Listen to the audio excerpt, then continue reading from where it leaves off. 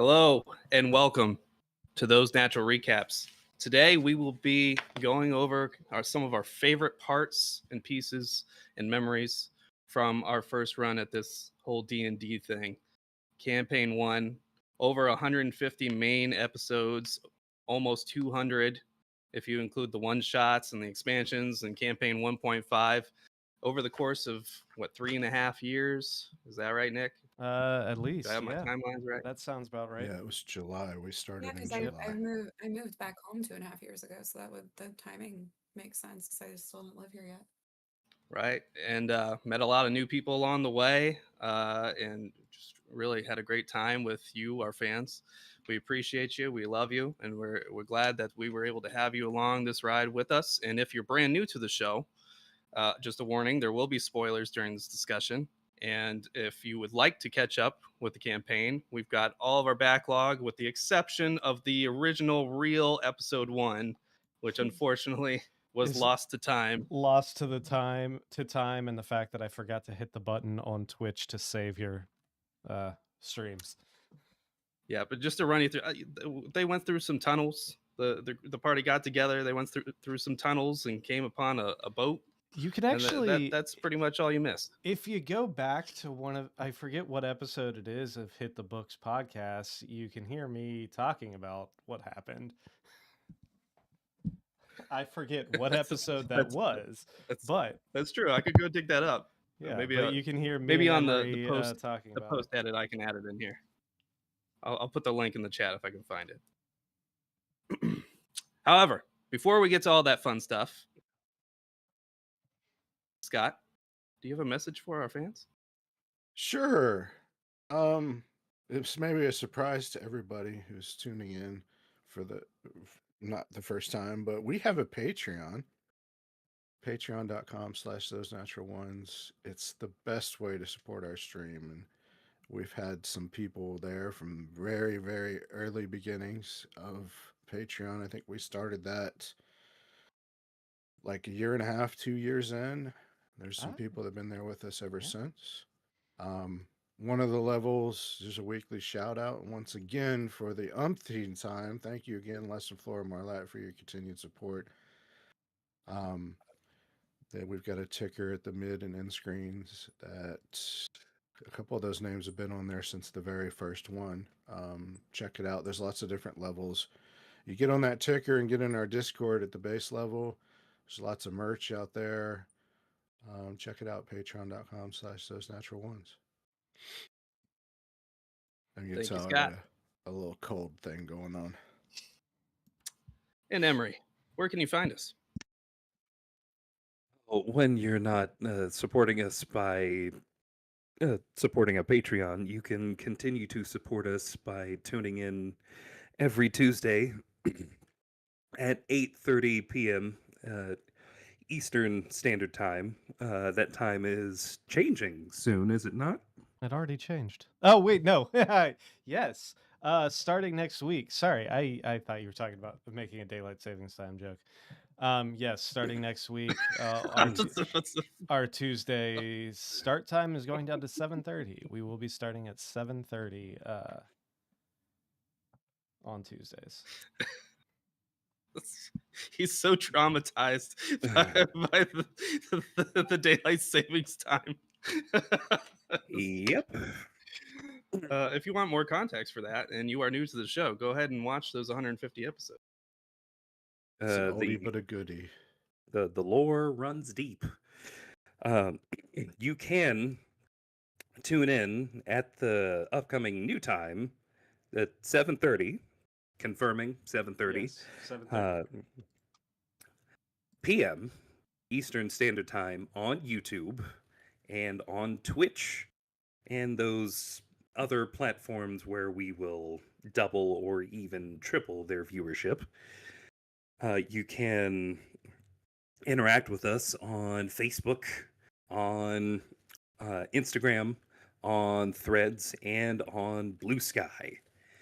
If you have a Amazon Prime, an Amazon Prime subscription, I don't know why I'm blanking on Amazon for some Is reason. it because I'm here and usually I used to have to remind you about that specific thing? Yeah, that might be it. I think this is precisely where you bring up Daddy Bezos. Yes, yeah. Daddy Bezos. If you have an Amazon Prime subscription, you are given a free Twitch Prime subscription to give to your uh, Twitch channel of choice. Why not choose those natural ones? Throw, as we just said, Daddy Bezos's money our way, Oh my at least God. a little bit. I'll jump right in and say that was my least favorite development in campaign 1 was the image of Daddy Bezos in my fucking head. That was the one you liked the least. Yes. Well, that's one fan question answered. Man, that's yeah, toss that one out. Those of you listening to the audio only podcast version can continue to find our podcast wherever episodes are spread out into the universe. Do remember to like, and if you're liking on YouTube, if you go back and like some of our older videos, at least on your phone, then like I'm learning as I'm getting into it. If you like, an immediate swipe to hype will show up. And I think you only get 3 hypes per week, if I'm not mistaken. But yes, like, hype, subscribe, hit the bell for notifications so that way you never miss an episode. Share, sound off in the comments, tell your friends. Any and all engagement helps us out a ton. All right. Thank you, Emery. So, just to give everybody a brief synopsis of what we'll be doing today, we'll be kind of hitting on some of the key points of the campaign, kind of just trying to refresh our memories as we talk about it. This is a highly interactive stream. We highly encourage you to participate in the chat. I'll try to monitor them as much as possible, but if the rest of the crew can help me out, that'd be appreciated. I got chats up. I also have our email up, which you can see on the screen itself. If you don't want to chat for some reason, put email those natural ones at gmail.com and we will try and answer anything. Wonderful. And before- but please feel free to put your questions in the chat. Speaking of that, we did already get one question, which I feel like we should probably just go ahead and address right now. Internet Dude 909 just said, "I just wondered why some players left the show." Well, let's start back at the beginning and move on from there. Lindsay was the first player to leave, unfortunately, due to, if you want to give details, you can. Otherwise, we'll just say life events happened and she had to step away. Yeah. So let's see. Started the podcast or podcast. Sorry. Yeah, Started basically. I started the game with you guys while I was still living out of state. And moved home during that time. That was a crazy time period. And then I got home and got myself pregnant. And All between by that yourself. yeah, just all by myself. Actually, if anyone remembers Stream Dad, Stream Dad got me. Stream Daddy Studios. And he's Literally like, Steam "Actual Dad." Daddy now. Yeah. You guys called him Stream Daddy. I called him Stream Dad. Byron Oh, Johnson Stream Jr. Hi. Father! Stream Father, may I have another? Wow. I mean, you made the whole dad thing a real thing, so. Oh, you're welcome, Stream Dad. But yeah, so we got pregnant about 6 months after I moved home, and that was a lot to handle all at once. Moving, back to here, new job, same company but new location, things like that. So a lot had happened. So things are slowing down quite a bit now, though. And she's 15 months old, and then I tried to die after I had her too. So that was like a whole thing. I had a lot of like medical stuff last year. It was weird. Like tried to die for real, like not in like a fun story way, like actually like real life die. So Yeah. I'm really we're glad you all didn't. very glad things worked out. But Yeah, me moving on too. from there, unfortunately, Sam had to leave for other scheduling conflicts. She couldn't really devote the time. She's still in our Discord. We still talk to her all the time. We miss you, Sam. Hopefully, she'll Love be you. able to join us for one shots and stuff moving forward. And then lastly, Perry. Unfortunately, there was some creative differences there, and we were thinking about taking things in different directions. So he elected to step down and move on.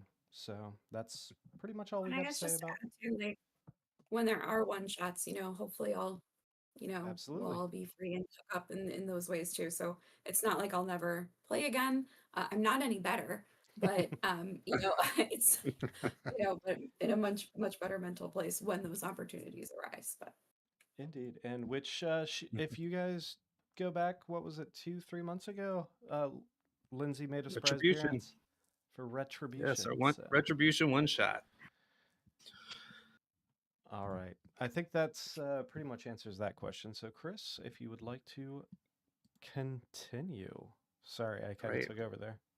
No, that's perfect. Thank you. And it gives everybody a good basis for where we're at and where we're going.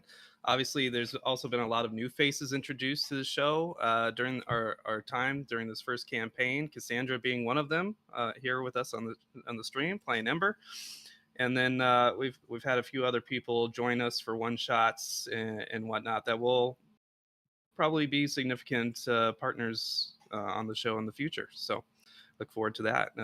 I think most recently we had Jeremy and Chase, so I expect we'll be seeing them much more in the near future. Do we want to announce? No, keep Okay.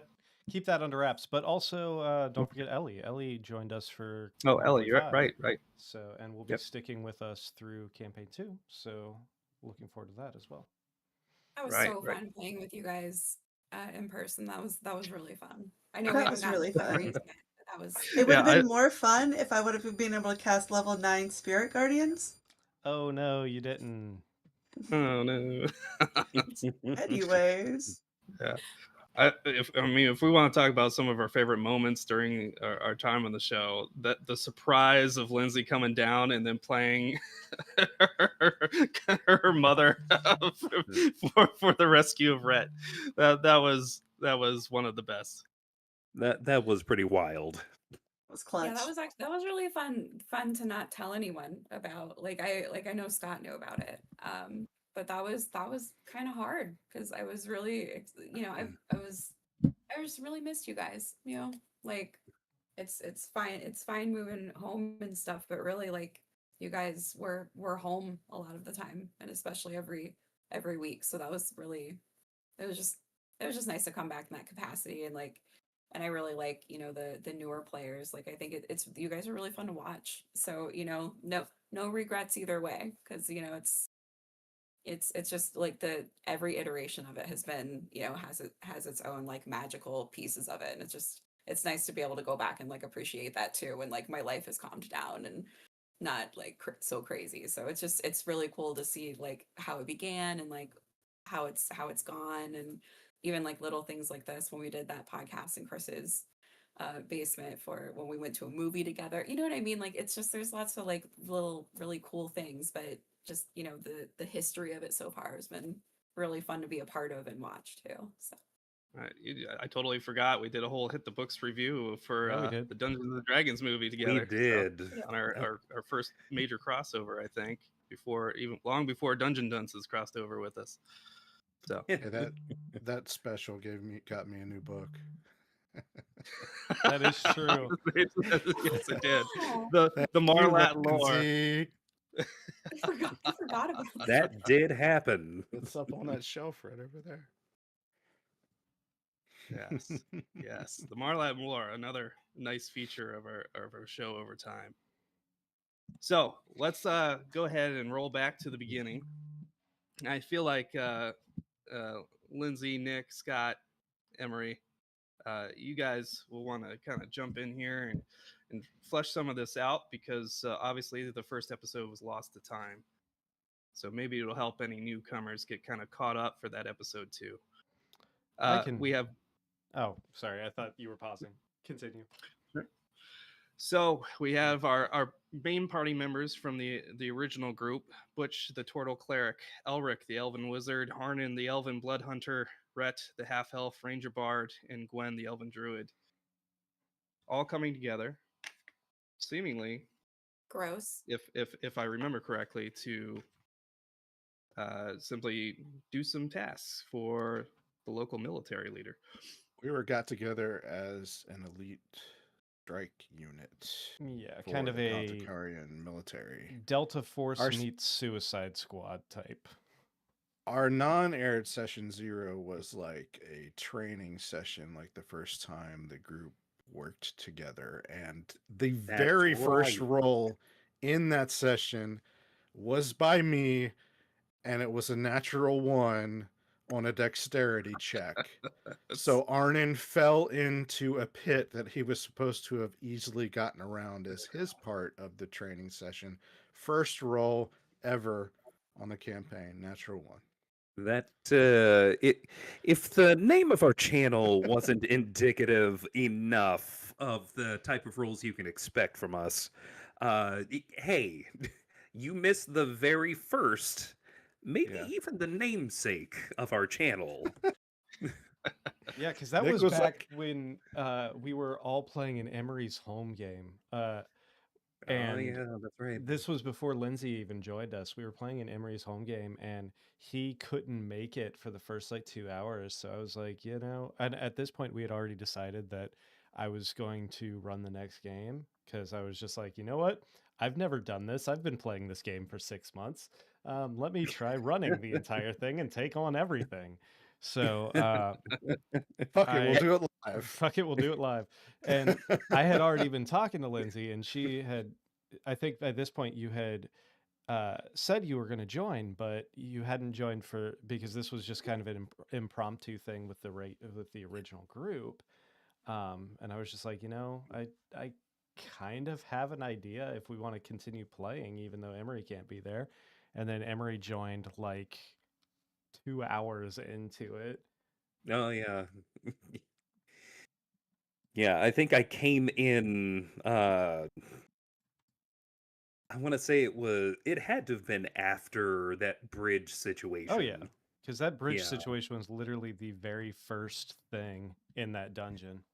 Well, you should have Yeah. come in much later in that dungeon, but Nick was like, that room was not supposed to take that long. Yes, it was not. It I was remember- supposed to be a quick scurry across the side ledge and flip a switch. But there's a lever that would extend the bridge to the rest of the team, and nobody trusted the lever. Like, we would not touch it. We were like inspecting it for then- traps, and we got shitty rolls on that and everything. Nobody wanted to touch. Arnon was literally supposed to dance around the edge and then pull the lever for everybody to get across, and it was like an hour of nonsense. Yeah, and I got to think tell you, that from just from goes what I more into remember, every time that there was anything that was described too well, you had to look at it. Like it didn't even matter if it had a point. If it was Yeah, like it would just be like, oh, Nick described that in too much detail. Now we're gonna have to inspect everything that surrounds it. And I was just like everything. right, and I actually watched that first episode that's lost to time because I was trying to support Nick and Emery, who had been on our other show, Hit the Books, which is, let's face it, probably dead at this point, but one day maybe we'll revive it in some way, shape, or form. hiatus. But Just to let you know, So- I do entire remember like just my you guys kind of asking about every little detail about this bridge to try not to do the wrong thing, and it became like more entertaining the longer it went on, just because of like how silly it had gotten at one point. The problem was supposed to be, how do you get to the lever? Not, the What's lever. up There's with this lever? This what's up lever's with this not to be lever? This trusted. lever's got a problem, right? There's yeah, no. that was me describing it as the end goal, not something to be feared. Guys, I don't like the way this lever's looking at me. Suspicion And right off you the know what? bat. I think with time, your suspicions were confirmed. I think you were justified in being suspicious of Nick and his lever, just I know he had a innocently lot to get back at standing me there. for.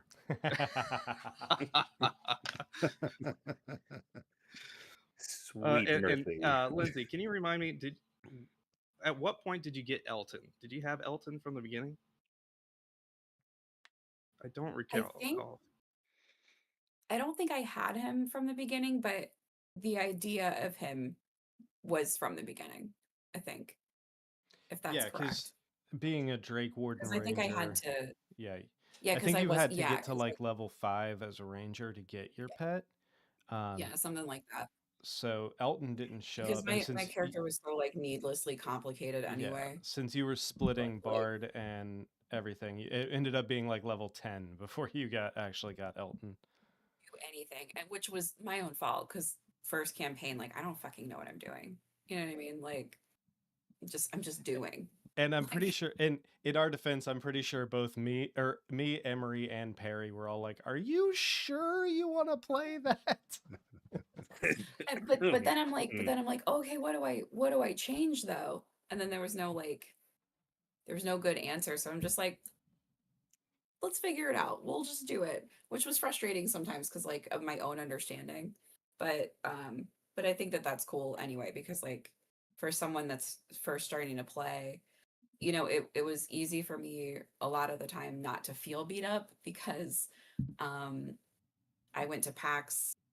One of the PAXs that I went to was it was a PAX East, and I think it was 2015. I want to say it was 2015, 2014 or 15, and it was like a version of D&D that just came out where basically all the DM does is they Alex, just what's kill up? you. Yeah. Do you know what I'm talking about? Anyway, it was in like it would have been somewhere between like 2012 to 2015 where the whole point of any campaign was literally just kill the entire group that you're DMing over, and it's not fun. And that like because we would even find clever ways to do it, and I'm like, okay, well after that, anything that I fail on here is fine because at least I'm like with people that I enjoy their company. So who gives a shit if I'm like brutally killed?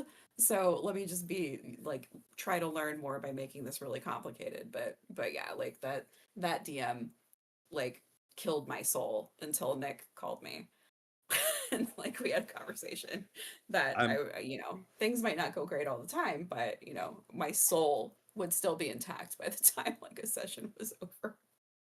That timeline, I think, solidly puts you at if it was Dungeons and Dragons, I think that would have been 4th edition, which was basically like let's make WoW but like tabletop. That sounds familiar because it was weird things like I would roll a natural 20 and I'd somehow fucking fail. And I'm like, and I'm looking at like my husband at the time and like my ex-brother-in-law, and I'm like, and even like my ex-brother-in-law who would run sessions and he would write campaigns, very talented at that by the way, but he was just like, yeah, this sucks. And we just like all left the table. So I'm like, okay, maybe I'm not crazy, but like, yeah, it was some edition, and it was run by Wizards of the Coast. Like they were there. So it was like a DM from Wizards of the, I'm like, so it's cool because you're like, yeah, sweet, this is gonna be really fun. And the first time I did it the year before, super fun. So I was like stoked to do it. And then I was quite unstoked relatively quickly. I think there's a lot of evidence out there that Wizard of the Coast doesn't always get it right. Sure. So Yeah. just because they were there doesn't mean it was the ideal D&D environment. Yeah.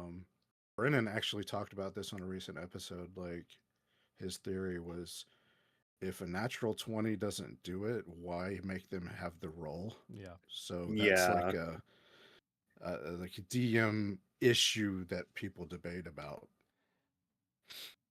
Real But it totally quick. turned me off from the game, and I was like, Yeah. I'm never playing this again. Like, which it sucked because I was actually like legitimately excited to do it the next year, and then just like. Real quick before we get back into Chris's next topic, we do have a kind of a fun question. Again, Internet Dude 909 asks, and I think this would be good for everybody to answer. In terms of combat, what was your favorite fight? For me, it will always be the house. The house? The The Baba Yaga Baba house. Oh, the Baba Yaga Yaga, house. the I was, house. sorry, I didn't How think about it you guys because failed so miserably, and it was so comedic, and it was so perfect, and nobody meant for it to be comedic, and it just was. I laughed so hard I almost peed myself listening to that episode. Yeah, and that was a fight that, you know, we obviously took down Baba Yaga pretty quick with the laughter spell. Why I can't remember the name of it off the top of my head. I think Tasha's Gwen was hideous the one that- laughter. Hideous laughter, yeah. And I think Gwen was the one that cast it on her, right? I think Am I so. remembering that right? But for me, that was particularly satisfying because I think that's probably the first fight where I just went out on a limb and tried something, where I just tried to climb on it and go in the door to see what happens, and that's Then where you fought a baby? And yeah, there's like an illusion of a baby in there, and then I went to, like, you know, take care of it and protect it, and then I found out it was illusion, and then there's the little power gem inside the house which depowered it, and that was really satisfying for me as a player to, like, not just bonk things like I always do and actually that's find out there's an alternative solution there. as the DM, that's the thing that I like to encourage more than anything else is creativity. Like I forget who said it, but one of the inspirational quotes that I've always kind of kept in my head as a DM was there was some DM on YouTube that was like, the best puzzles are the ones that you don't know the answer to, and just let your players figure it out and just go with whatever is the best option. So, like, for example, the kind of when you guys came across the river the one time, there was like Oh the my god. and you guys were trying to figure out how to cross this river until Elric was finally like, oh, wait, I have fabricate. I'm just going to build some bridges out of trees. After Arnon almost drowned. Yeah. Anyway, back to the combats. Anybody else have a favorite combat? Yeah, I mean, I've got a lot, but my favorite's probably the Beholder. Oh, God. In Yeah. part because I was waiting to do that move since we got the elephant. Like, I had been waiting for an opportunity to do that because the way that the elephant's worded is that you have to activate it on the ground. So it had to be like a fight where what I was standing on could be interpreted as being the ground. But I had that image in my head since we got the elephant, and I was really happy to be able to do that, and it turned out amazing. Check out the short if you haven't So seen it. much. That the pachydermis on the Beholder is my favorite single moment in the entire campaign, but that fight was my You least spent- favorite fight You for spent You the me didn't entire have time anything asleep. to do. because I was put to sleep 4 times in a row, I think, maybe more, and did Yeah. absolutely nothing the entire fight. I sat there with a neck pillow and a blanket on the Yeah, screen. you had time to Was go it- get your blanket and everything. It was like 4 hours of just rolling the sleep ray on me and never waking up. But as a viewer, as a participant, like that was my favorite single moment is the pachydermis on the Beholder. I had a really good time slaying that dragon while mostly The shadow perched in a dragon? tree while y'all were dying. Yeah. And then smearing I its was like blood all over your face. smearing blood on myself. Yeah.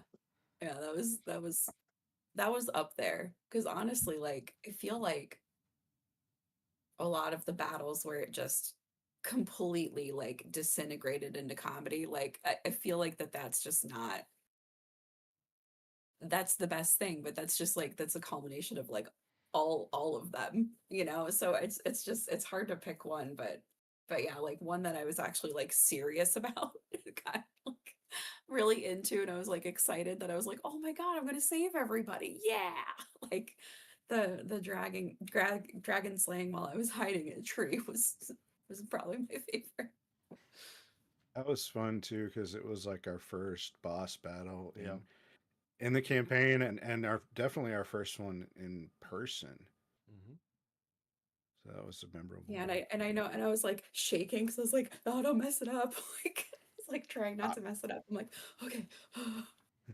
That I will had always written remember that, the witch's coven too, yeah. I had because written it's the that. one we The make fun of betrayal. Emery for endlessly. How about you, Cassandra? Which She- fight did you find most memorable? I think you need to ask Anne-Marie. Yeah, Cassandra already answered I that. started She us said off the- with the yeah. house. Oh, well, you weren't a participant in that one though. Well, which one did you Oh, enjoy participating in the most? yeah, I don't know. I really enjoyed not doing anything the entire, like, what was that, 5 hours of battle, and then finally getting to push that guy into the pit. Oh, in the one shot. In the Yes. retribution one shot. I was sitting there thinking, man, I'm doing nothing this entire game. I'm feeble-minded, which is actually not new for me, IRL. But it was cool to just have one thing that I did for the group. That was definitely your sleepy Orpheus fight. Oh God. But you had a cool moment at the end. It was pretty Unlike dope. Orpheus. Yeah. Orpheus just woke up and there's an elephant saying depressing things next to him. Emery still hasn't answered though.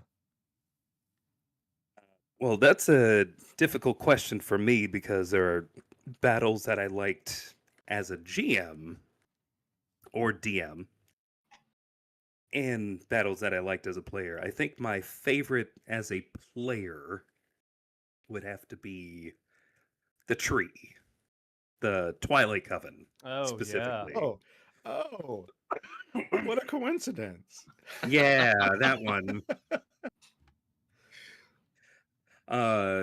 Drawing aggro from like the entire group in like round one. That was. I was like, he doesn't see its Yeah. waves. He doesn't see its waves. He doesn't. Yeah, see- no, it's like I threw that whole thing off kilter. You know, you it's like did. we're gonna deal with it. I am I mean, shocked that's that kind of you what we're guys best survived. at, right?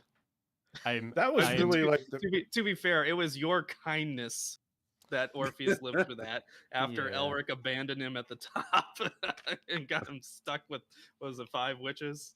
And Mhm. you very kindly kicked him off the platform after he was down. That was also your really like first creative, detailed set building piece. Yeah. Yeah, that was a Yeah. great Which set. was a lot of fun. As a DM, I think my favorite was Precious Cargo, episode 4. Oh yeah, with Tiamat. Yeah, and Captain Sid and crew. I'm so happy you let me fill the other ship with explosives and use it on him. That Oh made my me so God. happy. Again, talk about satisfying fight moments. Like I was so happy I got to do that. I thought you'd enjoy that.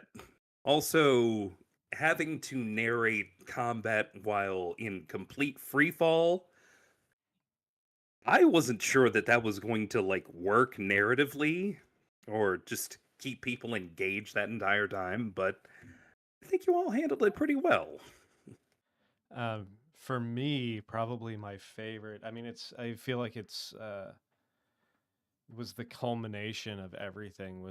Has to be the final fight with Titivilus. You know, the fact that I kind of that fight gave me the ability to kind of just completely go balls to the wall with everything and create new mechanics and just The famous like- fuck you guys. yeah, the famous fuck you guys. But build out basically these all new mechanics that would only work because of that fight and reality bleeding into each other. I've never been more immediately upset at the beginning of a battle because of one character that you kept bringing back. Strahd's a lot of fun. That do is wanna one give- way of putting it. I do want to give an honorable mention, a firm second place finish to the Kraken fight.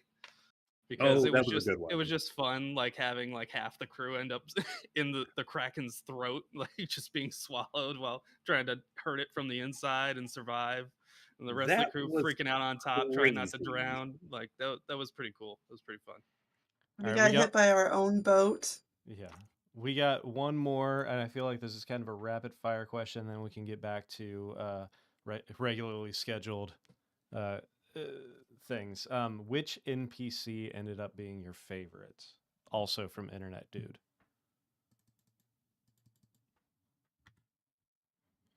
That's a good question. I think my favorite one is the old servant guy at Strahd's castle that Orpheus wanted to murder Oh, just to Rahadin. start just to start taking down the numbers. And just I created this whole like personal narrative in my head that like this guy had to go, like he was part of this, and I just enjoyed playing into that.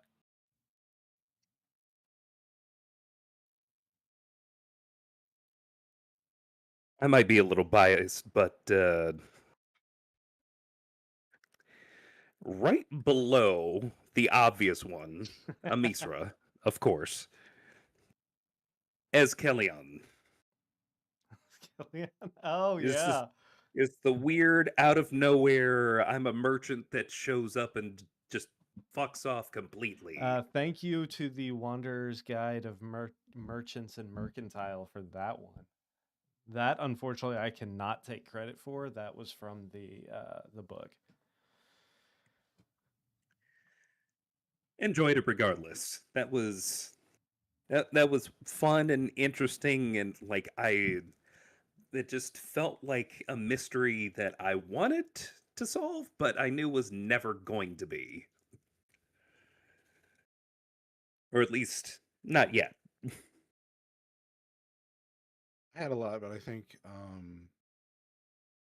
Levistus, Hmm. who came about just very randomly, but we totally went with it. It was always fun when he showed up. Levistus, fantasy Yeah, Bradley Cooper. he definitely fucks Levistus. He's too cool. Yeah. Lindsay, Cass, how about you guys? I don't think I could pick one out that is my favorite. Like, I really love certain moments that the NPCs gave us. Like, I don't think I've ever been more pulled into complete and utter make-believe than I was when Emery was watching his fake girlfriend die.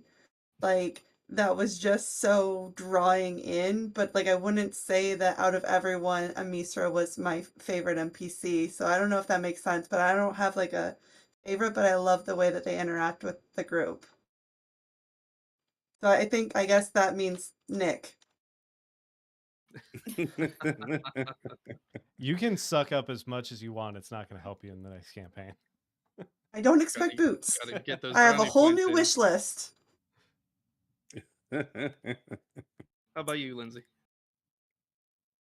Yeah, my problem mostly is the fact that like the weird interactions that Nick would allow me to have with a lot of the merchants. I really appreciated that, like including like if I just like wanted to sleep with the bartender, be like, all right, let's do that. You know what I mean? So like so weirdly, yeah, I have to agree with actually I have to agree. It's my favorite NPC is whoever whatever throwaway character Nick was including at the time. So like somebody that wasn't supposed to be important, and then you would like allow us to make them at least temporarily important. Even if it meant that that session we only went shopping, like because you would let us do that, like everybody do that to a certain level or degree, and like I think that that's really cool. I think it's a really cool way to like allow your audience and your players and like yourself to become more immersed in a story, which I think ultimately adds more depth to any story. So it's yeah, I think that that's really cool, especially you being the doing the first time DM stuff. It doesn't really translate when you're a creative person that has creative ideas that lets other creative people play off of that. So I think it just makes it more interesting. And I feel like since nobody said it, we gotta give an honorable mention to Comray. I mean, we got so much entertainment out of Comray and what she gosh. became. Honorable mention. I think it's Uh, always great seeing your own characters come back as NPCs too. So Sure. Yeah. I Nick mean- and I had a lot of weird conversations where we were just talking through my characters to each other. Yeah. And was- that developed into a lovely, passionate night of fireworks. figuratively and literally. I was like, hey guys, do you know that like this is live? Is everything? I mean, It was your happening. wives might watch this. I Kind like of- that Nick made his own song up for Aloof. Oh cover. yeah. That was fun. I- Was, One of uh, my favorite characters of all Yeah, time. well, I mean, what nobody Oh. knows is Nick asked me for the extra songs that I wrote, so he could use them, and then he ended up writing his own. So that was cool. And I will say one that is apparently a fan favorite because both Dad Lat and Fredzilla on some of our prior submitted questions mentioned Bart quite a bit. So seems like a lot of Bart. people had a lot invested in Bart. Oh It's God. surviving. Speaking of throwaway characters that I never Oh, expected God. anyone to think twice about, I was like, shit, I need a character for Shopkeep. Gotta have that name generator on hand. Which NPC, and it's probably I'm thinking it's probably Strahd, but which NPC did you enjoy playing and performing the most, Nick? I mean, yeah, Strahd for sure because of the manipulation and the depth of the character.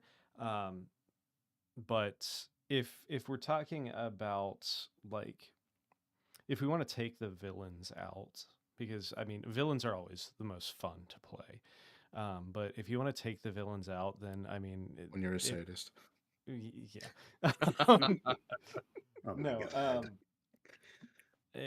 I mean, talk to any actor. Any actor is going to tell you that it's always more fun to play the bad guy. But I would say that Calliope is probably the one that I'm most invested in for this campaign. She was the one that I think I developed the most depth to. So. And There Mom Lat and was- Dad Lat both give a shout out to Hymir as well. Yeah. Hi There was an entire sub arc that unfortunately we didn't get to see. That Is would it have because we were involved. shopping too long? No, unfortunately, no. But I kind of had to tease it and kind of twist some stuff when unfortunately Lindsay had to leave. But there was the whole arc of the secret reveal that the twins were actually Lindsay's older siblings, and we would have seen a lot of interaction between Calmray and Casil and Calliope and Rhett and all of that. But Damn. yeah, Damn. unfortunately, things happen, and it is what it is. So, Well, originally, instead of it being Calmray, we talked about mhm. the character being a sibling of mine because my dad, Right. you know, many ports. And there was, I think it's safe to reveal this now because it's, campaign's over at this point. But I think Nick was looking to use one of my fallen soldiers to be another one of your Yep. relatives. Absolutely. Oh, cool. Ogre Grund was his name. His nickname was Ogre. And then I assume the Amazing. Grund was short for Grundle Tractor. I think that's a pretty safe assumption. Yeah, so there was something that could have been tied up there that we unfortunately never got to. All right, well, back to kind of our timeline of the campaign. We spoke about ships earlier. I think the first big like fun, exciting moment really started at the end of episode 2 and into episode 3, which was the total debacle of stealing the ship and trying to sail to port. You guys want to run me through that? Set the tone from that kind of set the tone for how everything was going to be from day one. I'm we the had one that set it on fire. yeah, we had this. I had these grand plans for this serious grimdark campaign, which I'll get more into later. But then it just completely got flipped on its head, and I couldn't be happier with. I ruined it. I'm so sorry. No, it's fine. It just that's how it should be, though. It should be more just. Like I said at the very beginning, you knew I was going to try to sell that boat. I know. I don't know why I Oh my didn't think that you God. were gonna sell that boat, because the whole thing was it was supposed to lead directly into what is now episode 5, where Gwen died the first time. I'm not saying Gwen's death was scripted, but that whole plot line of going, you were supposed to continue back through those tunnels and run into the Duragar breaking through that wall, and go directly down into the Underdark from there, and kind of introduce the whole Mind Flayers at that point. But instead, somebody's like, let's sail the boat home. And I was like, okay, fuck it. Let's do this. Well, speaking of that first death of Gwen, I believe that's the first time we get any kind of insight into who the big bad would be for the campaign. Would you like to give us a little bit of insight into what you were thinking at the time and how you were trying to Sure. build off of that? So, one thing that I've told some of you, but not the audience, is Titivilus was never supposed to be the big bad of this game. Titivilus was supposed to be a boss character for around level 10. The entirety of this campaign was built originally around the character of Hugh Percival Lawcross, which is a character that is a character created by a content creator on TikTok and other platforms who goes by oh shoot, I just forgot his name.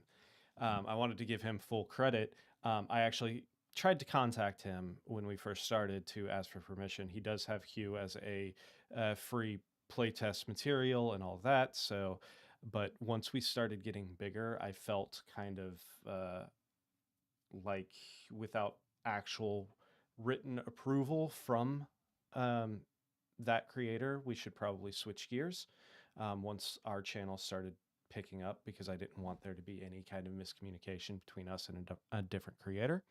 So I switched gears away from Hugh at that point and made Titivilus more the big bad. I But loved Hugh though, man. Like, yeah, loved. that's I mean, I hate his Hey, guts, Nick, but like, I loved the idea of it. Like anytime you show, I'm like, this fucking guy. But is it like, Eldritch Author? Is that? yes, Eldritch Author. Thank you. Okay. Eldritch Author, who's an incredible creator on TikTok, and he also streams on Twitch. If you haven't, you should go follow him. Give him all the love in the world. Hugh is his unique persona and character that he's created. So like I said, I just didn't want there to be any like potential miscommunication of, hey, you're stealing my character. So I figured it best, since I couldn't actually get a hold of him, to just switch gears. Right. No Mind Flayers in your Amazon Prime series. Exactly. But yeah, like I've always, as for the Mind Flayers and everything, I've always been obsessed with Mind Flayers ever since I first figured out what they were. And I was, as soon as I started writing these, I was like, yes, we're gonna put these in. I know how your BG3 playthrough went then. Oh No, God. no, not that. No. But no, like, because originally the original plot line for this whole campaign, when I first started writing this and first was like, hey, Emery, I think I want to try my hand at running the next game. I had this thought, and the entire campaign kind of went around this specific thought of, in all fantasy, it's always like the pretty normal characters like humans and elves versus the ugly, shitty non-humanoid looking orcs and balrogs and stuff like that. Why can't we just do one country against another? And that's where it started, and that was what the original plot was going to be, was just a almost political intrigue style just war with another country. But as I started building it out, I was like, this, I don't know if this has the staying power for a 150 campaign session or campaign 150 session campaign. I think I need to add more to it. And that's when I started. Originally, it was going to be, I still wanted to do the generals and all of that plot line, but I wanted Titivilus to be one of the subordinates of Hugh. And eventually it was going to be you all going against Hugh to kind of not only save the multiverse, but also save, at that point, Gwen's soul. Right, and that, as a viewer, that created kind of the first real moment of significant tension, not just because the character had died, but now you had this potentially compromised character tagging along with the party, and you didn't know what the final results of that deal was going to be. And of course, we found out what the result of that deal would be closer to is it episode 36, I think, 37, where I also want to just mention, like, with the way that that was handled, I don't think, like, with that death, and this kind of like just from an audience perspective, like, we didn't know stuff in advance, so we weren't told, these big plot points and things like that. So it's you really actually get to see actual reactions, not those weird, like, oh, here's a thumbnail reaction, like, like weird, like, pause thing, it's true reactions. And I was like angry about that. I was legitimate. I was upset. I was pissed, and like, and it's actually, but that's like a huge testament to like Nick's storytelling and the way that you told it, like you allowed us to have those feelings because you weren't being like, hey, here's the point of, like, here's the timeline of where we're going to go, so just, follow along with me, or here's where the point, just be prepared for that, or like, so in some ways it kind of, it was a little more difficult for me just because I don't know what I was doing, and still don't know what I'm doing just in life. But like that was cool because I think it made, us all have a lot more natural reactions, because clearly, like, some things are discussed, between, the DMs, or perhaps even, Scott and Nick to a certain degree, but the rest of us, for the most part, kept in the dark, unless he had a plan for us that episode of like, hey, we're gonna do something like this, just, like, but very, even then, very, very vague. So I think it was cool to just see natural reactions when, in the world of the internet, we don't get to see that. It's just these really weird, like, canned reactions that have been filmed over and over again to make it look real, and I think that that's really, it makes this unique and fun in a different way. right, and really, it's with the second death of Gwen that we kind of transition into the beginning of my era on the show, and the kind of culmination of our crossover with Hit the Books, with Nick and Emery in particular. Before we get to that, did you guys have anything else you really wanted to touch on from those first 30 so episodes?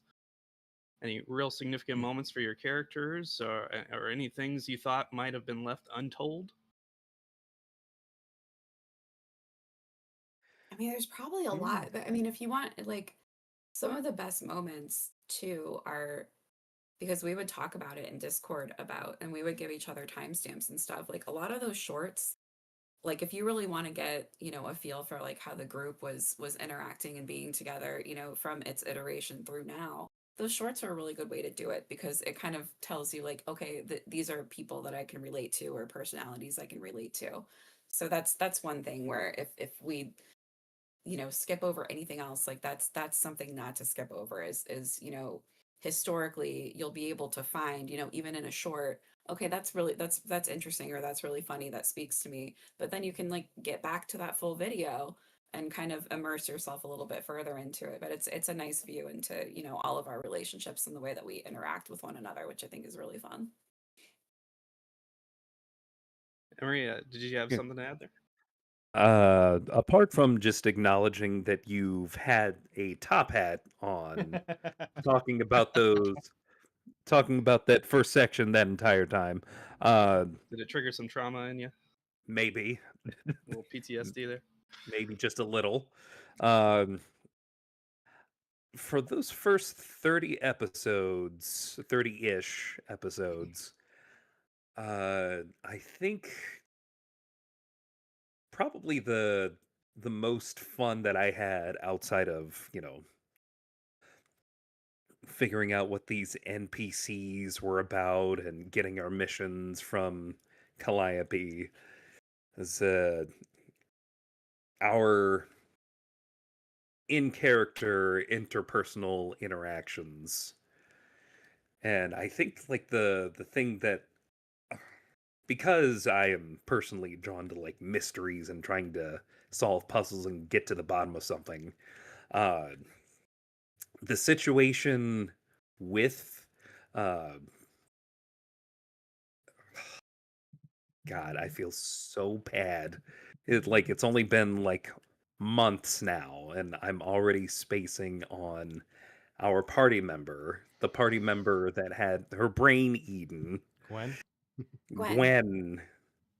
That's right. I keep spacing on that because I like anytime I see that, I see the full name, Gwaithrinus. Trying to build on and expound on that mystery on top of just trying to get to the bottom of what the fuck was Arnon's deal. That's exactly what I was gonna say. Is that Yeah. about the first 30 episodes? It's like I really enjoyed people trying to crack into what Arnon was all about. Because I had a lot going on with Arnon. One of the things that nobody knows except Nick is that Arnon is a character from my universe, from my writing. He's actually he's actually in the first submission I ever submitted to a writing group ever. He opens like the main book of my series that I've been planning my entire life. And That's so cool. he That is really cool. opens when he's already like the Grand Marshal of Elven Society. So I was talking to Nick about who I wanted to play, and I was like, you know what? I will explore this character's backstory in your game.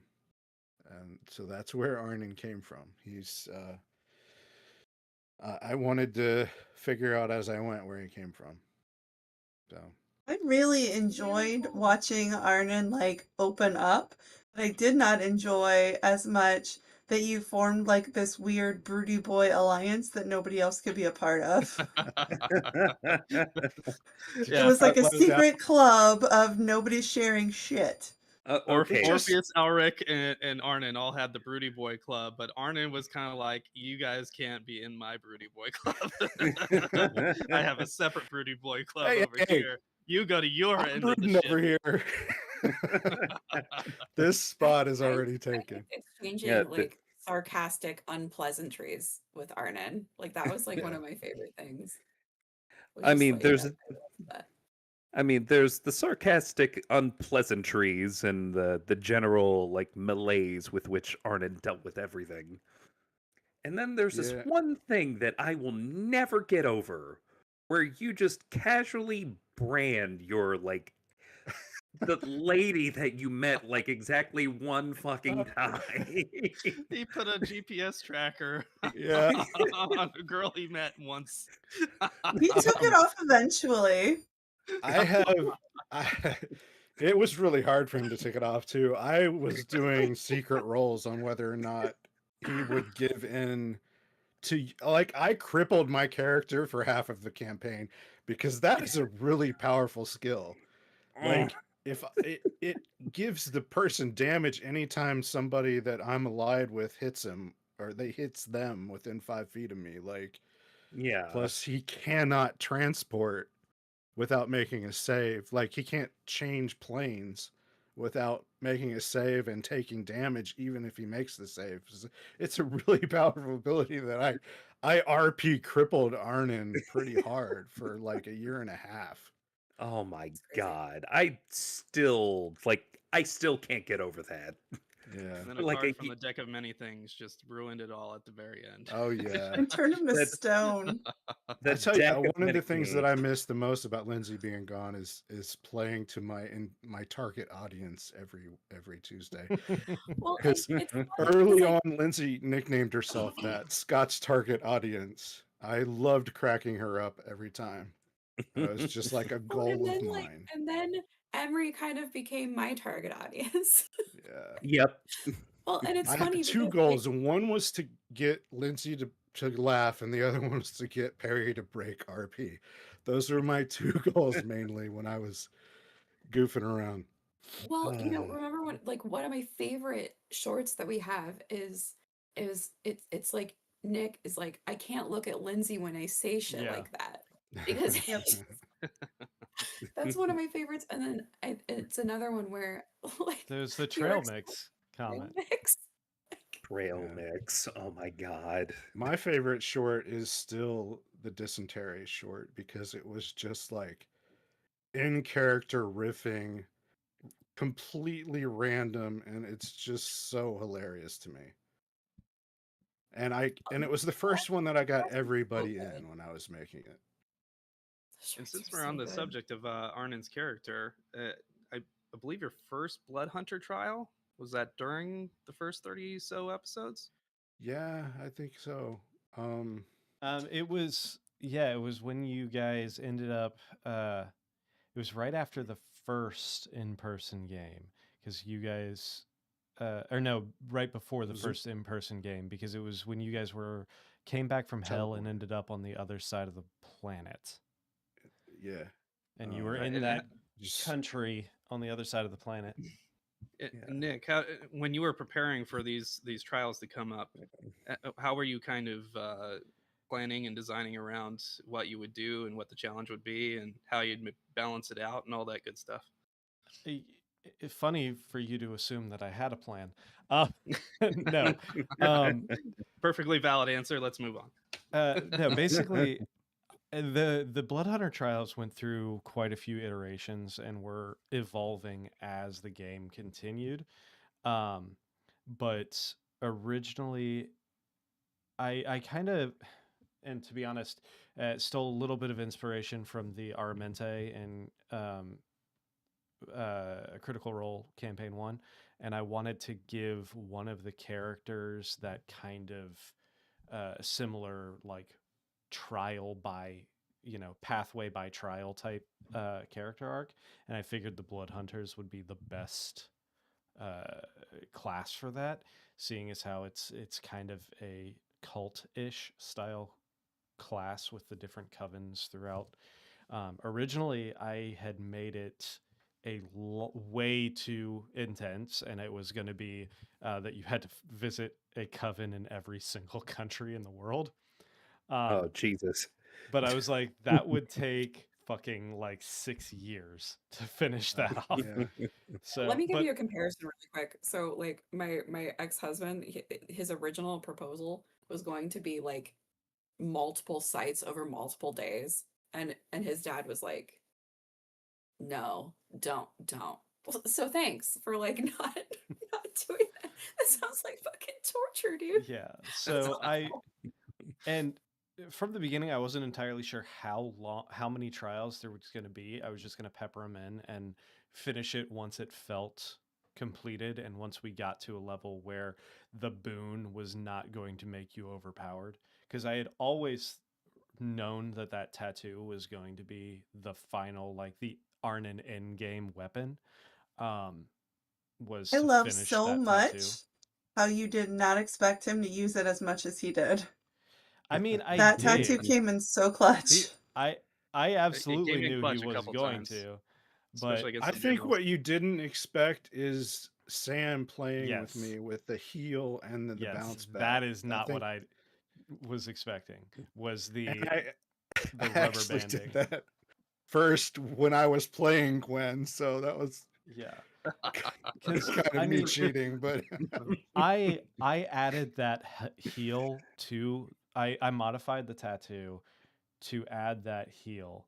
Um, Because in the book, it's because only supposed to be damage. correct. In the book, it's only damage, but I know Scott and his love of blood sorcerer style rubber band classes from even back when we used to play Vanguard Saga of that's what it's Heroes. from. I know. Vanguard. Shout out Such a to disappointing game, but that was yeah. my favorite class ever. That game had so much potential, Yeah. but it did not have the backing behind it, and unfortunately, it failed. But I wanted to give you something like that in this game, and it's hard to get that kind of rubber bandy style class to work in D&D.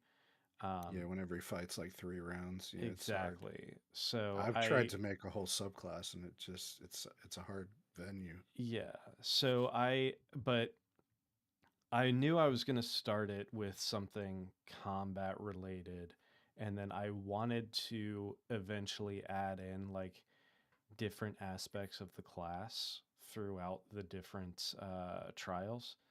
I think it all kind of deteriorated down into mostly just combat focused, but That's right, Rova. That tattoo was clutch in that Red Mall fight. yes, it was.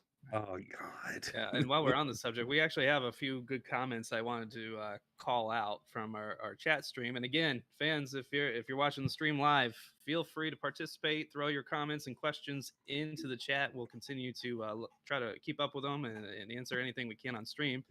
But Jester82 said, I missed a lot of the streams. However, what I love and enjoy the most is the embracing of low rolls and the nat ones that come up. I like watching groups that can enjoy the low rolls as much as the high, which we certainly we certainly do, Yeah, there's and get no a lot of denying that. We have a entertainment dance value for from them. I those mean, I don't think that natural then you would have had ones. so many interesting things happen and like so many funny things and so much interactions because like or even like Arden and I's interactions and like the relationship that developed there or like Emery being my target audience for a while and then Chris becoming like my partner in crime for everything. Like that's the thing like I like and I just and like real friendships too even like with like because of low rolls and high rolls like people having like a good attitude about whatever it is makes this so much more fun. And I just felt like, I came in knowing only a couple of people, like knowing Nick pretty well, but like then like I just legitimately like miss all of like my friends now, Mhm. and it's like but it's part of it because like we're like Apparently, I drove you in battle somewhere together. in middle school when you were in middle school, so you Yeah. knew me. Your dad had to check me out, apparently. Oh my God. The That's Marlat true. lore And Emery grows. and Emery went to we went to middle school, like, because Nick and I went to middle school together, and like, and Emery went to the same middle school too. It's weird that That's like we true. didn't run in the same circles. We had all of the same friends, so it's so weird. Yeah. But You said Like- partner in crime, and that totally reminded me of our Mork and Mindy escapade when we had dwarven image over us, and we were trying to poison the hand of the what was it? Hand of Tiamat. Hand of Tiamat. Yeah. We Yeah. that was fun. That was a lot of fun. Yeah. Mork and Mindy. Another fun comment. This one's from Rova. We love you, Rova. Miss Swiss is secretly the Kantakarian underworld boss. Hold on. Oh no. Miss Swiss lives. Miss Swiss lives in my drawer. All right, we Sam need to, made this for me. I know people have probably noticed it on the stream sitting on my microphone a few times, but Sam gave this to me at one in person. and we need to That's know: adorable. did Miss Swiss survive the campaign? I think for sure. Yeah, I'm pretty sure she did. yeah, 'cause even like Although during my last hat, like we were having like a separate chat. Yeah, I thought she did. Yeah. She probably Although, would have had to scurry away when yeah, I my was just gonna say when my you lost all your elvenkind clothes. cloak. Yeah. She He's found just a net. clutching onto the chest hair. Oh. Is that what those little scratches were? I thought Arnon was freshly waxed at all times. Not after he lost his nut jug. Oh my gosh. Speaking of which, talk about jokes that lasted the entire campaign. The nut milk joke, Oh my just God. it just Yeah. kept going for you, Nick. The nut It- milk, that was something you just came as like a one shot. I'm gonna make some stupid joke about Yeah. my. And Well, then I I always- let it go because I'm 12. And then it I always was going with the like high elves are pretentious, so I just like what's the most pretentious drink I could think of at the moment? It was like nut milk. almond milk. It just happened. Alchemy Jug is just a long-running joke waiting to happen.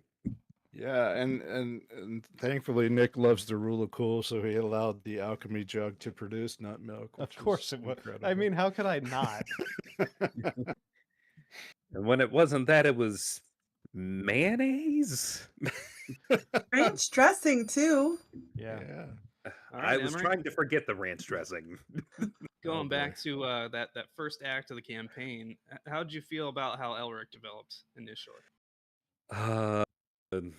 Well, uh, being like completely honest, I just came up with a character that was like, I got maybe like a paragraph worth of story, maybe like some. So I want to interrupt you there for a second Oh, yeah. because we're in the process of prepping for campaign 2 right now.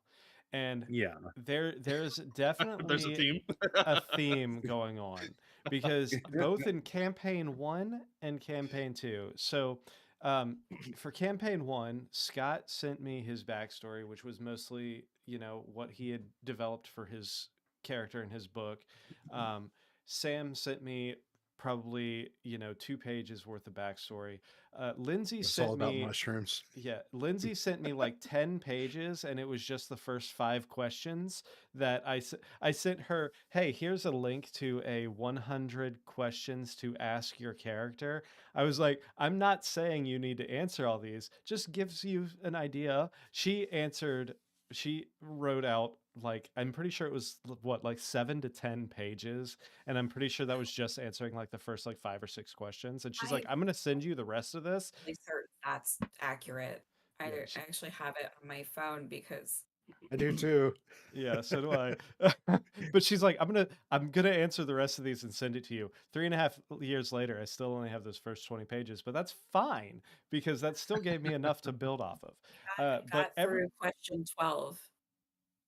And everyone else, I didn't like, get to question 13, which is what is in your pocket, because I was too busy with the first 12 questions. but everyone else sends me these like anywhere from one long paragraph to like multiple pages of stories. One person even sent me an entire etymology and like governmental structure for an entire country. And then Emery sent me like 3 sentences. Then let's fast forward now to campaign 2, and Cassandra has sent me multiple pages. Ellie sent me a 3-page document. Chris sent me about a page and a half. Scott sent me about a page worth of stuff. Emery sent me 1 paragraph, and I'm pretty sure that paragraph was 4 sentences. I bet they're good sentences though. And here's the thing, I'm not ragging on him for this at all because it leaves so much for interpretation and the ability to basically just flesh it out however the hell I want to moving forward. Oh yeah, that was the entire point behind giving you like a paragraph. Like I'm gonna give it to you short, sweet, and leave you all of the freedom in the world to do with it as you will. And my God, what you did with it. We shouldn't skip over our comic book facts here, Mr. Emery. I Comic book believe facts. you may want to talk about who was your inspiration for the character of Elric, particularly. Inspiration Oh. or just Of complete course, you rip guys off would of? think of it as a comic book. Now, it is. Somebody's got issues with graphic novels. It was a book first. It was a whole series of books. Now, it should go without saying that the name Elric is not new in any stretch of the imagination. I did, by and large, take the name, the first name, and the likeness straight out of Michael Moorcock's works Best that name he. ever. It, I still can't get over how he didn't choose to have a pen name this entire time. It's like with a name like that, you'd want to nah, Moorcock is good. But yeah, the straight out of what I think I'll write under the name Extra Penis. Esquire. Esquire. So And for yeah, some reason, even though you said extra penis, my brain heard spare penis. Like you have like my brain interpreted it as spare. Like, just in case something happens to your main penis, just have, get your spare. It's cool. Back Yeah. pocket. yeah. BP. I will That's go the under. question. That's the answer to question 13. What's in your pocket? Spare penis. There it is. Yeah, I will use the pen name Dave Doubledick. How about that?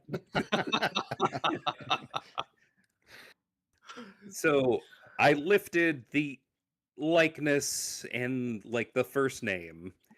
Once I figured out that this character was going to be a drow, it was when we actually, in the campaign, got to Menzo Baronzon, or that we revealed Menzo Baronzon, that I made Menzo Baronzon part of my character's name in honor of what Moorcock did. The premise that I was working from originally was what if that character had, instead of going the route of something like I think the closest equivalent would be like a hex blade. What if instead of that, he mastered his own magic and just went full wizard?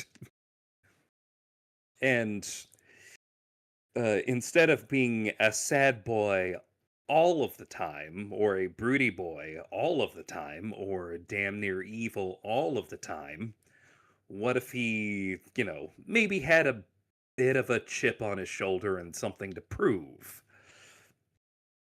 Slowly over time, I did not expect, having started at least several points away from the original source material, slowly morphing into the literary character.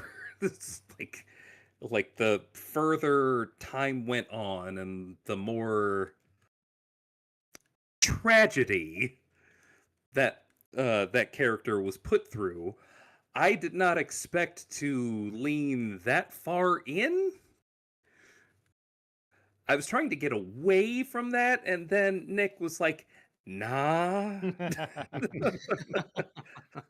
I'm going to take this one villain, my favorite D&D villain, and I'm just going to Haunt you with him? haunt me, which the thing that will always haunt me is that you doing that wasn't even the original plan. No, it was That was the not. result of him having the final hit on him, right? Yeah, that was because Elric was the one who struck the killing blow. That's the I only fucking reason. fell backwards into that. Yeah. Ooh. Because originally he was all about the other broody boy in the group, Arnon. Yeah. What Right, how could have about you? been. How about you, Lindsay? How'd you feel Rhett developed within that first act? Oh God. I'm not really sure if she developed that much um in the first 30 episodes, just because I was like, and please feel free to disagree because that would be a great compliment. But like not knowing what I was doing for a really long time.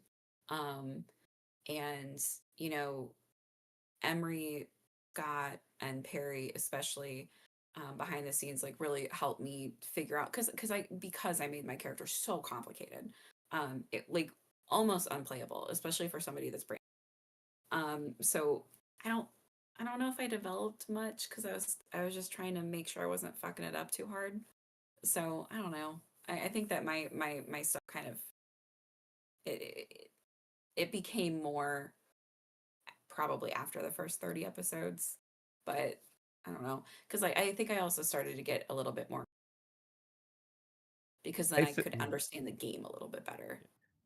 I think it took a little bit for you to get into the groove of everything. I mean, hell, you had a flowchart made for combat.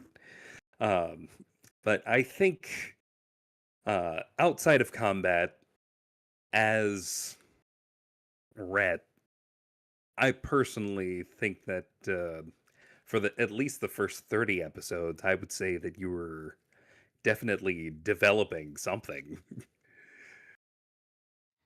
Yeah, Yeah. and I'd say as a viewer, and I'm sure Cass can attest to this as well. There's a distinct difference from like the first 5 or 6 episodes and like how you played the game for the rest of the campaign. And I appreciated it, especially myself, because I was a new player. I'd never played D&D before. I had a very brief session with Emery and some other friends of ours um, through the Hit the Books group. But I really didn't have any substantial experience playing a character, and so seeing you kind of grow and develop that actually gave me some encouragement when I was struggling in the early days, because thankfully my character wasn't too horribly complicated as just a human fighter, but uh, it's embarrassing, especially when you're live and people are watching and you have to ask questions because you just don't know what the answer is, and the internet's not helpful because it gives you some in between vague answer, Yeah, and some you're weird like AI answer. Yeah. right, and it just becomes like you're so focused on not embarrassing yourself in the group while you're also trying to learn something brand new, and at times it can be a little vague and complicated. So especially if you haven't been playing it for decades like some of these guys have. I And to would kind of piggyback off of that and to make a point that kind of goes along with it, um, one thing that I did that I'm hoping to change in the next campaign is, as a new DM, trying to keep everyone's backstories together was challenging.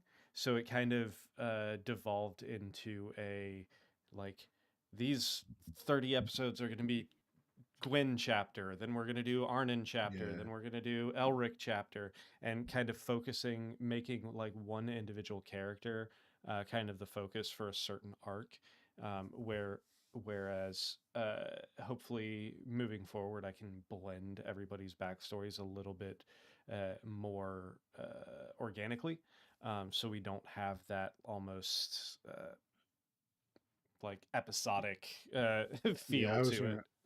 I was gonna say that too because I know we had some conversations about how it was frustrating for you, like just the way things played Sometimes I out want the to mix it first. up either. Like, and I'd stress myself out so much that I'd like sometimes make it not fun, because I just like didn't want to mess it up so bad, like, Yeah, it's the way it played out too was like Gwen's story became important fastest, and we had 6 players at the table, so when it gets episodic like that, because the way things unfold, it can be frustrating and you feel like a side character. So you got hit a little bit with that for the first 50 episodes or so, and I know that was frustrating, but it was just literally how some roles played out with Gwen dying. Mhm. Yeah. Yeah. I was No, go I- ahead. Go ahead, Cassandra. I was gonna say I almost vehemently disagree with Chris about Lindsay because I was brought in as the character that was meant to like sit in the chair that Lindsay sat in. And when I went back and I watched those first episodes, like I fangirled so hard over Lindsay. I was like, there's no effing way I can do this. I don't know why they invited me here. I don't know why they're letting me stay. I am not as clever as this girl. I am not as funny as this girl. I don't know why I'm here. And so if, like for me, it was more you gave me mad imposter syndrome. Oh no, I have like really bad ADHD. So so I know what imposter syndrome I feels like. thought you did just an Nobody incredible else job. on this podcast has any No. experience Has with any that. knowledge Okay, so person? I Not at all. learned that. I had no idea that we were all feeling, which makes sense. Everybody's an artist, you know? Yeah. But like I It's the thought you same did view so like good the whole time. Like I never would have picked up unless you didn't say, I'm new here, I don't know what I'm doing. I never would have picked that up. oh well Well, I that think man, you guys are I don't know I what think to that's a say. great point to go into the whole second major arc of the campaign, which is really saving Gwen and then starting our whole plane hopping as we started strategically taking down the various generals. And that's also where I happened to be introduced. It was on our Hit the Book show. Nick and Emery had both talked about kind of trying to indoctrinate me into D&D with what they talked about little Babby's Babby's first first D&D D&D session. session. Yeah, and Nick had like ideas about just making like a whole like side thing as a one shot. I think as a side episode maybe to just like introduce some new players to the game and have me indoctrinated in that way. And then the way it played out, Sam had to take a short hiatus. I don't recall what for, but she was going to be out for some time. And I think narratively, you guys knew that there was going to be a second death scene, and that would lead to the group going and searching for Gwen. Let me fix that real quick. It wasn't Sure. necessarily that she was going to be gone so much as uh, Sam came to me specifically and said that she wanted to retool her character back to being a full druid. She wanted a way of eliminating those levels of warlock that she got after she died the first time, and wanted a narrative way of or she asked me if there was a way that we could go ahead and do that, and I said yes. Let's work on something, and we came up with the thought of Gwen was going to have to die. She was going to have to break the warlock contract and lose those levels and be basically revived as her original self of full druid. Best I can do is a second death. Oh my god. So, Yeah. because if you remember correctly, she didn't take any time away. She played Rain for a while as Gwen was gone. That's Yeah. right. That's right. Thanks for reminding me. And I But actually remember too when like Nick because Nick talked to me about it like a little like separately too. And because I was like so protective of like my friends too, and I was opening up some in a way like where it was embarrassing for me, like even though it was live streamed, I would like forget about that a lot, kind of like even now, like I'm like, oh wow, I'm saying a lot of things and this is like public. But it's one of those things where it's just like I was like who is this guy?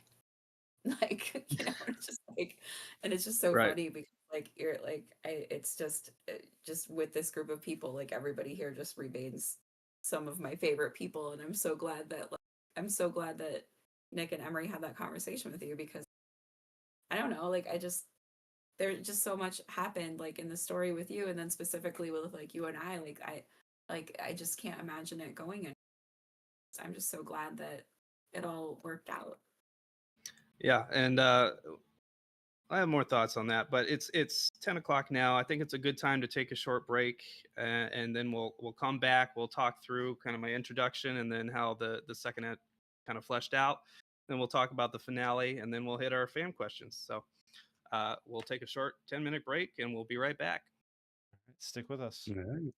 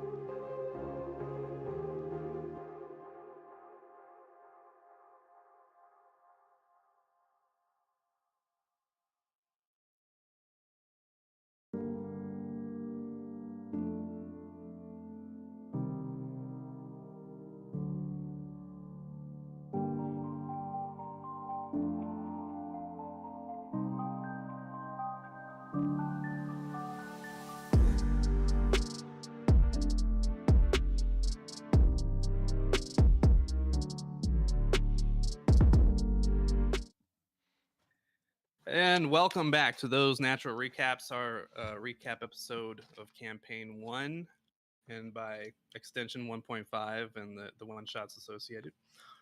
We were just about to start talking about Orpheus's introduction and the rescue of Gwen after her second death in Act 2 of the campaign. As we stated, I was brought in by Nick and Emery, who gave me an invite. They had been co-hosts. Emery and I founded Hit the Books podcast, which is no longer active, but you can still find that content online if you are so interested in doing so. And then Nick joined us as a additional guest, and he became pretty regular on the show, along with a few others. So that's how I kind of got my entry point here. Emery, I'd known a long time. He was one of my first good friends when I moved to Columbus in 2014 after my years in the Army. And then obviously Emery introduced me to Nick many years later, probably about 10 years later, I think. So collectively... Actually, did we ever say like how we all know each other? You guys talked about your high school Like, groups. Yeah, Yeah. but like, But we can touch on that for sure. just I mean, if there's like new people that don't know who's related, I met Scott when he puked on my chili on my bed. There's no history before that. No, there's no history. He just one day I showed up in the bottom bunk of a set of bunk beds, and suddenly it was that other raining bunk bed chili was puke. never occupied. Oh, Remember that. anyway, they're Yeah. brothers. Yeah. And I thought was just this would going be to like a say, short thing. Perry and I met in a writers group about 13 years ago. Yeah. I played in his home game as well. So when we were looking for players for, when Nick was looking for players for Emery's home game, he wanted to do, which was the just 4 sessions Just for campaign. sessions. Yep. That turned into 6 months. I invited Perry to come along. Yeah, and Emery and I have known each other since middle school as well. We went to middle school together. We went to high school together. We went to college together, even Columbus State. Yeah. And then, Yeah, that was a long time ago. during COVID, I was working as a mechanic, which, if you know anything about mechanics and COVID, we had to be there because we were essential workers, but nobody was bringing their. I worked for a luxury German brand, so nobody was bringing their expensive German vehicles in to get service. So I basically just sat on my ass all day. So I watched a lot of YouTube, and that's how I got through the YouTube rabbit hole. Started watching some videos from XP to level 3, which then turned into Critical Role, and I started getting into learning more about D&D. And then I was put a post out on Facebook like, hey, which one of my friends wants to teach me how to play D&D? And Emery, who I hadn't spoken to in years, but he's like, hey, I've got a game every Wednesday. You want to join it? And I was like, you know what? Sure. Yeah. And Sam was a member of that campaign that I mentioned before of Emery's. I don't know how you knew her before then, but she was in that 6-month campaign before this one. She was invited. Her I was going to say her and her husband were brought in from the other guy who was in Emery's campaign that I played in. Yeah, but you knew her prior, right? Yeah. I didn't know Sam too well before starting like the campaign proper, but yeah, I knew her through the guy that was in the 6-month thing that was only supposed to be 4 episodes. And yeah, just kind of took off from there. And then Cassandra, you were Perry's friend. That's how you got brought in, right? Yep, our kids go to the same school, and we met on the playground and absolutely adored him. We became friends, and spot opened up and he said, I think you'd be good. And I said, I've never even thought about this and I have no idea what I'm doing. And I didn't even know there was role playing, but I Is that when came you and called him a nerd? Right? no. And did you No, pantsed I him, think I or was probably it a called him a wedgie? nerd like the moment we met, but I love nerds. And then I brought Ellie. Ellie was also a playground parent, but she's also my bestie, so. Right. Yep. So there you have it. They're kind of separate backgrounds, but they all seem to converge on Emery for some reason. So everybody's 2 or 3 steps away from Emery. We I all, have a it's knack like for the that. Kevin He is the Bacon game. Kevin Bacon of the group. Right. So at Make the a start of Tremors Act 2, sequel, Emery. Hmm? the Make another Tremors. There's You can already like play the 12. floors. You can play the floors lava What's in one your more? house right now. So Act 2 starts. We have the party kind of feeling betrayed, I would assume, by the things that took place that resulted in Gwen's second death and eventual rebirth. So you have a party that's hurt, I would imagine. Maybe you guys can speak to this a little more as far as your role play. I know I don't want to speak for Perry, but I know his character was incredibly distraught, right? Close relationship with Gwen, and I think Perry was very much deep into his role play and probably felt a bit of that at a personal level. Than the first one, like by far. And Perry's reaction didn't help with that either, just Which because he was so I upset. which I absolutely love, because this one was actually scripted, and I love the fact that it still brought in that like visceral reaction. Oh, yeah, I was so angry. Yeah, just because it like it's not even like because of what I described before about like just getting the soul, beat out of me. It was just like, but we've already done this. Like we already she already died. We have to do it again. Like this has to happen again. Like, and in my mind, especially not playing a ton, I was just like, oh, like we just lose that character forever. Like we like, and not really knowing what that meant for Sam or any, like I didn't know she was a character. So like that was just also just personally upsetting to me, so like because I didn't know what was happening. So yeah. Scott, Emery, how about you guys? It didn't really hit me until they tried to revive her and her soul wouldn't come back. Because I don't know if you remember, but I almost died too in the same scene.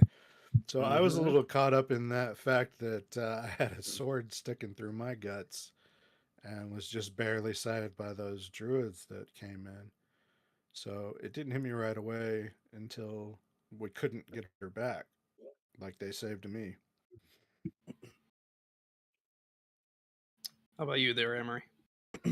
How was Elric feeling during this time?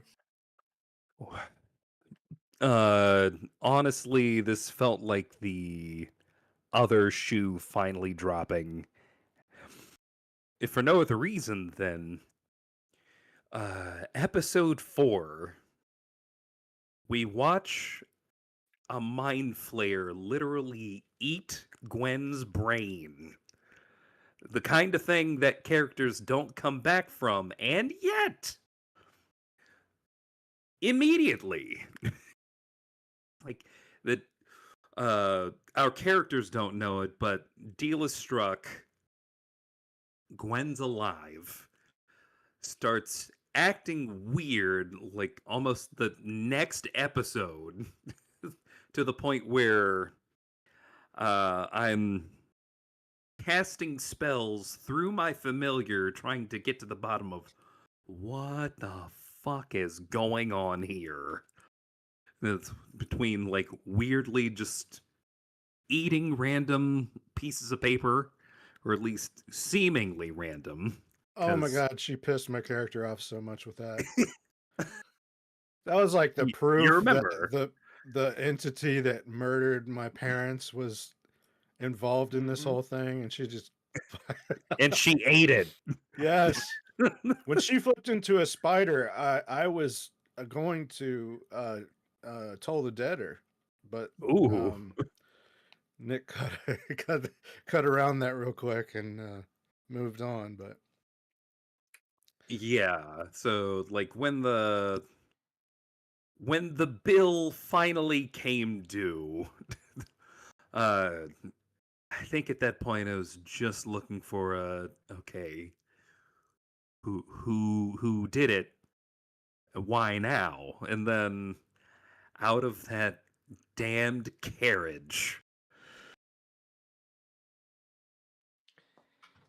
out of that damned carriage steps a Rakshasa who became Arnon's nemesis for a while.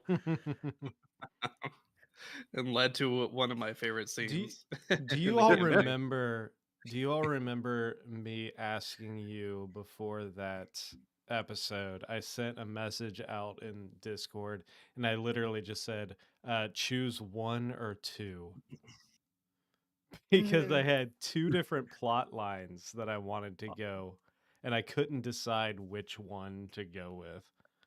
And if you go God. back and you watch that episode, you'll hear you'll hear everybody talking about that. Like, I think Scott's the one who's like, "Is this it? Is this one?"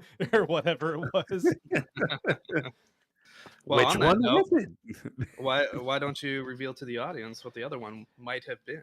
So I'm trying to remember exactly. Granted, this was like 2.5 years ago, but I had two main plot ideas. Both of which involved the king, quote unquote king, emerging uh, from that carriage. One of which would be that he reveals himself as Titivilus himself. And at this point, I was still under the impression that Titivilus was going to be the level 10 boss. So he was going to reveal himself as Titivilus. You guys were going to fight Titivilus and beat Titivilus then, just to find out that Titivilus was a puppet the entire time. The second one was to do what we did there, where instead of being Titivilus, it is the Rakshasa, and then Hugh emerges from there and shows himself as Titivilus. Very cool. Well, I guess this is as good a time as any. So I built my character behind the scenes with Nick, with the idea that Sam's character was going to die. So I knew that a little bit ahead of time, and I kept it secret from Emery as we did the podcast, so it could remain fresh and surprising for him.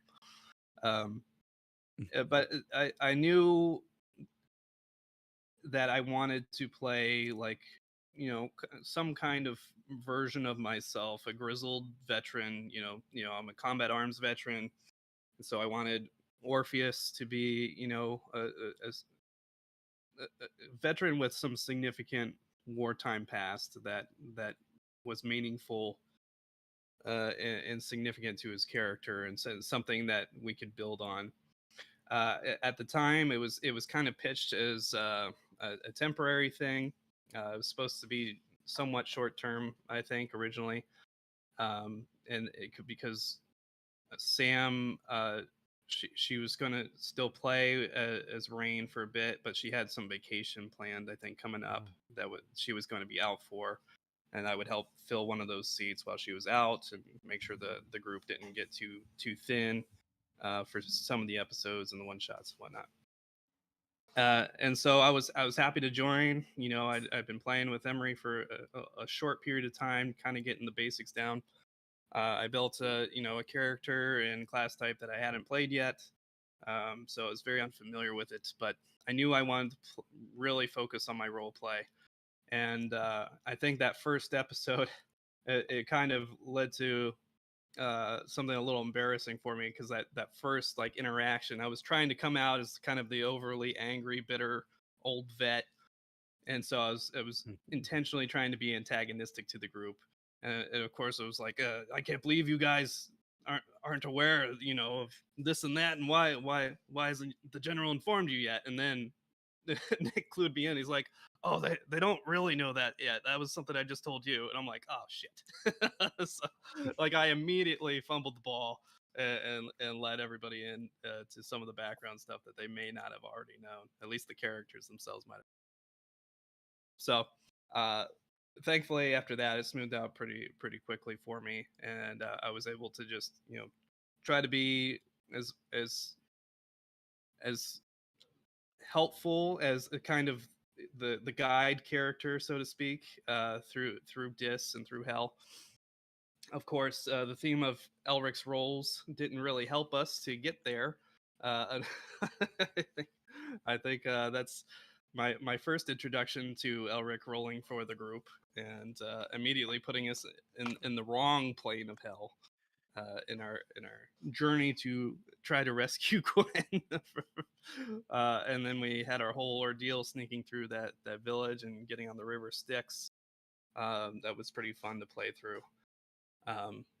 But that's where I really kind of got to dip my toe into the water, not the river Styx, thankfully, but really kind of feel things out, kind of test what my limits were as a character. And, you know, I'm sure there were some rough moments for viewers and my fellow players there, but I think we got through them pretty quickly, and I was able to immerse myself quite a bit. And then towards the end, I did get the invite to make it a longer lasting character after we had overcome the challenge and recovered Gwen's soul and helped bring her back. And I was hesitant initially because, again, I was the first new edition, so I did really feel out of place for a long time, just because I wasn't part of this group, and I knew most of you guys had known each other for many years, and the only one that I was really strongly familiar with was Emery. I knew Nick a little bit, but we were more, you know,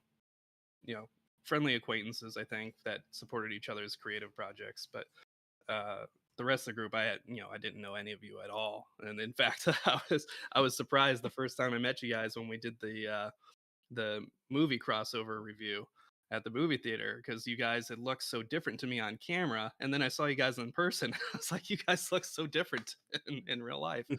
Like, it kind of blew up my world a little bit. So it was a fun experience, a fulfilling experience, and I'm glad I joined, because obviously I've stuck around for a long time and made some good friends along the way. And to kind of play off of what you were saying, you know, from the beginning, I wanted this to be 6 players.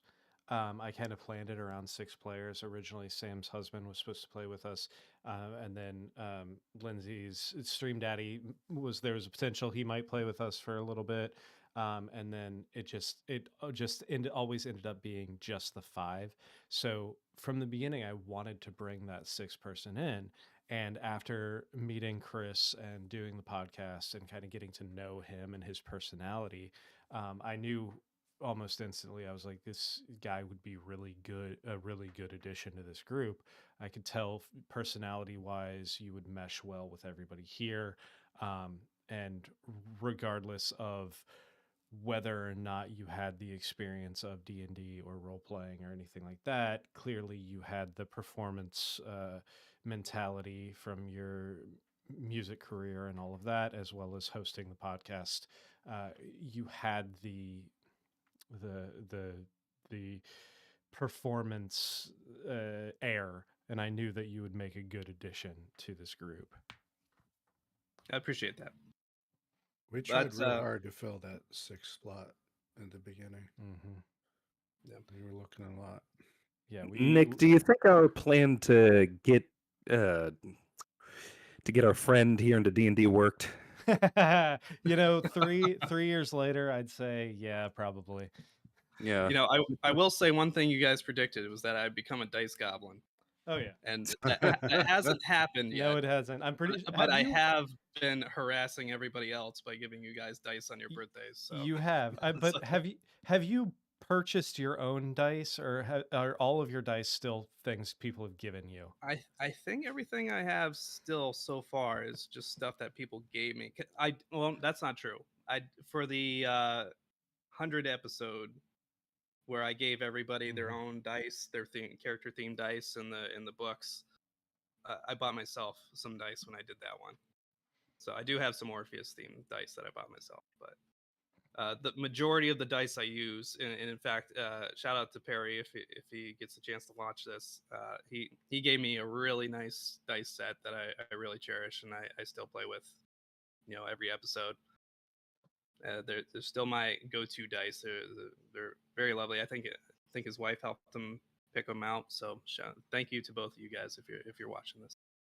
But yeah, so this whole next short arc was really about the recovery of Gwen and kind of the emotional impact of not only dealing with her loss, and this is really where Rain kind of got fleshed out. I think through Sam playing her and as a stronger love interest than I think she had been played as before. And then obviously Perry's character Butch really was very invested in recovering his best friend and saving her soul, having not been able to do so prior because her soul had been imprisoned. Why don't you guys talk me through the experience in Dis? Obviously we know how Elric's initial role to get there ended up, so I'm sure there's some feelings about that, but Elric's we plane talk- shift roles have led to a huge amount of content. Yeah. Can we talk about the Amulet of the Plains for a minute? Oh my god. I don't think I've ever experienced a magic item that has both engendered more wonder and more grief in a So, game. Speaking of the Amulet of the Plains, I knew from the beginning that this was going to be kind of like a plane hopping adventure, like this large, fantastical, go to many different weird environments. I knew that from when I was starting building this out. As soon as I switched it from like we're just going to do political intrigue to more like broader scope. And so I knew from the beginning I needed to give you guys a method of traveling, but I also wanted to make it a little tricksy, like the Amulet of the Plains as it's written, there's no cooldown timer. So it's literally, oh no, I went to the wrong place, let me cast it again. And there's no like Right. it doesn't lead to any kind of like misfortune. It's literally just, oh no, it was a bad roll, let's move on. So I wanted to adjust that so those failures actually meant something and led to potentially places you wouldn't go to if you had the choice. he set us up. I mean, that's entirely accurate. As someone who had been a fan of the show Sliders from the 90s, getting Jerry O'Connell for like weeks at a time was wild at first, but we eventually got to where we were going, ultimately. We did. How about you, Scott? How'd you feel about experiencing hell? Well, I always wanted to go to the abyss. My character always wanted to go to the abyss. Clearly. Yeah. Wish granted. Yes, wish granted. I like Spoiler. the personally, I like the chaotic nature of the abyss over the structured nature of the hells. So it wasn't the ideal place for me. And those wisdom rolls led to a bad guy who keeps coming back. Yeah, the hells were not a great place for Arnon, even though like background he'd studied them a lot. And the way that the rolls, the dice told the story, he knew a lot more about the hells than he did the abyss. I don't know, mixed bag. I think everybody can say that about hell. Mixed Yeah, bag, I've you know. got mixed emotions about hell. how Yeah. about you, Lindsay? How did Rhett feel about this excursion into hell? Actually, I really liked it because I forced you to teach me Infernal. So like that was actually really cool because I think that that allowed like the two like newest to D&D players to like have opportunities to interact that wasn't, like just surrounded in battle, which was probably like the most uncomfortable parts for you and I. So it was kind of cool to just like have those interactions and like like develop a character relationship like because I was like I could probably use a night. So I just think that it was I had a great time in hell.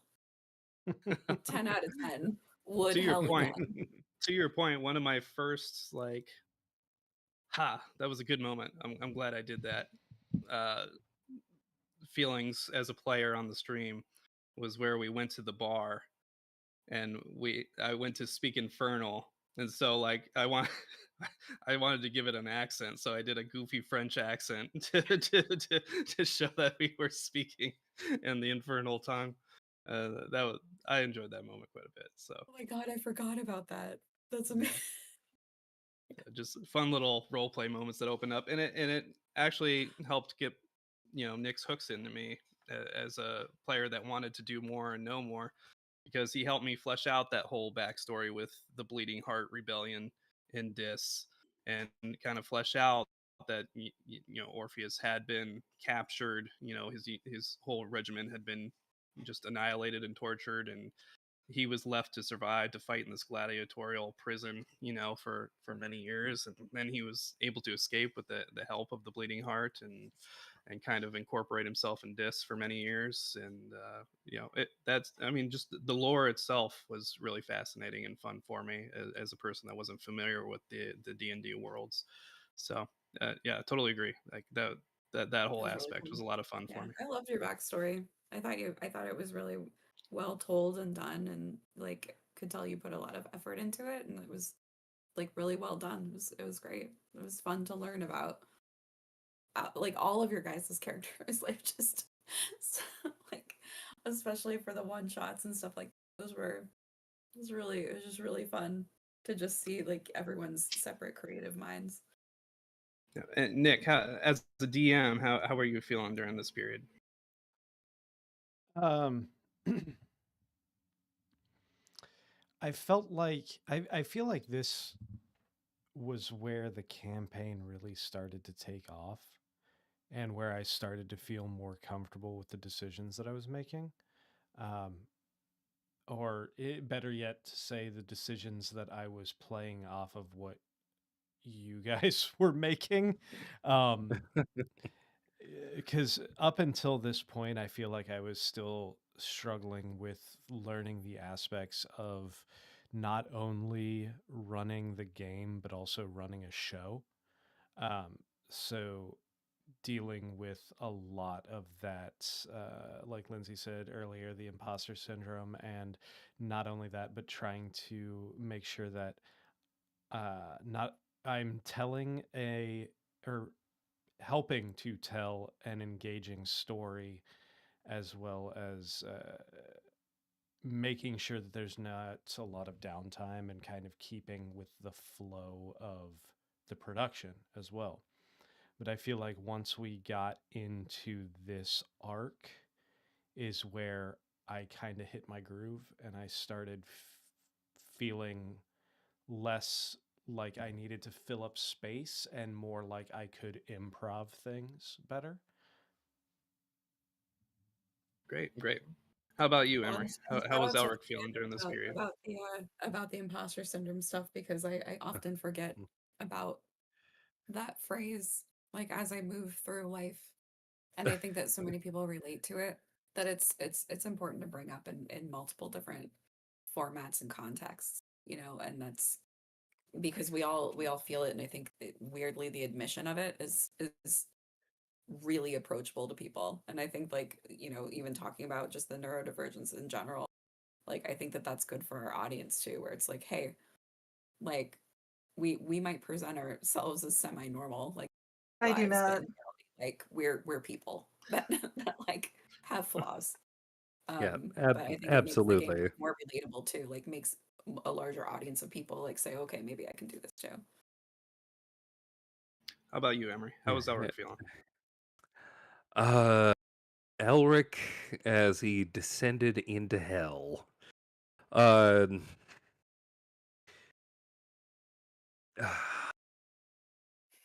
I gotta say, the feeling of kind of, how do I phrase this?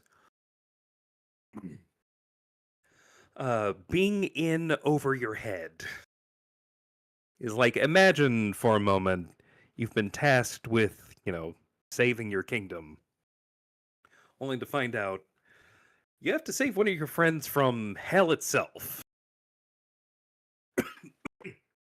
What do you do with that? Other than dive headfirst. Speaking of which, the naming of our traveling troupe.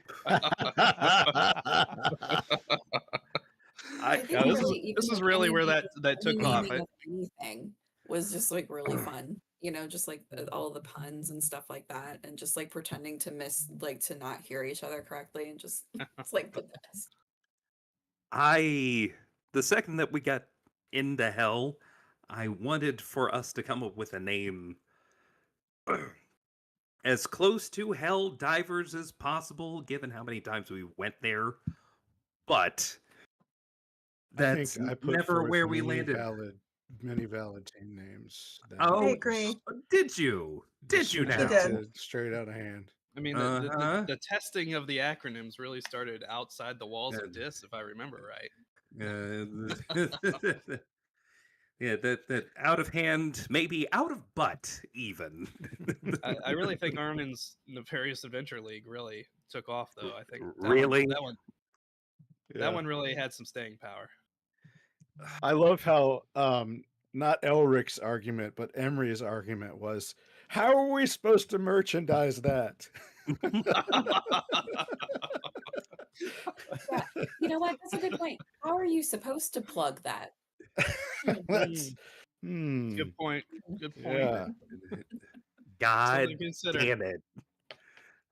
Here's some more Unbelievable. Marlat lore for you guys. I don't like. I had to where this is headed. explain that joke to Mom Lat and Dad Lat because they They didn't catch on. They didn't take that step to it's an acronym. I just thought we See, were and being silly. my dad immediately was like, huh. Then I I would got expect the nothing else from your father. I got this shaking my head look. It's really where you are on the spectrum of Beavis and Butthead to like, Stephen Hawking. Like where you are on that spectrum is probably how much you appreciated.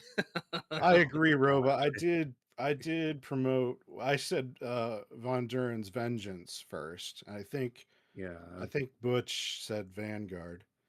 I think that's the one we should have gone with eventually, but like one of those names, not one that's an obvious joke. And not to not obvious talk to everybody. Not to talk too much about Clearly. upcoming projects, but I am very excited and curious as to what the name's going to end up being in campaign 2. Probably this Friday, Beavis and Butthead, since I Eastern won't time. be a part of it. There's still time. I'll just message you guys stuff that it should be called. You'll still show up for one shots, I'm sure. That's true.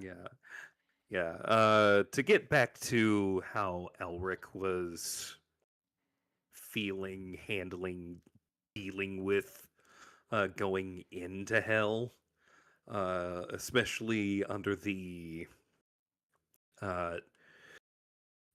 guidance or guidance by way of basically tour guide, uh, Orpheus Constantine, which actually, before we go any further, can we explore that name a little bit? Since we got into mine so Well, thoroughly. I mean, if you want your comic book reference, that was clearly Uh-huh. clearly a Constantine reference, as a man that did indeed make deals and screw over devils and demons, and did spend some time in hell, at least the the pre-DC version of it, and then Hashtag the save Constantine. first name, Hashtag which save Constantine. I kind of regretted later, because it just became a way to call him Orpheus in various various creative ways. Orifice. But Orpheus was the Greek character that went to try to save his wife and made a deal with Hades that if he didn't turn around to check that she was with him, that she would be alive again once he emerged. But he, it was a long journey, and he eventually got paranoid that she wasn't actually behind him, and that this god Hades had tricked him, and then he turns around, and then she permanently dies because he didn't care to keep the word of Hades, and he didn't believe him. So that felt appropriate for the character I was trying to create, a character that's torn and tortured, and obviously has a distinctive hatred and distrust of all devils and anything they say or do, because of the baggage he carries from his experiences. That's so meaningful, and I'm such a terrible person because I thought it was a Venture Brothers reference. Nope, I was referring to Yes. the Greek tragedy and the DC character concept. So No, like I mean, I was really into Greek mythology as a kid, but instead my adult brain was like, he clearly is making a Venture Brothers reference. Like, wah, wah. I totally liked how you saw it, so I totally played into it later on. But yeah, that was the original intent. So embarrassed. And it was funny because Orpheus's whole thing was his tragic love story and loss of his wife and whatever, and so I was expecting that to come into the fold at some point, like there'd be some kind of analog to that, and then it ended up being my own character Sid that that I was jokingly checking out in the Feywild, but I'm sure we'll get to that. Oh my god. Yeah, Well, give it time. It's safe to say the team was successful, and I still regret to this day that unfortunately I missed that live shot where we actually saved Gwen's soul because we had a death in the family. That was the least amount of players we had around the table, with you and Perry both being out, and Emery and Scott dual wielding characters. And you guys And I left the was door doing open. You zero left heavy the lifting. door open. Yeah, we did. Technically, you did. I said what I said. So obviously we get past that. We have a very emotional reunion with Gwen in the group. Elric extends the invitation to Orpheus to continue to help the team in his own way and continue to fight these generals. I think we get some more kind of backstory and insight into Arnin's motivation as he goes to the orphanage and sneaks in and leaves some money there at the orphanage in the town. So as far as the results of that tale that Nick spun for us, how was everybody feeling before we kind of jumped into this kind of fast labors of generals that we had to find a way to get to in their planes and defeat before Titivilus could enact his plan?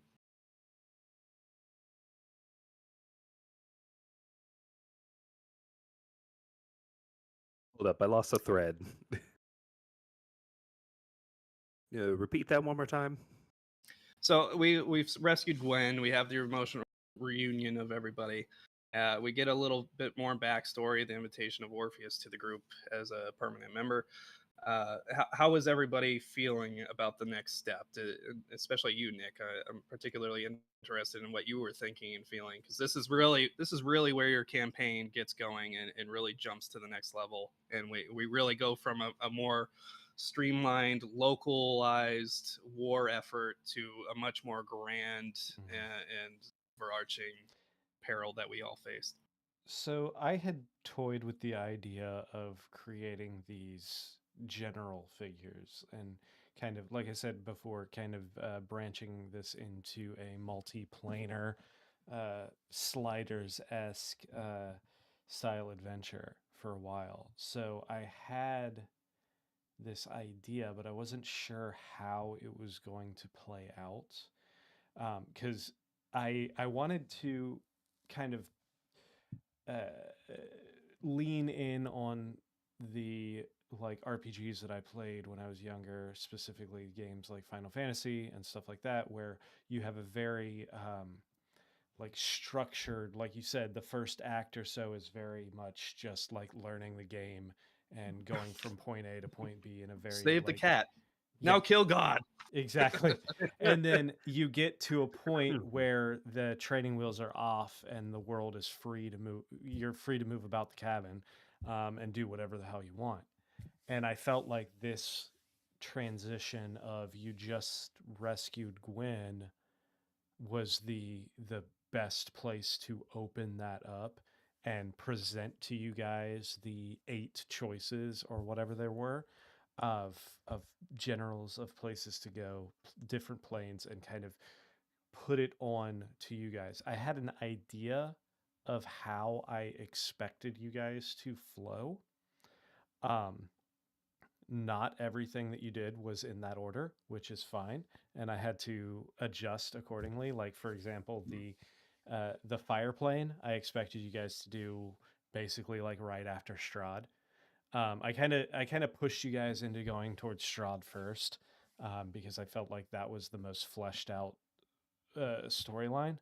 But then I was like, we're basically going to fight, go to the fire plane after that, fight an Afridi with a couple fire giants, and then go on from that. Well, then that ended up being like one of the last generals that you all fought. So I had to bump up and create a completely different stat block for the Afriti Sultan, as I called it. Um, but And I I mean, that was largely because we chose to go to the Feywild and walk exactly. through years, right? You know. But I wanted to give you guys that ability and just basically say like, all right, here's 8 different plots you can go towards. You have your goals. Figure out what you want to do and tell me which order you want to do things in.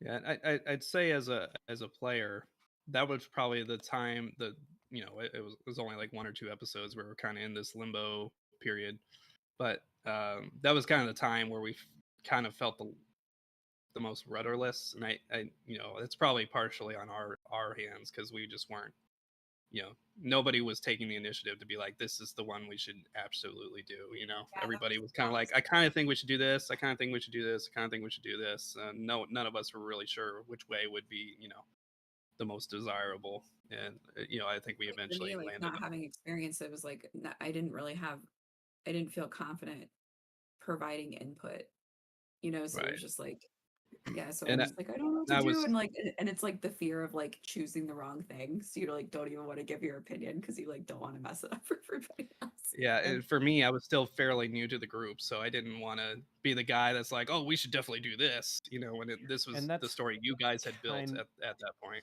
and that's kind of the hardest transition between like video games to TTRPGs and the fact that, if you're playing something like Final Fantasy or Mass Effect or anything like that, yes, it's an open world, there's plenty of plot choices, but you still have set options you have to choose from. Whereas with D&D, and especially something when it gets to the open world aspect, like we were just talking about, you literally have no rails. You can choose to do whatever you want. You can choose to leave the town and go start a farm somewhere if you want to. And that's can be almost overwhelming with the amount of possibilities, to the point where you get analysis paralysis and can't figure out what you want to do next.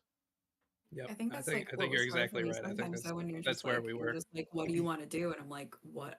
Don't even know what our options are. Because like, Mhm. so like sometimes I was just like, I don't know, like especially, all right, like Rhett, what do you want to do? And I'm like, like it was Well, just well, so before anxiety inducing just because I didn't know, I got stuck in the RP with that because the things that that he should be doing, Arnon did not want to do. So I was kind of in a bind on like he would have never gone to that capital city if it weren't for all of the nudges that he got pushed him that way, you know. So when we were sitting around like which way should we go, he couldn't really say anyway because he didn't want to do any of it. Right. And before we go too far, we should probably touch on going to the Shadowfell and fighting Strahd for the first time, because that was a significant chunk of Campaign 1 and eventually Campaign 1.5. Nick, why don't you talk us through like what your plans were and how that developed? So I started learning about the Curse of Strahd game, and was like, I really want to incorporate this somehow. I love the concept. I love Strahd as a character, the motivations behind him, and just the way he was presented in the videos that I watched. And I got the book for Christmas, I think, from my mother-in-law, and I was reading it, and for once it kind of gave me um, a look into a character that actually had depth and meaning, and I felt like that was missing in a lot of my villains up to that point. Um, and Hugh, to an extent, had that, but that wasn't a character I created. And I mean, Strahd wasn't either, but I felt like after eliminating Hugh as an option, I needed to bring somebody else in that had that kind of depth and was somebody I could make more of a ground level general. Whereas Titivilus was this all encompassing figure, this shadowy, like larger than life evil. I needed somebody who was going to be a thorn in your side.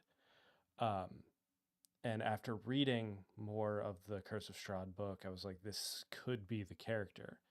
And I kind of, if you go back and watch one of our first shorts, you can see when I first dropped the name Strahd von Zarovich and Emery's reaction to that. Um, Yep. So I had the idea to bring him in from quite a bit before, um,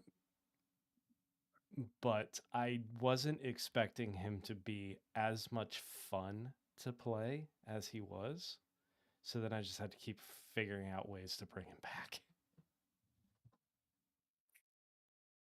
Yeah, Why and won't you die?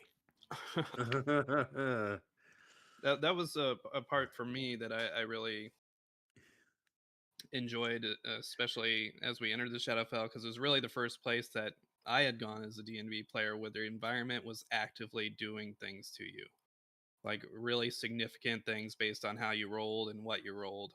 I think Arnon went mad at one point, and we had some other things happening. I don't recall everything, but it really added an interesting dynamic that every time we would take a long rest and start a new day, we were going to have to face some new variant of that challenge, and would be very reliant on Butch to try to salvage the situation if he realized what was going on. So that was a cool dynamic for me as a player to experience that for the first time.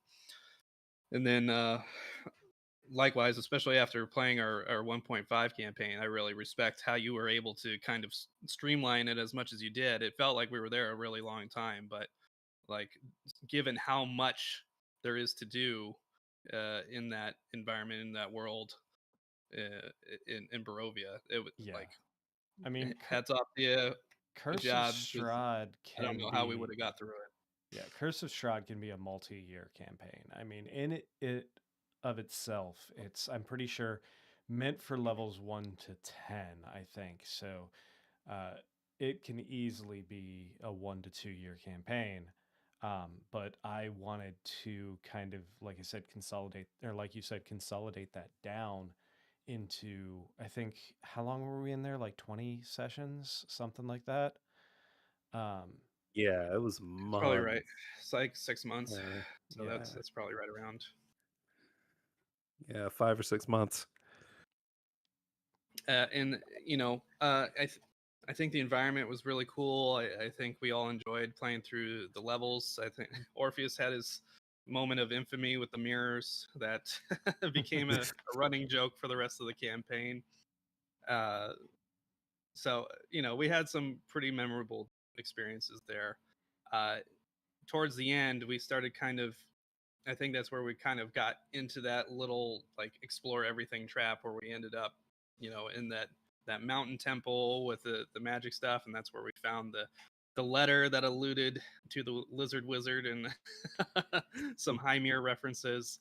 Was any of that planned, or is that So something you just ended up making up? here's the thing, and I'm sure some people have noticed this, and there's probably been a lot of things that people don't listen or don't notice, but I love just sprinkling in things that might show up in 6 months, 8 months, a year, 2 years later, and just for that, oh shit, this was like there the whole time. And create, like, there's plot lines and plot threads that I teased that never came to fruition. There's some that may come to fruition in future campaigns or one shots. But to, like, I don't want to say everything that I put out has a purpose, but I typically find a purpose for anything that I do come out with. A lot of the stuff that I do is improv on the spot. I'm not the type of person DM that has 10,000 pages of notes. I have a quick outline of how I expect the campaign to go, and then a small outline on sessions, maybe specific bullet points. But a lot of the stuff is things that I will make up on the spot. But then I'll notate what I said and figure out some way to tie that in 25 sessions later. Yep. And real quick, quick interlude from Rova. We need more fighting a house. It's where Arnon admits they are friends. But So call back to that Baba specifically Yaga. That's a good short specifically too. the letter, yes, that was planned. The spell scroll that was placed in there for Hymir with Hymir's name, that was that was planned, and that was something that I started coming up with from the time that we did the first one shot, the Druid Daddy one shot, because I knew at some point I wanted to bring those characters back in some epic way, which ended up being in the Battle of Castellatri, which was shit. I don't even know what number that was when you guys fought My God. so I was planning that for a good, 2 years, and just sprinkling in things about Hymir's, messing with chronomancy and trying to learn the intricacies of time travel. Because and from the beginning, I was like, I want to bring in the Lizard Wizard and Deloof Garoof to have that epic. And at this point, I had already known that uh, you know Gwen's mom was going to be this assassin character. So I wanted to have this. And when Emery fed that thread of her being a Shanian soldier from the beginning, I kind of, because that wasn't planned. I had no idea he was pulling that out. But I was like, this actually works out well because I can pull into this thread and have Hymir somehow over the course of the game find this specific scroll, which is also in that Wanderer's Guide to Merchants and Mercantile. There is a scroll of time travel, basically, but it's like temporary. So I wanted to make it this rare version, like legendary version of that, where he can like pull something from time, as opposed to because I didn't want to deal with the paradox or the simple, oh, just go back in time and fix it bullshit that a lot of things. So I wanted it to actually still matter. So instead of and Hymir to misunderstand it until he used it, which is why I've fed the whole, I'm going to go back and I'm going to fix this that Hymir kept saying to Gwen, um, until he actually did it and realized that he can't go back and fix things. But you can't change the past, but what you can do is adjust the future by pulling things out of time temporarily. Yeah, and as a player, again, being ignorant of D&D worlds and how things work, I really saw that letter and the suggestion that he was messing with time magic as a threat. Like, I really kind of saw that as he's going to do something in desperation. And I kind of either wanted because to. Gwen dies again or something like that, and then it's going to spin into a whole thing that Titivilus takes advantage of and becomes 10 times worse. And so I had Orpheus like constantly grilling Gwen's character, are you sure you can trust him? This is dangerous. And then it even had like a kind of brief confrontation with Hymir about it when we talked to him. And that was good. And I wanted that kind of distrust, because anytime you're messing with time travel or time magic, it should be something that is not taken lightly. So I wanted somebody to have that reaction. So I'm glad that you did. It helped that Hymir was a fucking sphinx. Completely unreadable. Yeah. And that was straight from Sam's backstory. Like when we were first talking about Gwen, she created the character of Hymir and basically how Gwen wanted to leave because, her stoic father never showed any kind of affection, and he was, she was the polar opposite of him and all that. And I was just thinking, I was like, this is a perfect character to embody and bring in and then kind of develop the reason why he's like that. Very cool. All right. Well, continuing through our Strahd escapade, this is where we were introduced to another great NPC, the Sunsword.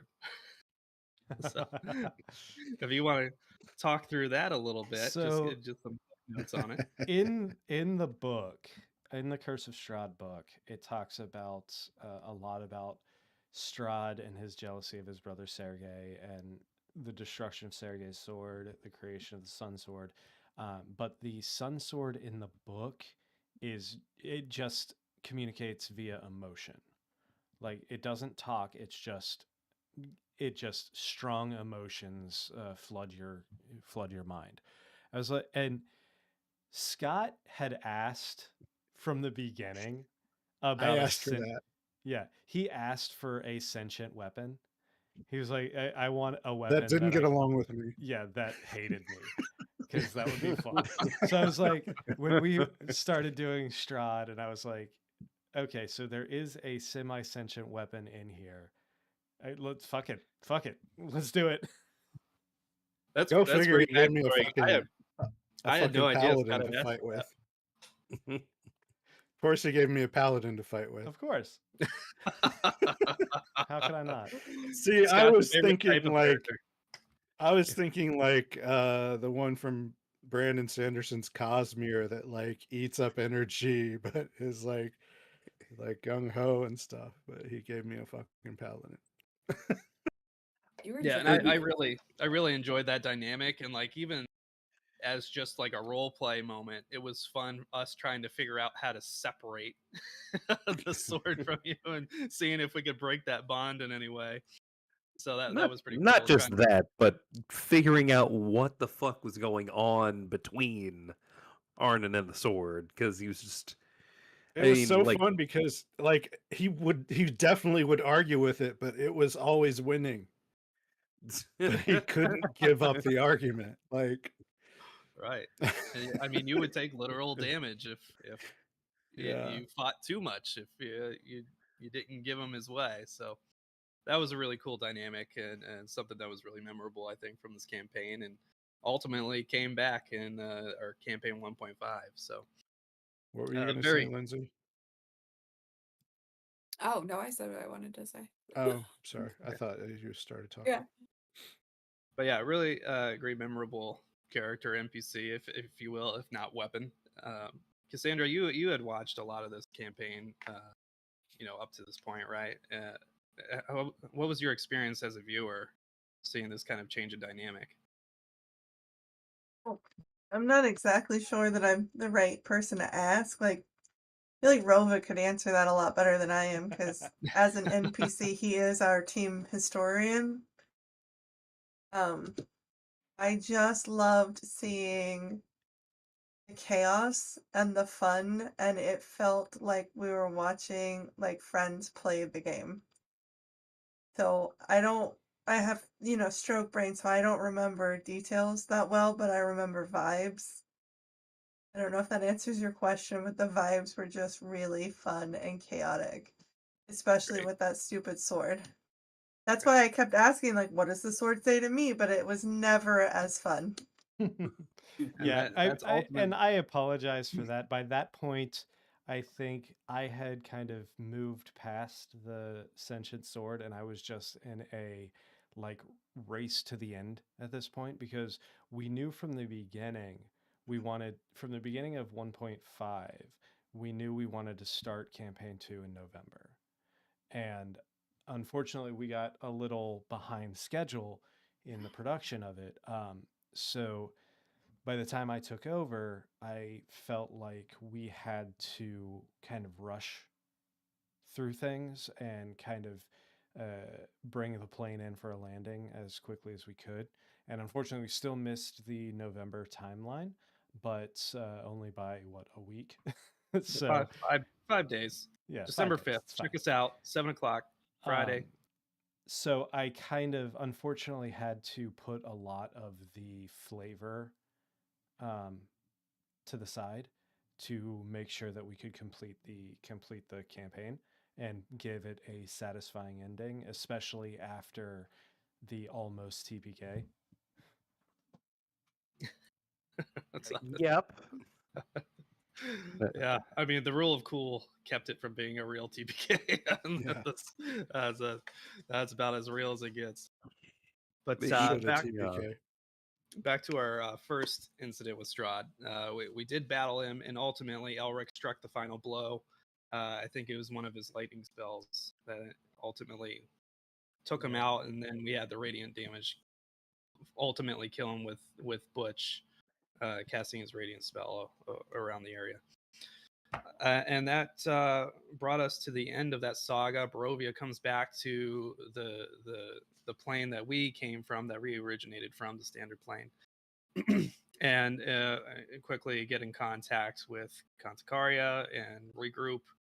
It creates a whole dynamic that eventually, leads to a one-shot character, Homewood, who is in the tower defense one shot and eventually becomes more significant in the 1.5 campaign.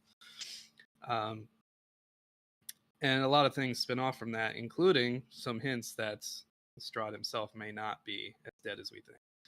So more on that later. At this point, we're really trying to decide what to do. Do we recruit more allies? Do we try to take out another general? We have some insights. I want to say the Raven Queen had given Arnon some clues in his dreams. Is that correct? Yeah.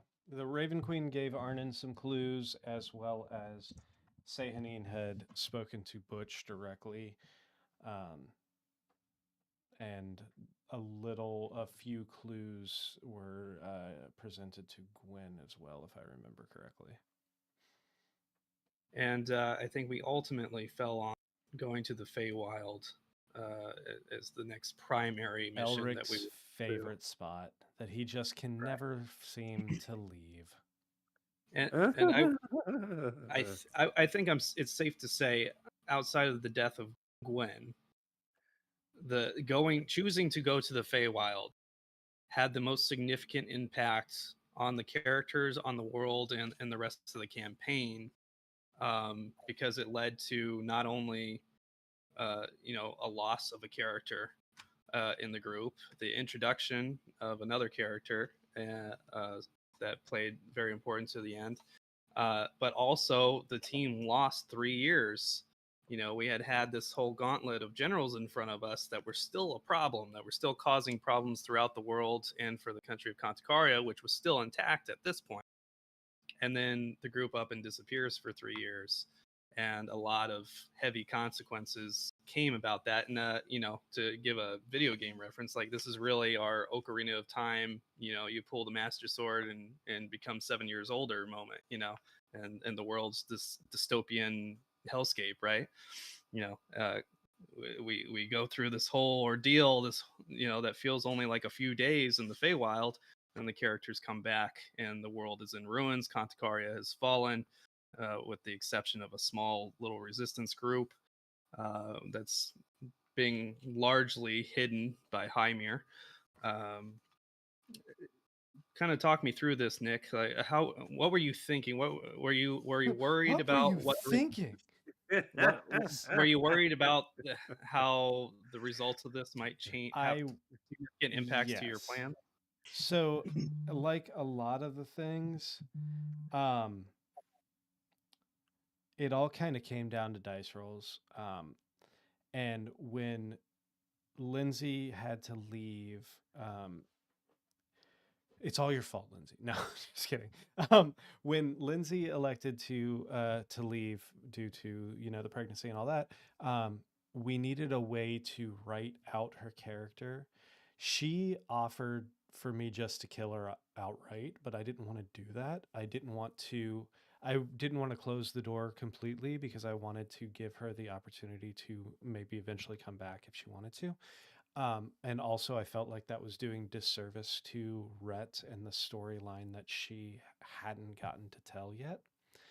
So, anybody who plays D&D knows the time magic of the Feywild, and how, depending on when you leave, depending on dice rolls, days can be minutes or hours, or no time difference, or months, years, so on and so forth.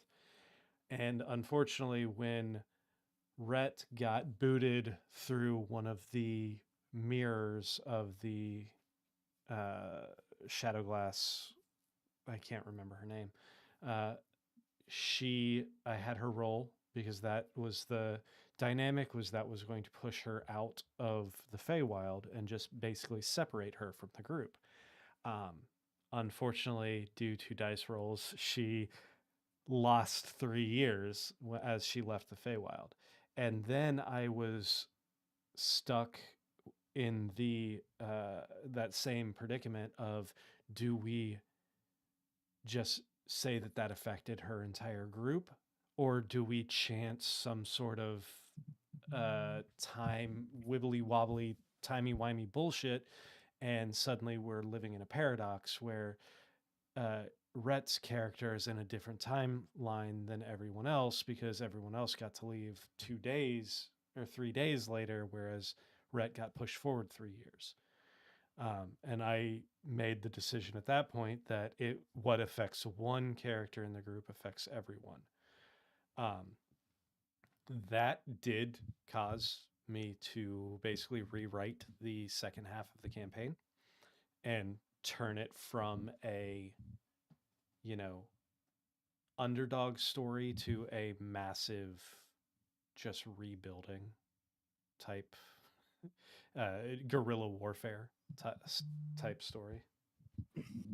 Yeah, and I'll speak for myself here. I thought it was really cool and fascinating to go that route because, up to this point, we kind of had like, we were kind of used to the routine, right? We go try to get this general. We've killed the general. We come back, we regroup, we look for the next one. Very much like a video game, but having that jump in time because of our choice to go to the Feywild first before attempting to get rid of these other generals, it had such significant consequences that you had us own those 3 years that were lost. I thought it made for a much more fascinating story, And personally. that's one thing that I always tried to kind of live by is, I don't want to force you all to make a decision, but I want you to live with the consequences of the decision that you make, whether that be, you know, loss of time or potentially a TPK or anything like that. I don't want to adjust something to take away any kind of implication that happens due to a decision that was made. If it is something that, and we've talked about this in Discord after certain sessions and all that, if it is something where I feel like I screwed up a ruling or potentially made an encounter too difficult, which leads to something like a TPK or a bad decision, I will I will change it and I will adjust accordingly, or give you guys a little bit of leniency when it comes to how we adjust that. But if it's a decision that is 100% made by the players, you're going to own the consequences regardless of whether those are good or bad. And before we get too far, I did skip over one important character moment. We did have a period of time. This is where we encountered the surprise of the Rakshasa, who stabbed Arnon. But more importantly, probably especially to Rhett's character, the loss of her father. Um, Lindsay, why don't you kind of talk me through how you were feeling and what your thoughts were on that development for your father and discovering he had made a deal with a devil essentially that was essentially sapping his health. Ugh. Sorry, this is actually only weird for me to talk about right now, just because, like, especially like the character for my dad is actually like kind of a little bit based on my dad, because I'm like my dad and I are actually really close, but also like my mom's having some medical stuff right now and it's having surgery tomorrow, so I'm like kind of in a weird headspace with that. But uh no, I think like as time went on, I think I took the character a lot more personally. So I think that like kind of what we were talking about earlier with comfortability and us and the characters growing. I think it's more of like personally growing and being more and more fleshing out a character that has now, it doesn't like belong to you as much anymore. So when you can find those things that take you back to why you created it in the first place and the emotions behind why you created it in the first place,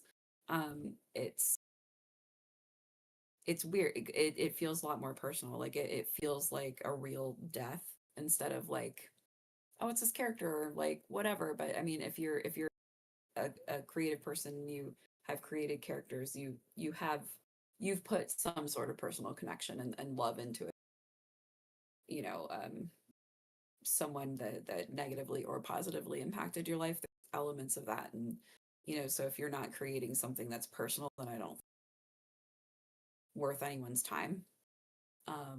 So that was hard because I was really I that was something that like since that character was human, like I knew it was gonna, but like I like Nick and I absolutely had conversations about trying to get around it from me, but yeah, but also not as interesting a character as like, the everybody loves Raymond style voice, Fran Drescher also sprinkled in, like, I mean, so it's what's more and, interesting and correct to me if I'm And wrong. Correct me if I'm wrong, Nick. It ultimately came down to the dice roll, it right? did, unfortunately. And like, I was looking back at some of the other things prior to that because, and I had, I had completely forgot but I started sprinkling in like hints about the Rhett's parents and all of that. Sorry, I'm getting echo. Back in like single digit episodes. Like I remember there was a Oh my god. sending from Rhett's mom to her, the first one ever, where she said something about her dad's appointment with the doctors, and and Lindsay joked, "Can you just take your dad to his appointment?" Something like that. But like I had been teasing that for a while, and that was kind of goes back to the whole character choices and stuff like that, because like it came down to timeline. Like I have a lot of these weird things that are happening behind the scenes that never really come out, but a lot of them are come down to almost like timers. Like Well, and I if think it's there's also like the stats point too, like when earlier when I was like the frustrations about like when to get to storylines and things sure, like that. I think that, like personally, I think they're like not think I know like there's a little bit of taking it personally because it's like we didn't even get to do anything with like my stuff. You know what I mean? mhm. Yeah, but like There's also that where I was like, well, damn it, yeah, like like there was timers for a lot of the things that I put in, um, like starting at the beginning, like yeah, and like as the plot continues from those initial points, the probability of success goes down and down and down. yeah, And eventually, and with the whole plot line of basically Mosaxis using Harrison as his conduit into the material plane, putting a toll on his already fragile human body. Um, and then just it ended up being a really shitty role at the end. So yeah. But that's the thing too. Like things aren't interesting if everybody lives all the time. If there's exactly. never any conflict, like it's fucking boring. You can't. You know, it And doesn't. and like I've said from to you guys multiple times, um, D&D has a big issue with death not meaning anything. When there's so much rejuvenation magic in the game, if somebody dies, oh, we can just revivify him. It takes away that impact and that emotional, uh, you know, uh, tax, I guess. Mm. Which is why I've tried to implement things like Matt Mercer's revivification rule and stuff like that to kind of give it's not an automatic success. It's got to have some bearing and some chance of failure. I mean, But you even play with that with the Strahd ultimatum, right? Yeah. The two characters, we weren't playing the game. We didn't, we were challenging Strahd quite a bit on that, and then he ultimately, we discovered later, did in fact kill them permanently when we didn't make the choice. So there's also an old adage in writing that I know Patrick Rothfuss talks about a lot, and that death is not the worst thing that can happen to a character. Like, one of the downfalls of reading a first person novel is that you know this person's not going to die because they're the one telling the story. But Which like, is with the Arnon, like him dying wouldn't have meant nothing. Like, it was more about like how corrupted is he going to get? Like um how attached is he going to get to these people that he might end up losing, or what from his past is going to come back to hurt him again. and this And that this made Arnon conversation, more interesting as a character too, because it meant more when you call us your friends. Like it yeah. meant more. And Yeah, I mean, like this was the conversation that Scott and I had before Strahd decided to torture Elric. So Yep. you can Yeah. partially thank Scott for that. Well, I mean, it's true. Like, you're talking about uh, D&D making death not as serious, but like I think that's not necessarily a bad thing, because I think that tends more to the RP aspects that most of the people are attracted to, because a lot of people, the combat sequences are just boring and stuff that they fast forward through. Um, it the stuff that can twist or happen to the characters, or the other things that the characters can lose, I think is far more important, far more motivating. Right. Well, back to the Feywild.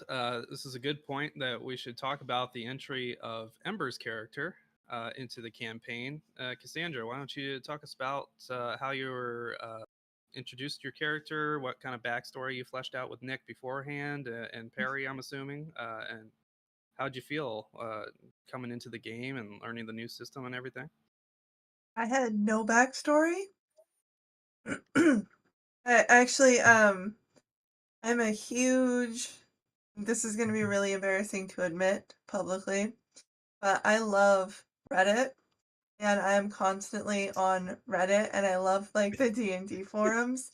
And I learned very shortly after I joined this campaign with my really shitty backstory how bad of a character I had created for the DM, not to have any hooks. I had no family members. I had no like draw to go to any direction or any place to go back to or any reason to go forward. It was bad. And like every single time a thread comes up, it's like, I'm really sick of this player. I was like, oh, that's me. This is so great. So yeah. Well, you correct me if I'm wrong. Your backstory was that Moradin had sent your god Moradin had sent you on this journey, and you ended up in the Feywild where you got captured. Is that right? So I'm gonna wrap myself out here. Actually, Nick made that up because my backstory sucked so hard.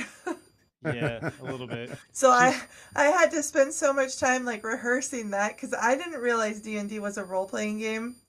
I don't know why I thought it was more like Magic or Pokemon where you like take turns and you have stats and you like fight.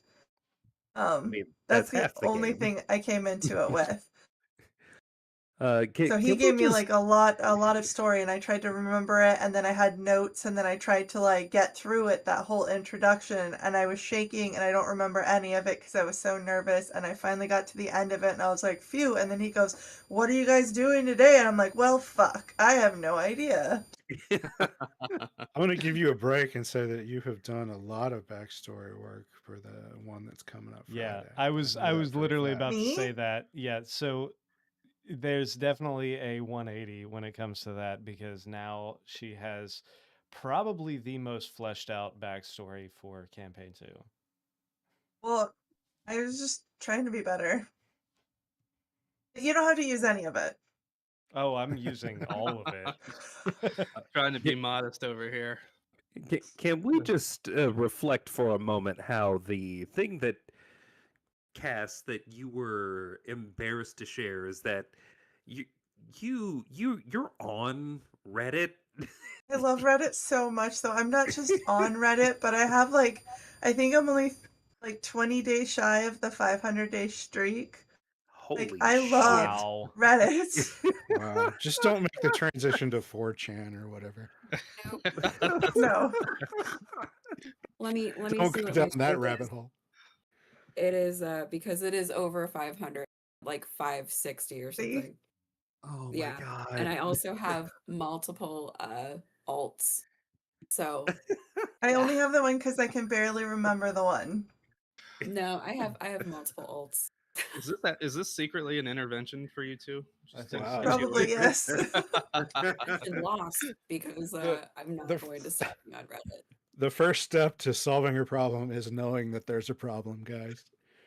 I have no Yes, problem. I it can is. quit whenever I And want it's to. everyone giving everyone my opinion on Reddit. You got to be careful. Reddit is a gateway website. It leads Oh to my things gosh. like 4chan and the dark web. Shit, I just had Well. my eighth cake day. Aw, happy cake day. Well, going back to the Feywild here, we're getting a little late, so I'm going to kind of speed things up a little bit as we go through these campaign notes. Coming back from 552-day streak. we did have a pretty great moment with the one shot precious cargo that Emery DM'd for us in the introduction of Captain Sid and his crew on the McFrigate. and the shenanigans that ensued. Eventually, Sid became a romantic involvement for one of the main characters.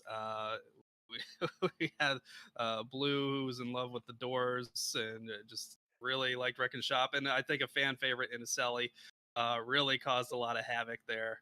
I just want to God. thank Emery yet again for letting me bring that character back. Ugh. For those who don't know, that is the character that I played in Emery's campaign prior to those Natural Ones' birth.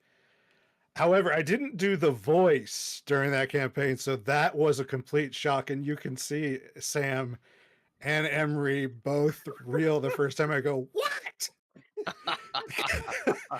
And it's remember it's become a short- running joke ever since. Sam goes, "Oh God, the voice!" Like 'Cause I played that- actually taken by surprise. Yeah, And then we had Silda. Was it Silda or Sylvia? Silda. Silda. Silda. Thank you. And Silda, Yeah. the cat character, that was constantly adding her kitty cat, sarcastic comments and mean mugging people, which was great fun.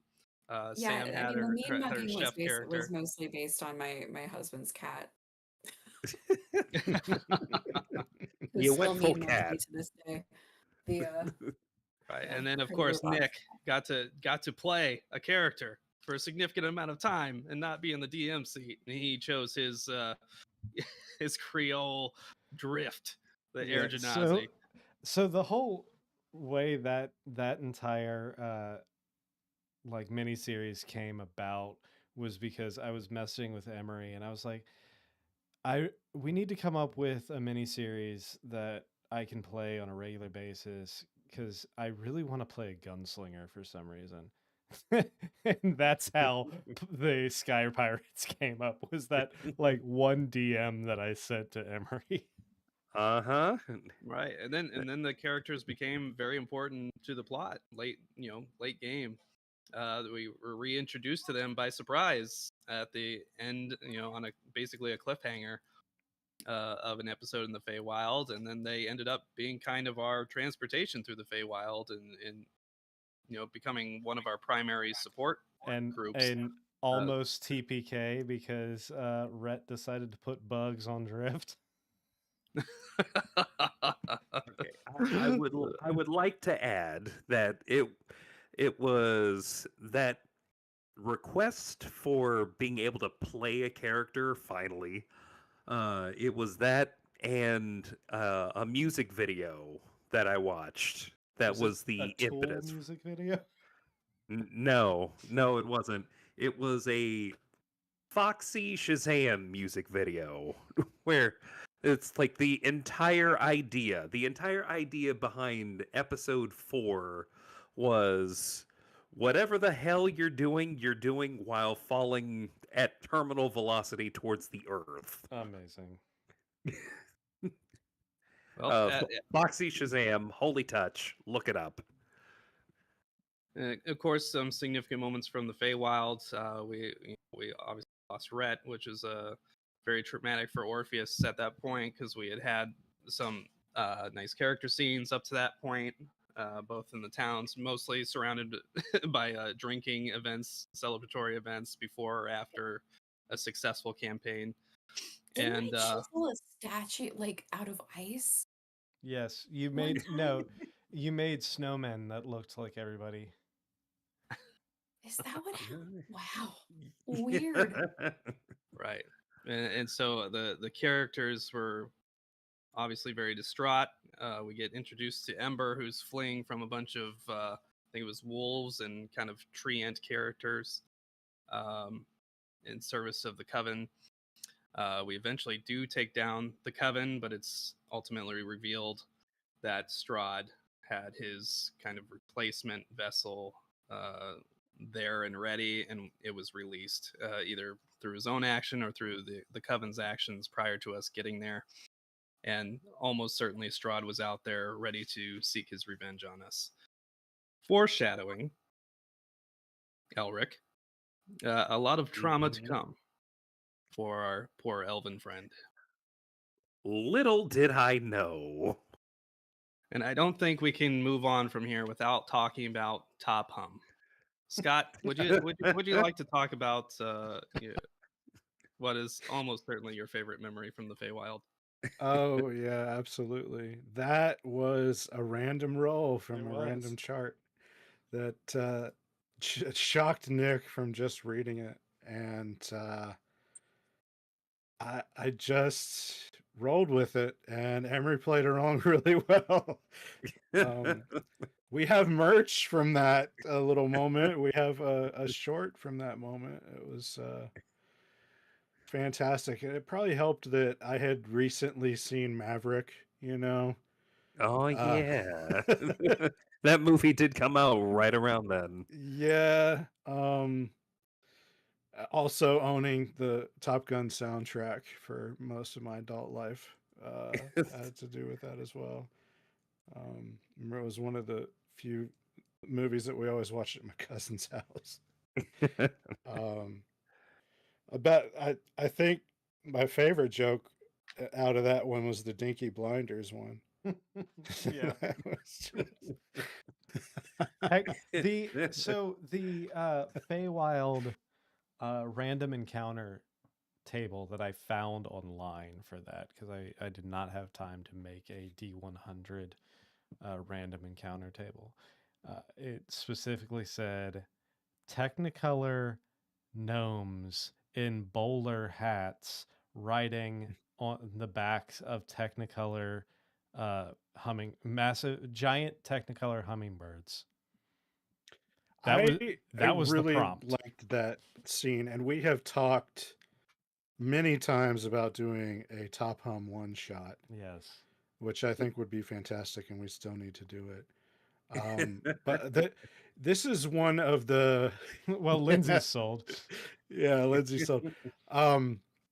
This is one of the reasons that like I had talked to Nick beforehand that I really wanted to spend a lot of time in the Feywild and also the Abyss, is because at the same time I was going back and watching Legends of Vantress's Witchlight campaign and just seeing how much they grew into it and had fun with all the randomness and stuff, and I really wanted to take advantage of that. I think Nick would have flourished more in the Abyss because he's more of a dark, spontaneous Yeah. guy than goofy Feywild spontaneous. Yeah. We saw that quite a bit during our stint in the Feywild. I know Nick was uncomfortable with the goofiness, so Yeah, he that's tended that's towards the Emery's darkness. wheelhouse right there. Is the Yeah. Yep. I would have a lot of fun with like a Feywild only campaign, so I really enjoyed that moment. Yeah, I mean, we had some significant things happen there, that we're kind of glossing over, but we had to convince the guards that the queen hadn't been murdered viciously by us and shoved in her bed upstairs. Yep. That led to kind of our first Emery betrayal, as Emery or Elric and Orpheus had to flee, and the rest of the group got separated and kind of navigating around the giant tree community. and Elric fireballs the group, and Arnon, I think it was Arnon that shot him. Was that right? second butthole. Yeah, that was the second butthole. Yep. Yeah. That was the birth of the Elric whistle. I refuse to believe that that's canon. It's canon. Never XBH. will I ever. You stop. And then, of course, he left his good buddy Orpheus up at the top of the tree with 5 witches, dimension doored the fuck out of there after realizing he shouldn't have gone up there in the first place. So it was the start of Elric's dark descent. Oh, was that the beginning? Was that the beginning? Look, the All right. Feywild has never worked out for me. Well, It's never worked out. It was a very significant portion of the campaign. I think for most of us, I can say it was pretty enjoyable for the time we spent there. The party, with the help of Captain Sid and his crew, using the amulets to kind of power his engine, they're able to eventually escape from the Feywild, having accomplished their mission of taking down the Coven. And this is where the real significant consequences come in. We fast forwarded 3 years into the future. Contacaria has fallen. The party is kind of aimless. They don't know what has happened, what caused this this downfall of Contacaria. And I think this is where Nick really starts to hint at the planes merging together, as you can see some of the signs of this in the sky. And the group eventually gets back in contact with the general, and they start making plans to try to address what they can address in front of them, primarily recruiting allies, because the forces of Contacaria are completely depleted and ravaged by this war, and they need help desperately. And that's when we take a few journeys. I think we go to the Goblin plane and retrieve Inacelli and some Goblin friends, which if you guys want to talk on that briefly, I think part of your old campaign. Yeah, it was basically our group from Emery's campaign pre-stream that we played. The way that we got my character into this universe is there was a wild magic sorcerer in that party, and the idea was he cast a spell recklessly, and Inacelli, as part of the random magic, got ported to the Contacaria universe. So why not go recruit all of his friends? We The even whole wrangled a few way. worms, Yeah. and I Yeah, believe that that's was- when So Emery is given the gate spell. Was that correct? yes, he was given the gate spell, or the somebody was scroll. the You scroll just for used gate, it. so that way you could transport the worms across. So when we came back from the Feywild was when I realized we had to shift the focus, because at this point Contacaria had fallen, and I figured if 3 years had gone by and Contacaria had fallen almost entirely, at this point the generals would all be in the same place. Titivilus would have succeeded to the point where he could bring his generals into the material plane and not have to rely on them running their own planes anymore. And also, 3 years had passed, new generals would have been brought in. Hence Elric's dad and Rhett. And I would Yeah, be it was remiss really- if I didn't mention this is when we were introduced to the raccoon friend of Ember. I believe when we came back, we were, broadly speaking, in the general area of her home from how many years ago, before she was shifted to the Feywild by Moradin. And that's where she discovered her little raccoon friend that would join us for the rest of our journey, right? That was easily my biggest mistake that I've done while playing D&D, because in my head, I was like, what a cute thing, a raccoon, I can raise it, it can steal shiny things, it can cause mischief, and then Nick was like, it could, but then it'll have hit points, and I was like, well, fuck. I don't want the thing to die immediately, so I Well, couldn't use it, and it was just a liability the whole time. and playing into that, it actually became perfect when Orpheus had the bloodlust in the abyss, because Not perfect. I'm unbeknownst still to the mad at party, Orpheus for that. or I needed something to kill or try to kill, and the only thing around that wasn't another player character was the raccoon and my familiar that I had already killed at one I point. also my hated God. hearing Nick say, roll dexterity to see if you landed on the raccoon. That might have been after a boot comment or two. I don't know. Yeah, possibly. Just Kill two. that raccoon. He's gonna Uh, make those boots raccoon skin boots. Oh, so maybe. the party decides that they need to recruit some help. Obviously, visited the goblins, came back from that, and it really the biggest portion of the recruitment phase was going to the Kingdom of the Water Genasi, with basically Rain's guidance to kind of help us get into the country safely, and also to try to recruit them. This also opened the door for another blood hunter trial for Arnon, where he was able to upgrade his tattoo again. We had some pretty cool interactions. I think as far as like the fight scenes for people that like combat, I think we had some of the most fun and intriguing combat phases during this. With the, we had the one-on-one fight when we were first introduced to the water genasi before they permitted us to go forward. That was pretty cool and a change of pace because it wasn't a party on party thing. We had the introduction with the king. We had we found that dungeon on an isolated island that had kind of like a treasure map in it, and we discovered some backstory that led to a one shot about a level 20 party that was killed. Introducing some fun characters there. I think particularly Gorgonzola was probably the most memorable from that group. The big cheese.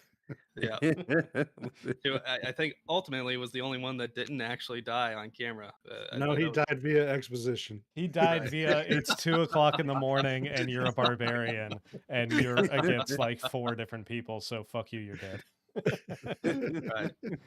And during this phase was also where we found out what Rhett was up to these past 3 years, and we discovered that Rhett had been seeking out these powerful items, thinking that our party had either been lost in the Feywild or wasn't coming back from the Feywild, and was desperately trying to find some way to defeat Titivilus and stop the downfall of Karntakaria, ultimately culminating in us finding out that she was being possessed by the appendage and the eyeball of Vecna. Don't say the appendage. That I sounds gotta say the appendage. I gotta say the appendage. eye and Orpheus hand treasured of Vecna. the appendage that was left behind as well. Put it in his bag. Oh my god. But that ended up being a pretty cool scene, and and a pretty cool dynamic, I think. Did you guys want to touch on any of that before we move on? I just want to say first about that whole. So I was trying to come up with a way to keep Rhett in the plot, but also make her a bit of a challenge for everybody. So I toyed with the idea of some sort of cursed artifact, and this was about the same time the Vecna book came out. I can't remember what the hell the name of it is, but the latest adventure Vecna 5e book. And I was like, from the beginning, I was like, I'm not doing Vecna. I'm not doing fucking Vecna. I told Scott this like 5 times. I was like, everybody does Vecna. I'm not doing fucking Vecna. And then I ended up, I still didn't technically do Vecna. I just did the eye and hand of Vecna. And I wanted to come up, and to be honest, it kind of came about because of that AI generated picture of rain that I created that had 2 different colored eyes. And I was like, wait, all right. And kind of fed off of that as to how would they have been they would have been looking for some sort of like turning point weapon, some weapon of mass destruction. And what's better than the eye and hand of Vecna if they can control it? But the problem with that is you have to succeed an extremely high DC roll, otherwise you become possessed by those items. And I was like, this might be the perfect opportunity to kind of pull on the heartstrings a little bit more by taking a close ally and turning them into a threat, but not by but still have that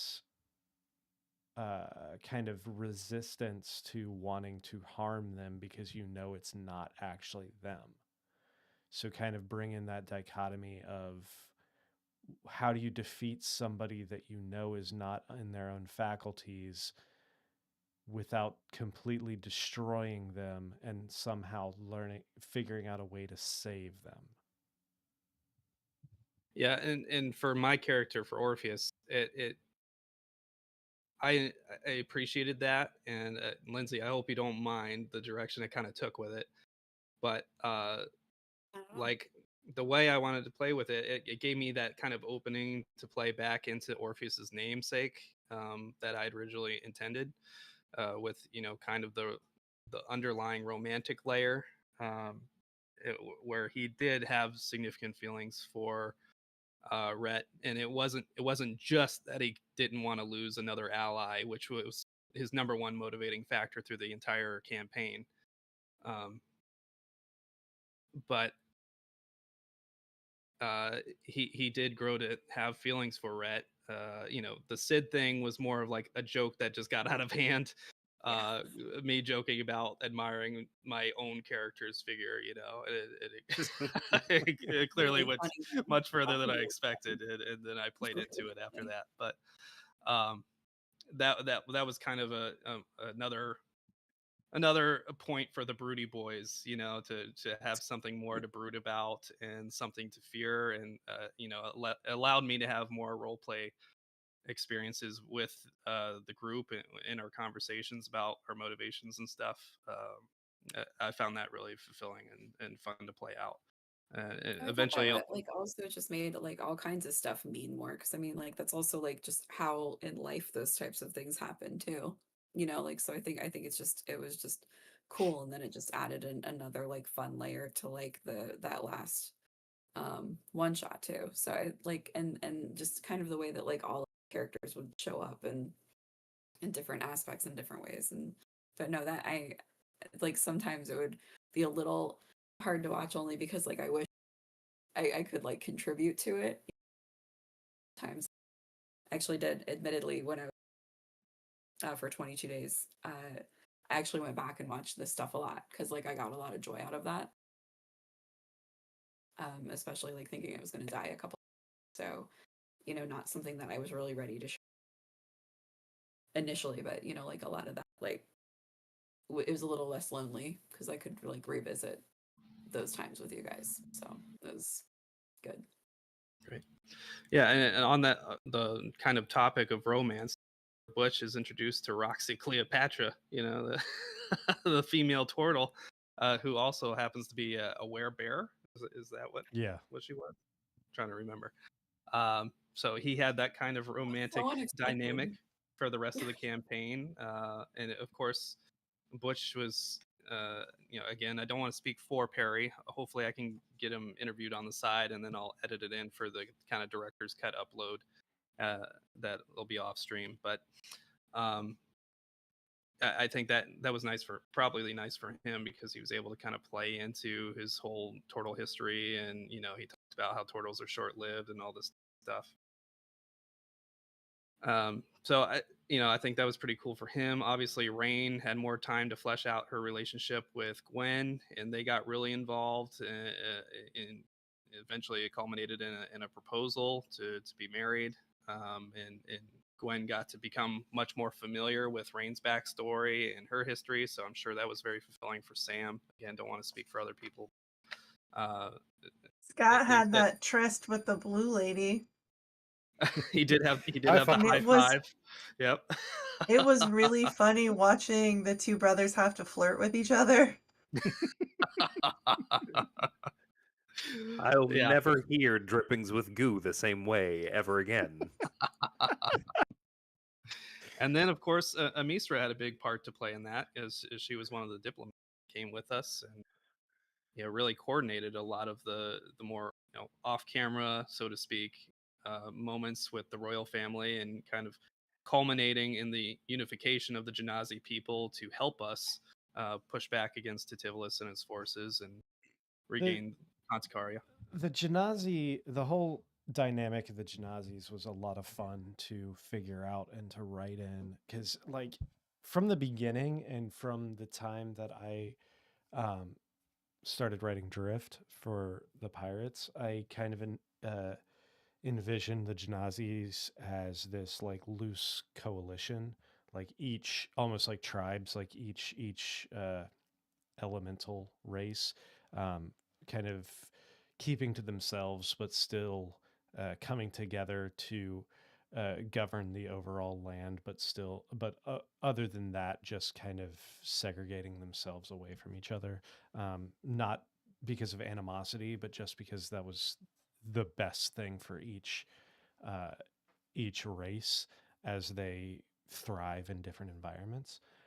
So I started trying to create a world, a country that would kind of house all four in their own separate like ecosystems, basically, but still be close enough to kind of live in harmony. So, and then basing each off of a different kind of subculture of actual real world people was kind of fun too. Because like Drift originally just kind of came as I want to play this gunslinger that's loosely based off of Gambit from X-Men. So that just kind of turned into the entire Air Genasi culture is just very Creole and I like that you inserted that they had legends of Drift and Captain Of- Sid's crew of from course. years ago before they were in the Feywild. So it started as that, and then I also the Water Genasi just kind of in naturally ended up being very Viking culture. And then the other two just kind of grew off of that as like the hey, holy shit, Rovo with a $50 super chat.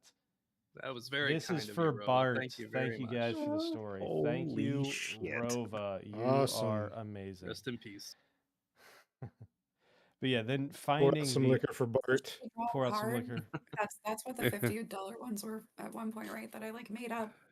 What'd you What was say? it? Drawing cards and Yeah, shit drawing on that cards. last one. Yep. Mm, For recommending $50. things. Make Nick change his mind. Exactly. But yeah, so it was a lot of fun to come up with that dynamic and build out that culture specifically. All right. Well, that again, that was a really fulfilling part, I think, for a lot of the play, and that was really our last big. I wouldn't call it a break, but that was our last big moment to kind of regain our senses and figure out what's going on before we really pushed uh, the campaign to the final climactic finish where we invade Kantakaria and start retaking ground. Of course, I mentioned this briefly. We did go and recruit the dwarves, but it was kind of a sped up moment, just because at this point we were going pretty long. You know, we're about to crest 3 years at that point, I think, and obviously Nick was looking to bring this home so we could start preparing for campaign 2 and the next great adventure we will have starting on Friday. So And to kind of go with that, it might seem a little sped up at the end, but that was mainly because I had a new job offer that I was starting in June, and I knew that at least for the first 3 months or so, I was going to be in some very serious training, and I wasn't going to have the time to devote to making this story as fleshed out as it had been, and I didn't want to phone it in. So I wanted to Well- make sure that we got to the point where we could bring this to a satisfying conclusion before I had to kind of step back a little bit and focus on my day job. Also, I think there was a sense of repetitiveness and Oh shit. Hold on, everybody. Give me a second. the stream Sorry about that. we didn't. Did we is lose the the stream stream? still up? No, I accidentally clicked the button on Discord to exit the chat. Give me a second. I'm pulling it back up again. The stream was Well, still up. The stream was What I was still saying up. is, I I think just we hit the button. we had a sense of repetitiveness starting, but with this recruitment thing, it's like visit these people, recruit them, visit these Yes. people, recruit them. That was I the was just other like, thing as well. And it was not the most charismatic group either. So I don't think that was a good thing for this campaign to spend a lot of time on. I agree, Yeah, and I but- kind of felt that a little bit too, which is why I kind of rushed through the recruiting phase. I know I know a few people were like, "Hey, we should go check out these people. Hey, we should go check out these people," and I kind of wanted to push past that. When I started we're gonna start recruiting people, I expected it to be a little more entertaining. I don't know why, but I figured it would be a good shift in dynamic from the hunt, kill, hunt, kill, hunt, kill that we've done for the majority of the campaign. And I wanted to kind of throw it in a different direction, but I quickly realized that that was not the direction it should have gone in. So Yep. And we should probably mention real quick, this is also where Orpheus was introduced to Bahamut from the Fire Genasi, one of their gods. Probably, I would assume their only god from that community. And we got a little extra divine help through the rest of the campaign. Obviously, we already had Sending Moonbo, we had the Raven Queen. Elric had tried to kind of reach out to a god unsuccessfully for some help, but really, I think the Spider Queen that was really haunting him and causing him trouble through the campaign. And then obviously we had Moradin for Ember as well, who had put her in the Feywild in the first place Who? and set her on this adventure. The guy with the boots. Oh, right. Oh That my guy. god. Right. So we then seek to launch our campaign. Forgive me, I don't remember which city we started with. Was it Torchiv? the original Castellatri. city was The first Castellatri. city, Castellatri. So we invade Castellatri from the sea, with the dwarves helping from the north, some separatists from Shan having realized that Shan was being led by a fiend, essentially. Were also helping from the north. And the forces culminates in a victory and a foothold on a peninsula on the edge of the country, from which the forces can expand and start to retake ground. This is where the campaign really picks up a pace. We really do go like episode to episode, beat to beat. Next portion retake, rest episode, next portion retake, plan episode, next portion retake. This is where we really have the chase with the Red Maw.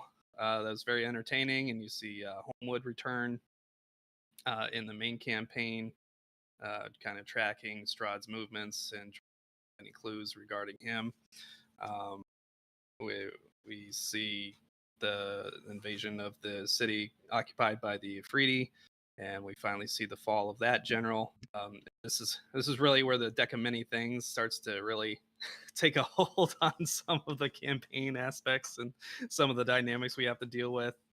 Elric famously made himself older and turned himself into a statue right after we had just retaken the city. I think that was at Castellatri. When we invaded Torchev, I believe that's where the Afridi was. Home Elric, I'm sorry, I'm mixing up my names. Orpheus pulled the card that turned his skin into a wood-like substance, a wood-like structure, for which Momlet sent me some nice wood varnish. Thanks for that. Some wood conditioner. Which is still sitting next to the table. Yep, it's still our prop over there. Which made him vulnerable to fire damage, of course, as we were about to fight a fire Afridi and a devil from hell for the end of the campaign. But really, we start knocking them down. Nick had set them up for us quite cleverly, and we were knocking them down one by one, having our character moments. And of course, part of that was our encounter with Rhett, where we battle the Vecna motivated Rhett and her grown dragon Elton in the caverns as we're trying to navigate our way into the city. That fight was kind of memorable for me for roleplay reasons, because Orpheus, his whole goal was not to have to hurt her or kill her. If he had to do something, he wanted to isolate her. And we had encountered the drug stash a little earlier in the campaign, where I think the mind flay drug allowed Orpheus to read her thoughts. And Big so Elton. he wanted, yeah, fully grown Elton. Yep. Of course, we should talk about the other black dragon we took down, Darkwater, which is significant, especially for the mesh character. We did do the Halo jump for Arnin's backstory at the capital city. I honestly don't remember what the goal was there. I'm I just know we trying. Halo in jump, without being discovered by the elves because Yeah, but Arnon I'm didn't trying to want remember why you all but went. why did we go there? for my We were- final trial. Yeah, you're right. It was. Oh, It was your oh, My final that's right. trial. girlfriend chided me. My high-fiving girlfriend chided me for not doing what I knew I had to do. Yeah. And that is one thing that I wish we had more time to explore, and we might end up going into. I have some ideas whether or not I'm going to focus on it in a future campaign or potentially just do a one shot about more of what is going on in that city specifically, because there's a lot of story that I have built up and written for Longbien. Is that based on what I gave you Some of for Arnon, or that that was the initial seed that brought in a lot more that we didn't get a chance to go Yeah, into. there was a lot of Arnon we didn't get to explore. I think we explored enough when he lost all his clothes. A little too much We did exploration. explore an awful lot of that area. Oh my god. We were exposed to a lot of his nut milk. Yeah. Yeah. Yeah. I don't want to skip over an thing in my rush to get us to the fan questions, but during the Rhett fight, obviously Orpheus tried to hold her, restrain her, not hurt her, and then she sent him to, I think it was a jail cell in hell. Yeah, she sent him Yeah. straight back to hell. Where he spent most of the rest of the fight. Yeah. But he did try not to kill her. And then ultimately, the team was managed to weaken her enough. They did strike down Elton, but she was Not weakened. they. Not they. Strictly Elric. It's kind of his thing. Now hold on. wait just a minute. I will say that at least Chris apologized to me. I don't think I got an apology for Elton. So I mean, is this like our Dr. Phil moment where you apologize for killing my dragon? To be fair, it was trying to eat him. So, Yeah. He was trying to kill it. some cliff notes, but but Chicken and egg. in that moment, we both knew what it was. yeah, and ultimately, Rhett ended up sacrificing herself in an effort to grant us a boon and release the influence of Vecna on herself. Which is why I want to make sure we capture that, because it was a significant character moment for her, her character at least, and obviously how the rest of the campaign fleshed out, because it gave us resistance to basically, what was it, undead and It was anything else? necrotic damage. Necrotic damage. That's what it was. Which actually ended up being very important. We battled Elric's father and his brother in the city as we invaded the capital and tried to retake it.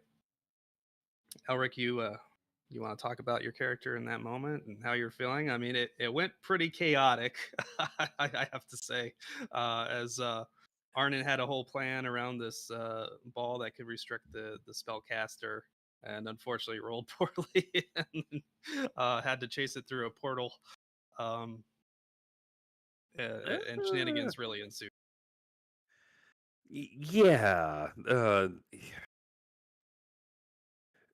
If there was ever an indication that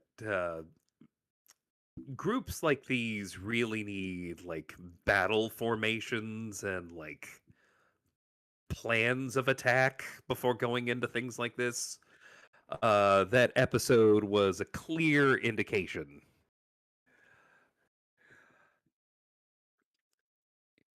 That said,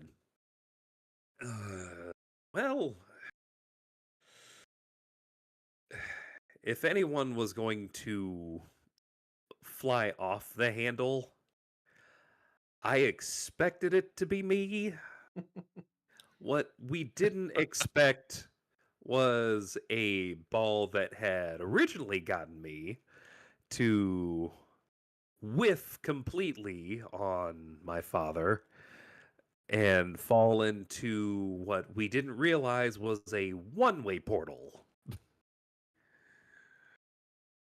One way. Yeah. Yeah, this fight was so chaotic because like the first time we tried to fight him, we ended up kind of bunching up, and then they just wrecked us, and we had to run away and try heal a little bit and try again, and then ultimately Ulrich was murdered yet again by an important figure in his life. My brother. Yeah. Thankfully, we were able to revive him. At this point, Butch had the revivify spell, and we had the materials necessary to bring him back. And then we had to go see what Arnon was up to, which ultimately brought us to the Abyss. And now, keep in mind, at this point, the full invasion is on. Like, we have reconquered most of the country. We are at the capital. The convergence is happening. The planes are ripping apart and combining into one. Titivilus is, very much on the verge of his final grand success in his overarching schemes. And we we just went through a portal and ended up in the abyss. I think this is probably something you had planned, Nick, but please fill us in on what you were thinking at this point. So I had the idea. I didn't know if you guys were going to take the bait or not by going through the portal, but yes, I had the idea because I wanted to um, give you some sort of fail safe to defeating Titivilus, because anybody who knows D&D and D&D lore knows that if you kill a devil, unless you kill them in hell, they're just going to come back. So I needed to come up with a way to ensure that you wouldn't just kill him, but you would trap him somehow. And I knew Elric had options, but I wanted to make sure that you had multiple different options, one of which would have significant uh, detrimental side effects. So I had the idea of, who in the multiverse would want to stop Titivilus more than you guys. And the first thought was Asmodeus, because being the lawful ruler of the nine hells, the last thing the dude wants is somebody else challenging him or, taking his authority away from him by converging the planes on themselves. So my thought process was, at this point, Asmodeus didn't really see him as a threat, but now that the convergence was actually starting to happen, I needed to get you guys in front of Asmodeus to have him offer you his assistance at a cost, of course. So I started researching a lot of like the history of Asmodeus, and I think at the same point, might have been Pointy Hat, I think, on YouTube did a Asmodeus lore video right around the same time, and started talking about the whole Ouroboros two serpent gods creating the world, but it was Asmodeus and someone else. And at the same time, I was also kind of looking into the Pale Knight, which I thought was an incredibly interesting character. And I thought, wouldn't it be cool to change that, keep that whole Asmodeus origin story, but change it to where it's him and his partner, his romantic partner, who happens to be the Pale Knight. And instead of being, the positive and negative, the good and the evil, it's the lawful and chaotic that form the Ouroboros and form the formation of the universe, and that humanity as a whole has gotten it wrong this entire time. And it's not the dichotomy of good versus evil so much as it's lawful versus chaotic, and good and evil just are kind of side thoughts, or they are more of a creation of humanity as opposed to the universe itself. And that's really where we're introduced to the white lady. and she gives us kind of that backstory, the romantic involvement, their connection, and essentially gives us a way to go directly to Asmodeus and essentially give him an offer that he can't refuse. Well, I think it's important to note too that the only way we got to her was because Arnon gave up his dead fairy lady. Yes, an important story beat. He sacrificed his dead fairy that he had been keeping in his pocket from the Feywild. Okay. None of you know this because I rolled for it off camera. He on his character sheet this entire campaign, he has one item left over from his parents that he took off of his mom's body as she died holding him when he was like 12. And the role was whether or not he was giving that up. And he rolled that he was not giving that up. So Is that the point where you where you got possessed and walked off the platform? Is that, am I remembering that right? No, I don't remember. I think was it face to face with her or at I don't Can't remember. I think It it was at was- the altar right before we went up to her. Yeah, Yeah. it was while we were climbing that weird tower. So we meet Asmodeus. He presents a challenge for us. We defeat the enemies, succeeded the challenge, I presume, and then we have a very hostile, tense conversation with essentially the devil. Knowing full well that in the back of our minds the city's invading, our troops are probably being pushed back at this point. The planes are converging. We only have a limited amount of time. Asmodeus presents two artifacts that could potentially help us to stop Titivilus once and for all. The chains and the lockstone, which have a significant sacrifice involved, particularly if you fail the roll. And it's essentially permadeath.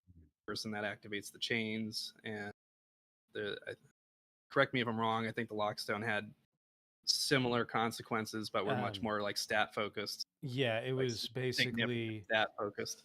you chose either Constitution or Strength, and it halved your score permanently.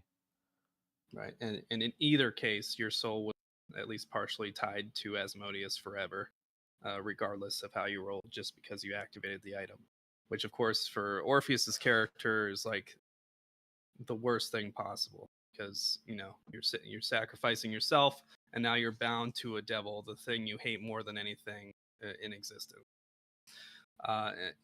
And for roleplay reasons, just because of Orpheus's whole background with refusing to let another friend die, having already lost Rhett, he decides to take the items and keep. Of course, this conversation's happening in Infernal, but he keeps the items and their nature to himself for a period of time. The party gets a very brief chance to kind of recoup after these fights and battles, to heal a little bit. It's basically the last chance they have to really regain some spell slots and hit points and all that stuff. And they have some nice character moments, say their last words to each other in the group. And this is where Orpheus confides in Elric nature of the items and what may be required.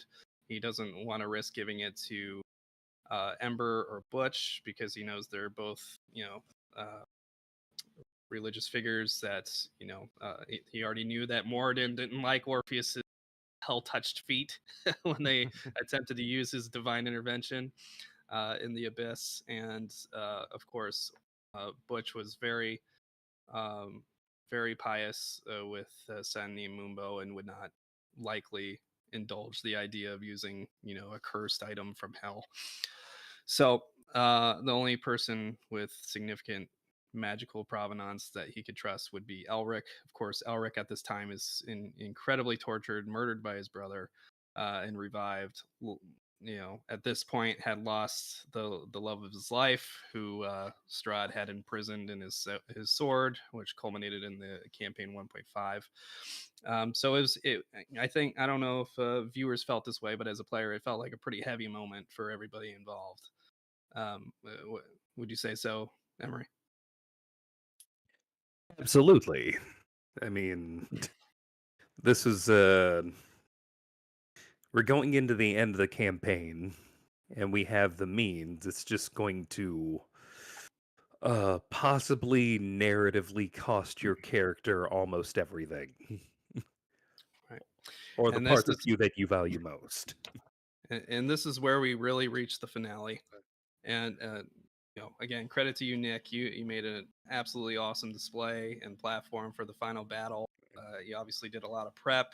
It was the culmination of 150 episodes plus 30 plus additional one-shot episodes that were either involved directly or indirectly. It was the culmination of a lot of really hard things that you guys all deserve a lot of credit for, and Sam and Perry as well. But we went into this final battle heavy-hearted, prepared for the consequences, whatever they may be, and at least from the onset, it seemed like the consequences were going to be dire for at least one or two members of the party, if not the entire. And really, it was the introduction of the deck of many things and the just grand number of cards that we pulled because of generous donations from you, our fans, on the stream, that we really had any alternative whatsoever. Why don't you guys kind of talk through your memories there? How did you feel about this final battle and the result of it? Did you enjoy the dynamic with the deck of many things having a big impact there, especially toward the end? Clearly, a lot of chaos happened. It was a long stream, so definitely go back and watch that episode. A lot of effort went into it. I think it came out as a very good product. I've said it before, and I'll say it again. If there was any character that could have pulled the Talons card and it not into a TPK, it was probably my character who makes his own magic weapons. So it it was an incredible moment. I remember I loved seeing Nick's face when he read what I pulled. But yeah, if that would have happened to anybody else, they were basically out of the fight completely. Yeah, that was heart-wrenching. Don't worry, I had you like a +2 rapier or whatever ready. +3, yeah. When you pulled +3, the next card, yeah. But Oh, with his Crimson Right, he can turn any weapon into a magic weapon. So I had options. You were just Even buck if you hadn't naked. pulled that card. Yeah. Oh, And of God, course, imagine if you had the sun sword on you when that happened. Oh man. well, it ended up disappearing anyway, so Yeah, fair. R.I.P. Weekly Elephant. That's all I gotta say. Taxidermist, we will miss you. I wonder if he's still out there in his existential dread. Well, I guess we might find out at some point. So the ultimate culmination of the battle, and again, go back and watch it. It is so good. Even if you don't have the context of the campaign, maybe it'll motivate you to watch the rest of the campaign. But that final battle really was a set piece and so chaotic and fun. We had such great interactions from the fans. Of course, our regulars like Rova and Fred and Dad Lat. Yeah, we love you guys. So thank you for being so participatory in the chat there, and of course tonight. This ultimately led into a few one-shots that kind of give us a little bit of epilogue for some of the characters. We have the Retribution, where Lindsay makes her appearance yet again and takes the role of Comray, which behind the scenes, it was an idea I was like jokingly pitching to Nick. I had no idea he was going to make it a I was literally texting with Lindsay as you were messaging about that. I was like, no, we can't do that at all. Lindsay, we have a great idea. You need to play your mom. Yeah, it was a lot of fun. And it was really fulfilling for me because this is my first long-term character. who I was fully prepared to have die in that final episode to sacrifice himself to apply the chains. So for him to not only get an out because of one of the last few draws from the deck of many things and Elric's idea, but also to have the happy ending of being able to rescue that last ally he couldn't save before, and obviously turned into something of a romantic interest. So that was really fulfilling for me. Lindsay, how'd you feel coming back to the group and getting to play a character again and seeing the conclusion for your character? Well, God, it was the weirdest part was because I was like, oh fuck, I'm gonna have to do that voice the whole time. Um, and then I was like, no, I'm not doing that. And then I just decided as a human, I wasn't gonna do that, so I would find a way around it. Um, no, it was good. I was a little nervous because I had been gone for so long. I didn't want to. I didn't want it to be like like the person that's been in college for like 3 years, but for some reason they're like, and you're like trying to make the math like if it's appropriate or not. Like I was like feeling that way, like because I just didn't want to like mess up your guys's like dynamic or like I don't like I was really nervous. Um, no, it was so fun, and especially like just being a lot more both physically and mentally healthy. Because I had some stuff towards the end there, and like just dealing with a lot of stuff, and I think I was like the fun that I was having with all you guys. So it was nice to just come back, be prepared, and have a good time. And, just it was just very yeah. So I just really missed you guys. It was nice to come back in, and it like I was sitting with like I was like yeah, all right. It was Scott wasn't there for me to be his target audience. Um, but no, it was just a really really good time. Like I can't even. It's difficult to describe. I hope that you can tell when you're watching back, but yeah, it was just a really good time. Like I wouldn't change anything. Yeah, and I have to be honest, I was a little nervous when it came down the stairs because I was like, boy, I had this whole like romantic arch like starting to develop while she wasn't in the group like actively participating. Like, oh man, I don't know if she's gonna like play into that or like any of that. Now I feel like So funny awful because like it because just felt like like the if she story doesn't. was kind of naturally going that way, like when I was still involved in certain points. So it made sense. So I was like, oh, cool, okay, because it's also like I mean, like Chris and I are, so sometimes when you're in a group like that, it can be, huh, but it's like it's no Yeah. characters, cool. So I know it just made me not weird about like, oh yeah, happening, like these characters are like moving that direction. So I just think it was just like any other relationship like within the group, and like they just have that with like so I just think it was just cool, like the couple new fleshing out some characters like in a but no, like I thought it was really cool. So no, I was Cool. I I'm was glad it worked out that way. So yeah, yeah, it I was was great. really I was sweating bullets when he came down the steps. I'm like, oh shit. I hope she doesn't hate this whole like No, I already approach I took knew. to it. No, Um, I just and especially even when I was Lindsay, I'm sorry. especially because like Is especially she like cutting out last for you year I was in guys? the hospital and stuff, like Yeah, it's like I Lindsay, didn't want to you're like make everything all about me, even though I'm not sitting there like that, just because it's not, Yeah. like you guys have your stories going on and stuff, and if the Strauss show is popping up, like having a comment every five, like that, it's a distraction, so I just felt really honored to even be included again. So Yeah, it was great to have you. And you're cutting out a little bit there, just a warning. So hopefully the yeah. fans could make ooh, most of that out. sorry. But um, You as far just might as want to turn your threshold down a little bit because it's cutting out in the middle of your sentences a lot. and, Yeah. and then the ultimate culmination in our epilogue was really campaign 1.5. I mean, we can touch on that real quick. Basically, Return to Barovia. Barovia had returned to the Shadowfell essentially in this mysterious fashion. The party was depowered. It was a collection of, kind of misfits that Elric had gathered in preparation. There was others; they were lost along the way. This was a campaign that Perry started, and Nick ultimately finished up for us in preparation for campaign 2. And of course, as we alluded to, there's some creative differences there, and that's Perry decided to voluntarily lead the group. So ultimately, however, it gave a very significant resolution for most tortured player, I would argue. I mean, Arnon certainly had a lot of stuff going on. Orpheus certainly did. Gwen was murdered twice. Like there's a lot of baggage there. That's right, 3 times. So there's a lot of baggage in this. A lot of people dealing with heavy moments, character.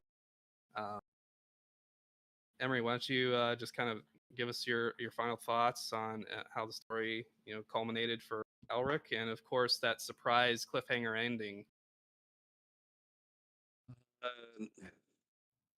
So, after going through the entirety of the first campaign, going to Barovia once again with a new group, a group that he had hired, if for no other reason than he'd never worked with any of them before, so they don't have the context to say, hey, maybe don't go that far, maybe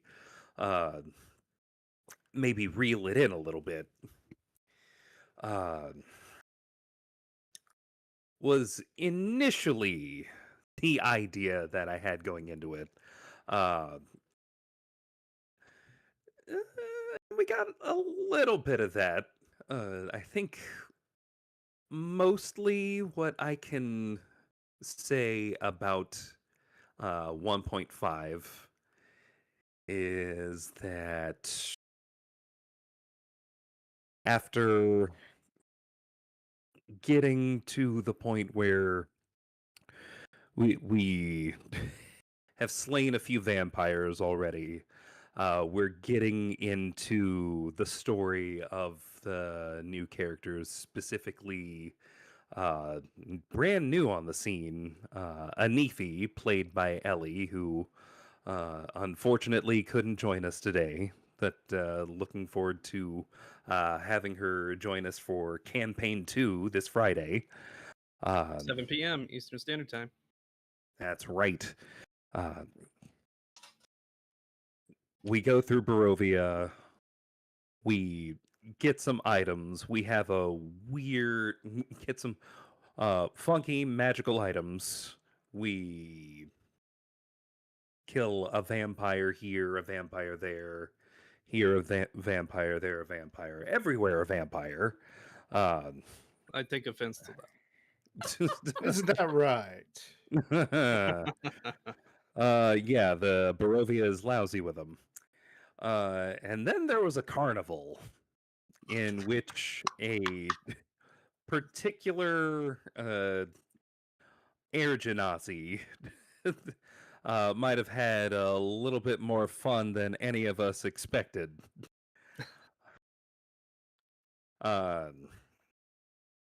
We find the Sun Sword once again in what is the funniest and also my least favorite wizard tower. Also, if I'm not mistaken, that might be the only wizard tower we've encountered. Yeah, I think so. Yeah. Looted by a bat. God damn it. Looted by a bat, opened by a different bat who knew the funky dance on how to get in. We then, after doing all that, taking a quick skinny dip into some water, go into Castle Ravenloft proper, get some more Anifi backstory with finding her dad, who is an imprisoned Bugbear. That's the one.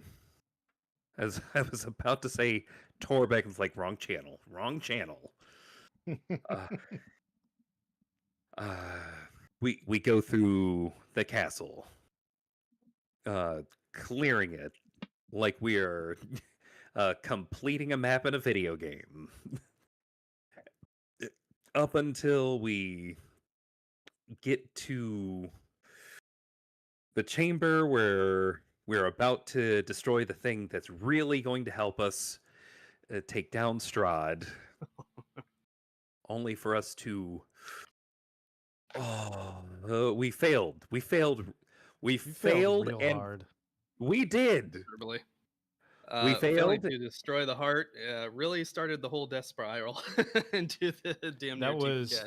TPK. Let's just fast forward real quick because it is getting late. But yeah, that was Yeah. almost 1 TPK, almost 2 TPKs, and then the final battle ensued, which you were victorious. And through exposition and epilogue, we're able to be reunited with Anifi. However, one of your members of your Amisra. team didn't. Amisra. One member of your team did not make it as Drift's soul was extinguished during that fight. And Captain Sid was For very only upset 2 at the end of the epilogue HP. there. For 2 His HP. soul was extinguished for an additional 2 points of damage, and that is it. Strahd was the Nick pettiest. murdering his own favorite character. Yeah. It had to be devastating. It was sad, but it had to happen. So. Hey, Nick, do you want to tell him what led to that second almost TPK kind of?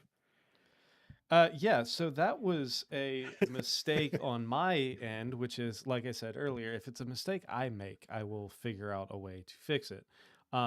So I was unaware that when Perry was running this game, he made a second stat block for the Countess Velesovic, which was basically the OG Strahd stat block, just renamed to be the Countess. Because she was kind of one of his main villains of the arc. So when they fought the lieutenants and her the first time, I was using the original stat block, which is a CR5. When they went to fight them the second time, or when Anifi, or I'm sorry, Morag was fighting her one-on-one, I accidentally. That's right. I took her on one-on-one. I accidentally pulled in the modified stat block that was in Foundry, which was a CR15. Yeah, Oh, that's God, why Foundry. she wasn't hurt by my necrotic anymore. It felt Oops. like it. Yeah. My bad, but I did. That's why we went ahead and finished it, and I fixed it and let them come back a little easier than Thank they you, would have. Foundry. Thank you, Foundry. We love you, Foundry. It's tradition. So ultimately, the group largely, had a nice happy ending. I mean, Arnon, missing a few things. I guess that would include the item you had from your mother, right? Well, no, Oh, it was no, it only wasn't magic magical. items. Oh, okay. It was just a locket. Okay. So I'm sure that we will at some point probably see a little bit more of some of these characters in the distant future. But right now, I think the focus is on campaign 2 and developing these new characters in this new adventure in this new world on a new continent. So I hope you are all looking forward to that. Of course, we can't leave. We prompted all of you guys for some fan questions, which I'd like to get to here before we sign off for the night. We'll try to make this fast. I think we've addressed a lot of these questions already, so I'll probably skip over a few that we've already answered through the stream. But let's get into it.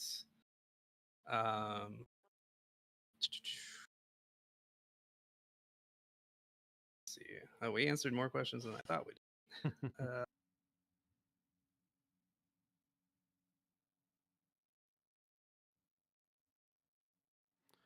Make sure you join us on Patreon so that way we can afford a producer who can set these questions up for us so we're not doing it live.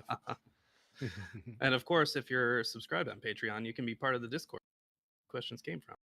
Yes. Well, please. here's one that came up a lot today. Was there a script for Bart? There's an episode where there's a paper ripped because the group caused too much shenanigans.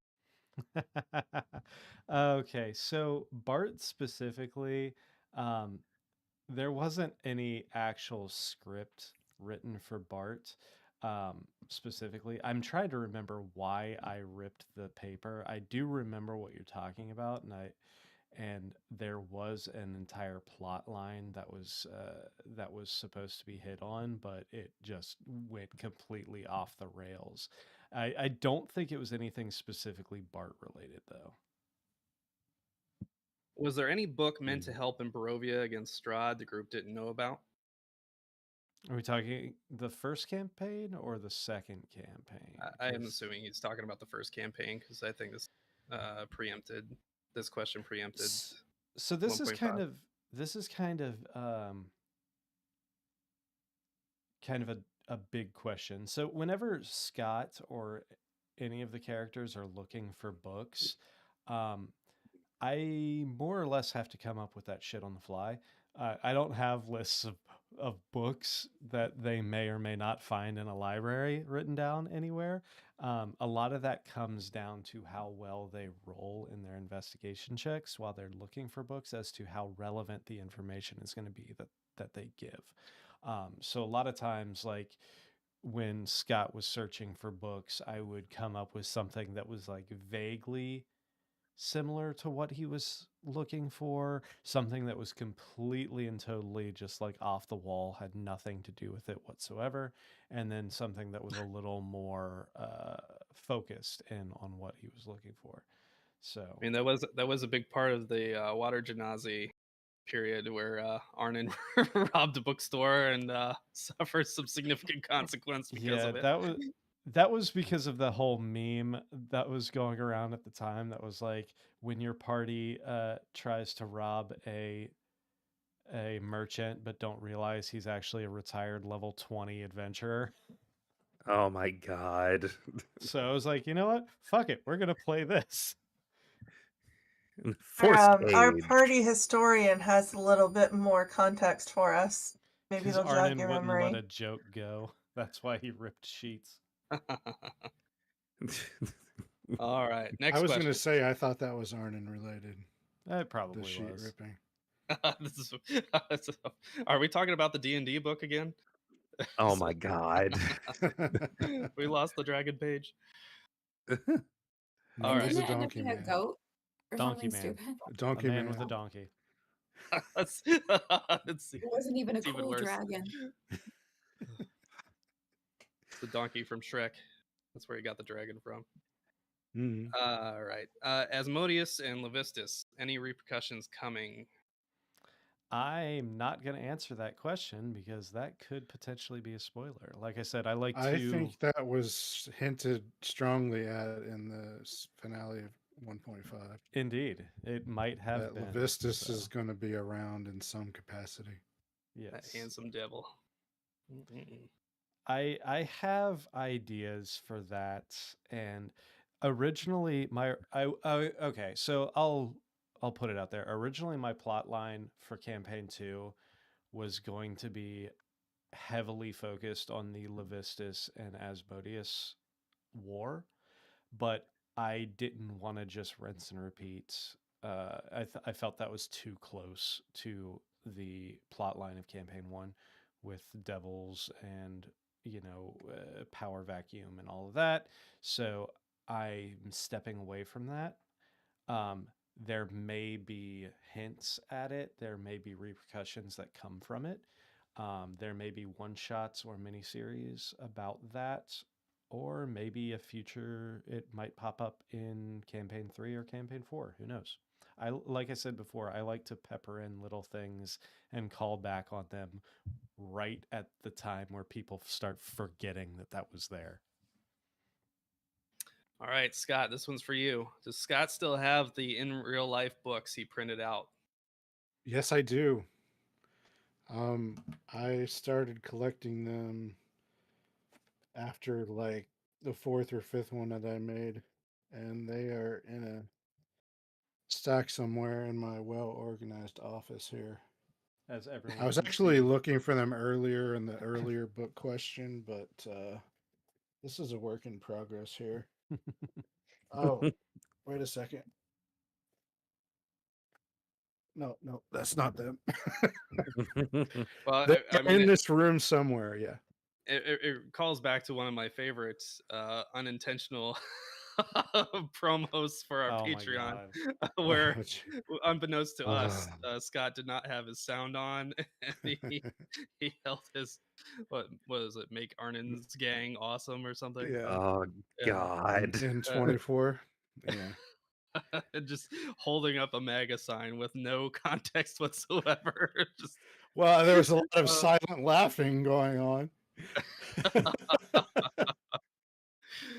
just a little view from behind the Thank you, scenes. Rova. Rova just said that I play Levistus scary well. And I will say that Levistus is probably my second favorite villain to play after Strahd. I still want to know what's going on with that skull that he charmed Gwen into handing over. Like I said, that might come out at some point. All right. Next question. Will Elric ever get his word leave back again? Um, Probably not. And while he's at it, he's just going to say, "Never the Feywild. Never ever in the Feywild again." All right. Next up, with Hugh gone, I'm assuming he's talking about Titivilus specifically with Dispater. What happens to Dis now? No one is there to command down there. That also might show up at some point in the near future. I do have plans for that now that both Despater and Titivilus have been eliminated. Um, Power abhors a vacuum. So, Rova, another 20 bucks for Oh my my bid for goodness. his bid for Very copy kind of of the you. books. Um, Trova. Power abhors a vacuum, and especially in a place like the Hells. Something is happening there, but to speak on that would be spoilers for future projects. Understood. Say no more. All right. Next question. The battery from the big tree that Orpheus took, was it just a battery or could have been used for something else? Oh no, that was absolutely just a battery. I'm assuming big tree. He means the house actually. The Baba Yaga house, I'm Baba assuming. Yaga Yeah. house. Yeah. No, that was actually something specifically from the Curse of Strahd book, um, as a way to defeat the house. I think it had like a gold value if you would sell it to somebody, but there was no actual like, at least nothing that I had thought of yet. I'm not. Yeah. I'm not saying that you might not have come up with some clever thing, and I would have said, sure, let's make that work. But yeah, Yeah, and of course, we ultimately did end up selling it to the Timeless Merchant, right? Which was another really fun, interesting NPC that we encountered, who I don't think we ever got to provide his fruit. So maybe in a one no. shot, we can do a fruit retrieval episode. All right. Next up. Uh, is there still a Mind Flayer out there? Not sure if any of the boss fights resulted in us still chasing them. They collapse a cave before the Mind Flayer gets them. So mind flayers live in colonies, and the elder brain's influence is only good over a certain distance. Um, and outside of that, there are other mind flayer colonies with different motivations, different personalities, and all of that. So, yes, there are quite a few additional colonies out there. If we want to talk about specific mind flayers from Cantacaria, from Castellatri, and that whole battle, I would say it's more than likely some did flee and were not captured or killed. The thing about mind flayers, when they are severed from the elder brain, they do start acting independently, but they have that motivation to either form or rejoin a collective. Um, Typically, in most D&D lore, they are not welcome in other collectives. So it is potential that, or there is the possibility that the few that have left or that survived may be coming together, forming a new Elder Brain and a new community. All right. Great lore there. This one's more of a fun one. Will Elric ever get his lewd element? But really, will he ever shop in peace with no Butch now? Hold on, you cut out after lewd for a second. Lewd elemental. Why? Just Why? seeing him crushed. Well, this is a question since we're on the topic, and because your email is password protected for you, you got to tell us. Did you ever receive any lewd fan art at emery@htpvids.com? You know what? Just for tonight, I'm actually gonna check it. He's been avoiding it. He's been avoiding it. I've been I do- avoiding it this whole time. I do not remember what your password was set to, so hopefully you still got it. Yeah, we're gonna figure it out. All right. We'll ask the next question while you're looking into that. We kind of touched on this. Was Strahd always focused on Elric? He almost focused on Arnon during the dinner Mhm. part. Yeah. Strahd was originally focusing on the most broody of the broody boys at the time, which was Arnon. But when Elric cast the final blow is when he shifted focus. All right. All right. This sounds like a question for everybody to answer for themselves. Which deep immersion episode was your favorite, or ones you needed to take a step back from because it was too deep or too chaotically funny? I think for me, it was Orpheus visiting the grave or the shrine Yeah, the shrine in of the his capital. fallen brothers. I feel like as a veteran myself, and I know that Chris, you're also a veteran, like it's really difficult to revisit all those feelings emotionally, but also you did such an incredible job portraying just raw emotion into that scene. Yeah. We gotta And say goodbye to Lindsay for the night. yeah. Thank you for All right, well, So joining sorry. us. thank you for It joining was us. It's really been great nice. seeing you again. Yeah. Love you All right. guys. Thanks, I'm glad I everybody. got to be here for this one. Yeah. Hopefully, to see Hopefully, you we'll see you guys soon. All right. Yeah. Bye bye. All right. Oh, A there few goes more. the cameras, are right? completely messed up. That's all right. We should be Continue. fine. We're coming in. We're coming in to wrap it up. So, anybody else? Do you have any particular deep immersion episodes? The shrine visit for me as a player is definitely up there for me, and I think the other one was actually the one shot conclusion with the retribution for my character. Like it was just nice to see everything like come together into one final moment, and I also had a pretty strong emotional reaction to the final return moment for Elric's character when he was reunited with Amisra and came back to their normal plane and reunited with all their friends and counterparts from the war. So that's where I was feeling pretty strong.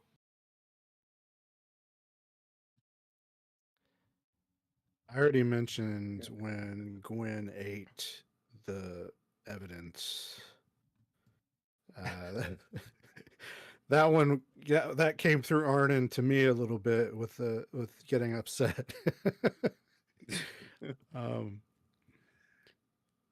He really got mad at that one. Chaotic funny, I think the tower scene where Nick's character, I don't remember any names, but Nick's character started a dance party. Oh yeah. And then I pantsed the guy, His and it leader. was just ridiculous and fun. that whole one shot was just doomed from the start. It was so chaotic, and I mean literally doomed. But yeah, it was just so chaotic from start to finish. But it was fun. It was fun. It was very fun. I. How about it's- you, Emery? Oh, I think Cassandra gave me shit for leaving her behind for a couple months after that. Oh I my mean, god. I'm still like- giving you shit for that. I mean, you're no Elric, but you know.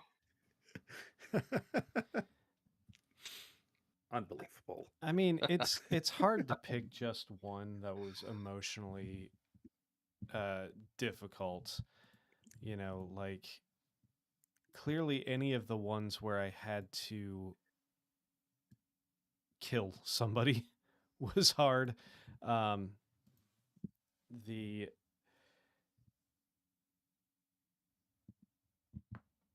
The Elric fighting his dad and brother was very tricky. But if we talk about just sheer fun to play, I would say probably the creepy heads and the cell heads in Stygia. That was fun.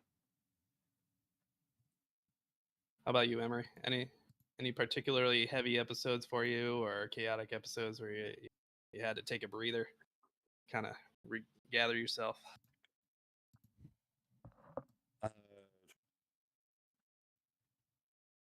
There's being killed by my brother.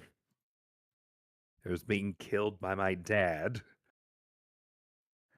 There's watching a Misra be killed by Strahd. That one was pretty tough to do too.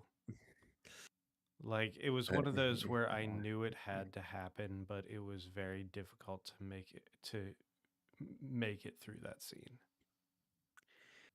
There was a lot going on just in that one scene because introducing the deck of many things happened like in that episode. Amisra had those on her, but she was abducted. Elric, without thinking or planning, irrationally just beelines it. Gets, because of a failure to dodge, gets completely captured by this ball of entrapment, and I get to watch my fake girlfriend, my imaginary girlfriend, die and be forced to be completely silent while it happens. Yeah, no, I mean, even as a fellow player, that was pretty visceral because you know our team was trying to desperately like get in there to help you, and because we knew you were chasing something, right? Yeah. That's really where Strahd's full-fledged, you know, fuckery began. The amount of emotion that came out of Emery as a player, like we went to break shortly after that, or we finished the round shortly after, like we were off, and I just like, because I sat next to him, I'm just like petting his shoulder going, I'm so sorry, because he just had so much emotion. It was really hard to separate that scene from him as a player. I mean, when you're playing a villain, you have to go all the way. So you admit Elric was a villain. You can't tell that from his house. Not even when I was mind controlled did Elric go full villain. There was Ooh. one time I thought of where my character broke me. Because the RP, I was going down a road that my character would go, and I just, as Scott as a person, couldn't do it anymore, and that was in a celly with the human trafficking Oh, stuff. yeah. Oh my god. I made a short from that, and the group consensus was nobody will ever see that short. Yeah, like we are not putting that out. No, can't do it. If you want to fish for that through the episode, by all means, those of you watching at home, you go through and find that moment. That was 100% true to the character RP, and like I broke myself. I couldn't get through it. I was like, oh my god, I couldn't get it out at one point. That's what she All said. right. Oh, sorry, go ahead. What were we saying, Cass? I was just saying that's what she said. No. Yes, that's exactly what Sam said during that scene. After I said that. All right, next question. Nick, this one's for you. What was Nick's most disappointing thing he had planned but didn't get to do because of the player's decisions or direction? Oh, that's tough because it's like it's hard to pick something like that because I feel like this entire thing is organic and kind of thrives off the decisions of other people. So I kind of try and keep everything loose and not come up with specific hard and fast things because I understand that they're going to get screwed up. But if I had to choose one thing that I wanted to happen that didn't, that's, I mean, there was a whole plot line that I was just talking about a couple days ago, and I can't remember what it was, but I, I guess I'll probably just go with what I mentioned earlier and the fact that I had to completely abandon the entire backstory of Casil and Calliope. I wanted to talk more about that, or potentially diving more into Arnon's backstory and Longbian and how that ties together. But unfortunately, it wasn't even really the players so much as it was the time frame led to that. But I would say probably the backstory of the general and her family ties to Rhett. Hopefully, we'll get to possibly explore that and maybe some more Arnon lore future. All right. Will Dad Lat or Mom Lat ever make a guest appearance? Never say never. Yeah, never say never. Cassandra's been shooting for that for months. I did have one idea for the cap that maybe I could speak to them separately, secretly, and recruit them to record a little something, to show you guys. But then we couldn't do it in person, so I wasn't able to coordinate that. But maybe something for the future. God, All the right. lore would go crazy. I'm sure they'd spill all the dirt. Yeah, all they the dirt would. on the Marlat boys. I'm here for that. All right. I like to say in chat that they raised us better. This is exactly how they raised us. I have to say that I've met both of them in person, and I'm very jealous that they're not my parents, and they're wonderful humans. And these boys are not the product of their parents. Any flaws. Like, these guys are such great humans, and their parents are incredible humans. And I need them on this show. Like, they need to do a one shot. Look, my mom was a teacher, and her favorite students were the boys that act like me. So she 100% raised us this way. I just don't think it's fair to blame Mom. So you're saying that your mom's favorite and Nick is Dad's favorite? So is that where we're going with? Well, I think Nick and I act pretty much the same way on this stream. That's fair. And we're different shades of the same color. How's that? That tracks. This one we already kind of touched on. Will we be looking for another player to fill the large Sam-shaped hole in our hearts? Players have been finalized for campaign 2. We will be at 6 players again. Unfortunately, people like Sam aren't really replaceable, but we will do our best to find somebody who at least brings the same level of energies. Yeah, I'm really sad about Sam going. She brought a lot to the stream that we will definitely miss a lot. Um, I think our new people will bring their own thing, and I'm excited to see how the dynamics play out with them as they get more comfortable. But definitely going to be missing what Sam and Perry both brought to the stream. No I'm doubt gonna about miss the that. dad jokes. Since we're on the subject, why don't we ask a lore question about Butch? Does Butch ascend and become a godlike entity? What do you think, Nick? A godlike entity? No, I would not say that. My thought is Butch just. I don't think he'd have aspirations to No, be he that wouldn't. in any way. Butch is humble. Butch has always been. He's Samwise Gamgee. He's not. Yeah, his humility has always been his strongest character feature.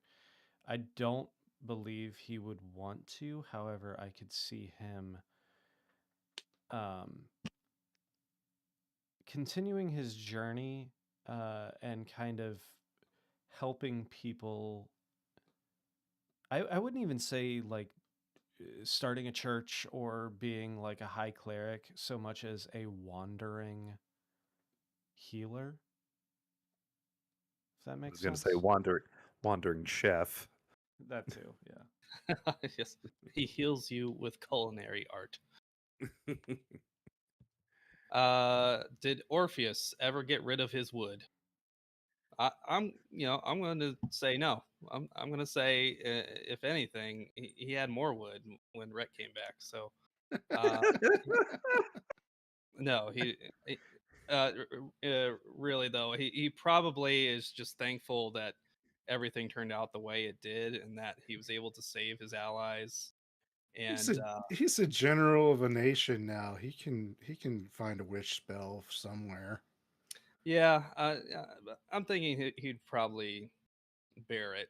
There's obviously something of a combat benefit to having literally thick skin, but He can uh, sand it down. I think he would kind of wear it proudly as kind of like a scar of the campaign, of the trials they underwent, and kind of a reminder of the people that were lost along the way and the consequences that ensued. So I think Orpheus would actually just let it be.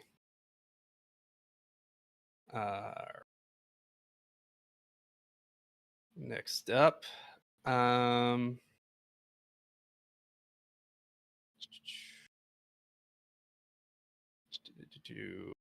we got.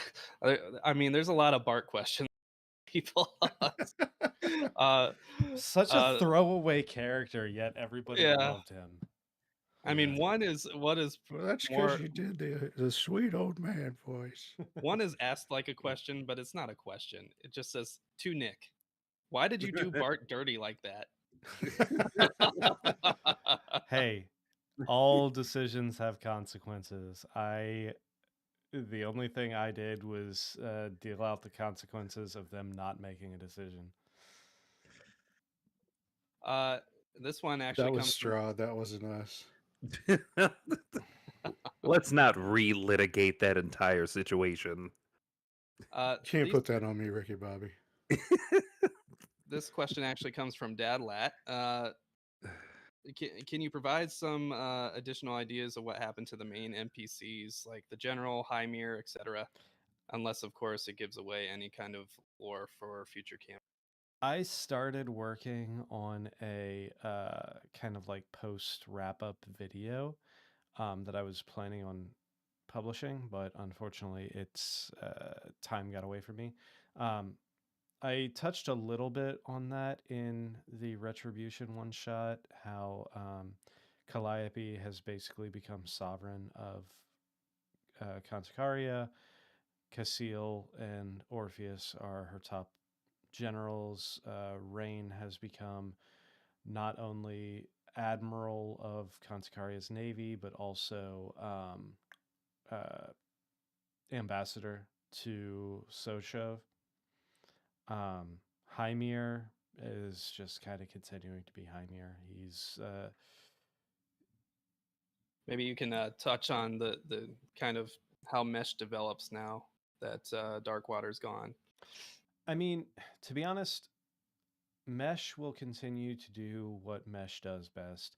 Darkwater was never an official figure so much as the clans of Mesh just kind of let him believe he was because they didn't want to. It was a symbiotic relationship of he kind of Rova protects wants a us. Levistus monologue before the night ends, please. Jesus. He protects us, we stay out of his way type thing, and we let him believe that he's ruling over us when in all reality he had no actual like bearing on it. That was Darkwater was a character created by Perry that I kind of incorporated in a little bit, but the way I had written Mesh is just a loose conglomerate of tribes throughout. There might be some more exploration of Mesh with our next campaign, given one of the characters. Maybe. We will have Oh. to see. Little teaser there. All right, this will be the last big question, and then we'll wrap up and get out of here because it is very late. Again, thank you to everybody in the chat. You've been wonderful. We appreciate all the participation. It's made this go much longer than I expected, but the engagement was great and a lot of fun. So thank you all for sticking up, staying up with us, and of course to all our players and Lindsay, of course, who joined as well. Thank you guys for joining me today and going through this. I'm sure our fans appreciate it, and I really enjoyed this conversation. So without further ado, let's get to this last question. What was everyone's favorite character trait? And does anybody regret an early decision that they made about their character that they feel like they got stuck on for the rest of the campaign?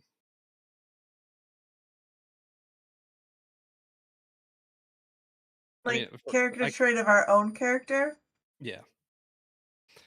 I've already mentioned that I got hampered a lot by my choices with Arnon and trying to stay true to his character. Like, I took a lot of agency away from myself by making him who he was. So, I mean, I don't necessarily regret that, but it was something that was really hard to deal with at points. Especially since like he was the rogue that was like the front man in a lot of the situations. So made that hard.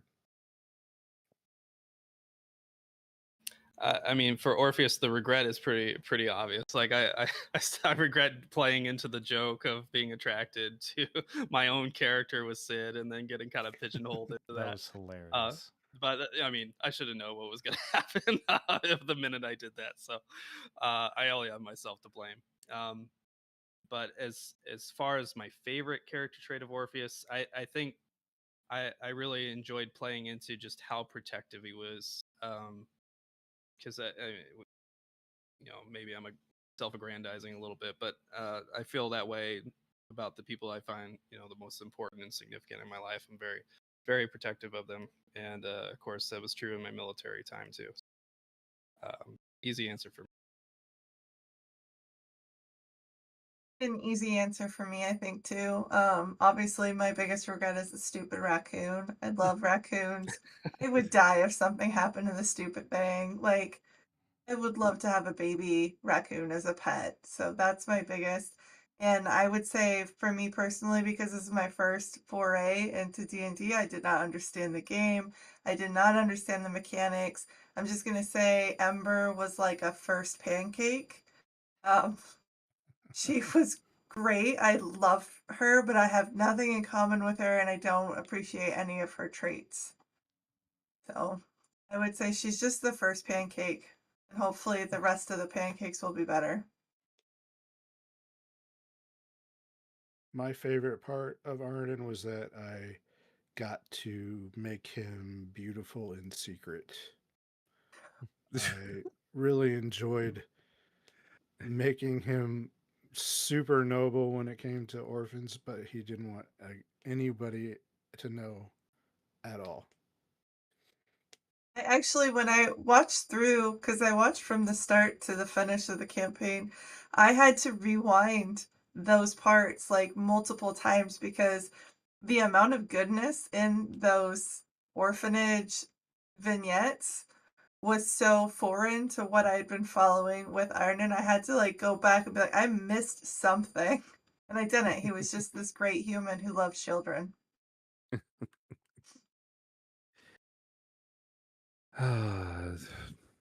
Thing I felt hampered by.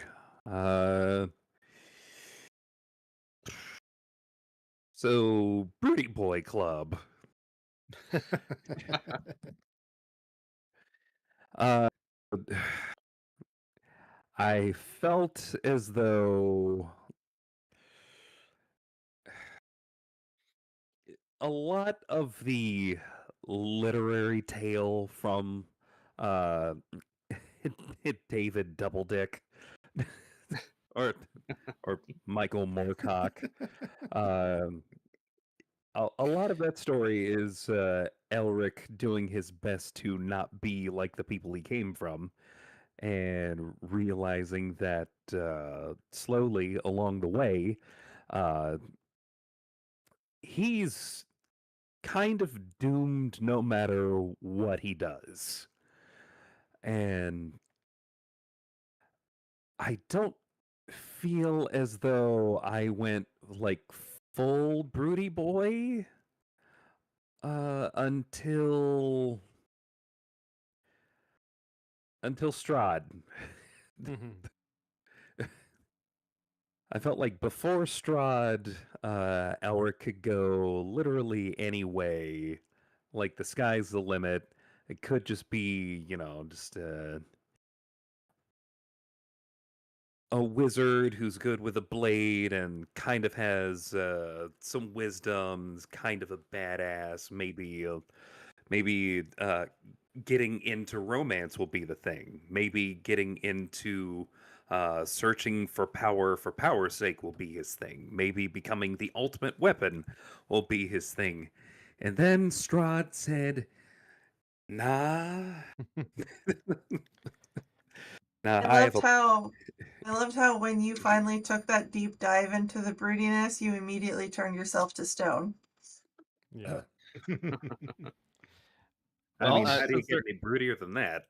Sorry, I'll go ahead. say for me as a DM, it's not so much a character trait of an individual, but one thing that hampered me as a DM from the beginning was my incessant need to give out cool tidbits that I even like lore pieces that I should hold to myself because you guys got shitty rolls and not give those pieces out and let you guys fail more. I feel like especially at the beginning of the campaign, if there was something that I thought was important, if a bad roll happened or something like that, I would kind of still give you the information, just kind of modify it slightly.